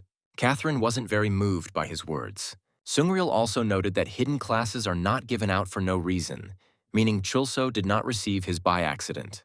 Catherine said that if Chulso got into that dungeon thanks to Iscariot, then Sungryul should know everything about that dungeon. Sungryul thought about it. Then he really was in the dungeon. Seeing that Chulso had turned sour, he decided to save him. Well, then everything went according to plan. If he had stayed at the top, he wouldn't have received the hidden class. Catherine asked why he didn't send Chulso alone, how she and the guys from her squad ended up in this story. She stated that even if he tried to say that any of them could become a goblin summoner, she still wouldn't believe it. Catherine told Sungryul that they were just as much shit as everyone else. They pretend to be the saviors of people, but in reality they sent their entire team to certain death. The devious Sungryul still has the nerve to lie that he wants to save someone. Catherine said that he would be fed on schedule and headed for the exit. As she was leaving, she said that if she had been in Chulso's place, she probably would have jumped under the car herself. Sungryul tried to say something, but Catherine stated that, unlike some people, she doesn't put people into debt. As she left, she advised him to enjoy the show. But then she sarcastically noted that she had completely forgotten that he wouldn't be able to see. The door did not close. Sungryul was left alone. The group of adventurers, which included Catherine and Chulso, were moving through rather ominous terrain. Chulso stated that it was obvious at first glance that there was no place for newcomers here, but Catherine continued to stream carefree. Meanwhile, Chulso began asking other fighters what was going on in the high-level dungeons. The warrior answered him that the monsters were dangerous, and the bosses had been given such patterns that only a normal team could defeat them. They have a healer on their team who heals the wounded. There is a tank that blocks mob attacks. There is also a damage dealer, whose main task is to inflict damage, It's a whole science. In high-level dungeons, this is the only way. Chulso asked what role the Goblin Summoner would be suitable for then. It all depends on the summoner. Some ultra-nerd might clear a solo dungeon and one-shot the boss, but there are no such people here. The warrior told them that they could fight, but no nonsense, so that they wouldn't have to be scraped off the floor later. Healer girl, Busan babe. The 63rd level High Priestess said it was time to begin. Hyun the blacksmith and Muscle Mountain prepared to attack. Suddenly, Catherine and Chulso were stunned to see something strange. It looked like a shooting star. A huge monster landed in front of the fighters. It was a level 65 Ash Lord. Catherine suddenly found herself in a red circle and froze in place in surprise. Chulso grabbed her and pushed her aside. They both fell and Chulso ended up on top. Catherine was outraged. What the hell was he doing? And then a sea of fire exploded next to them. Chulso yelled that they almost turned into French fries. He apologized and said that there was some kind of red circle on the ground. He thought it was a kill zone and decided to pull it out. Catherine realized with amazement that he had saved her, and then she indignantly told him to get off her. A squad of fighters successfully withstood the attack of a monster under the protection of a tank. The mountain of muscles contemptuously told the monster that he was weak and that his attacks were like a pellet to an elephant. The Ash Lord let out a loud roar. Damage dealer Hyun jumped towards the monster and swung his sword. He used the class skill Fierce Poke. The monster easily repelled Hyun's attack, and he struck back, using the Ash Lord's 2 for the price of 1 skill. Hyun took quite a lot of damage. Busan Baby stepped in and activated her full heal skill. The Ash Lord has targeted the Busan Baby girl. The monster stopped attacking Hyun and asked to come to her, and used the Ash Lord's skill. But he was never able to reach the healer. Halfway there, he was frozen in ice. Kim A+, a level 61 sorcerer who protected the healer, stated that focusing the support first is too primitive. Demon Slayer Soul Warrior and Mingyu 49.5 centimeters shooter rushed towards the shackled monster. The Ash Lord asked what the ranger was doing here, and freeing himself from the ice, easily pushed back the attackers. The monster continued its attack on the healer. His punch almost reached the Busan Baby. It seemed that she could no longer be saved.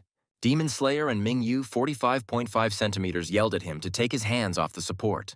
Meanwhile, the level 61 Best Armored Guardian used the class skill Battle Cry. The monster reached Little Busan, but then he switched to the Armored Best and chose him as his main target. The little girl from Busan was indignant.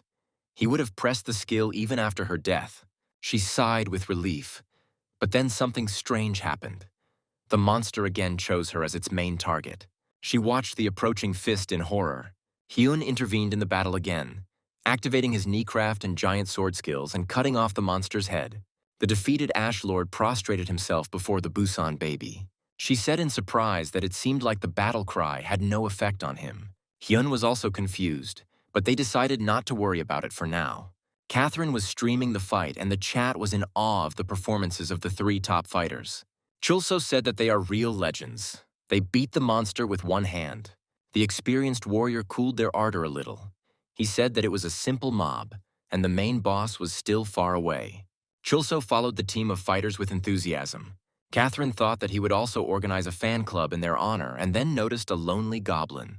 She asked Chulso if he had forgotten his goblin, but he indifferently replied that the boy would figure everything out himself. Catherine was surprised by the sudden change in Chulso's attitude towards the goblin. Hyun introduced himself to the stream's viewers as a magnificent damage dealer. He said he hoped he wasn't being stared at, but the chat was rather cool towards him. Catherine asked him why they had been standing there for half an hour. Hyun replied smugly that he was the team's firepower and only knew how to fight. Other team members explained that it was unclear how to proceed further, as the path across the bridge looked precarious. The plan was developed by Demon Slayer and Kim A+. They were considered the best in the team in this matter. Finally, Kim announced with an A+ that they were finished. He said that the statues located along the bridge clearly had some kind of catch. It's not that simple. The main problem lies in the pressure plates. If you choose the correct trajectory, avoiding potential danger will be as easy as pie. But as soon as someone stumbles, the statues immediately attack. One of the best ways to find a way is through trial and error, but that requires an illusionist. Catherine asked the chat who that was. But due to the lack of an illusionist, it was decided to send tanks ahead, and if they take damage, the healer will heal them. Everyone thought it was a great plan. They will meet the boss very soon.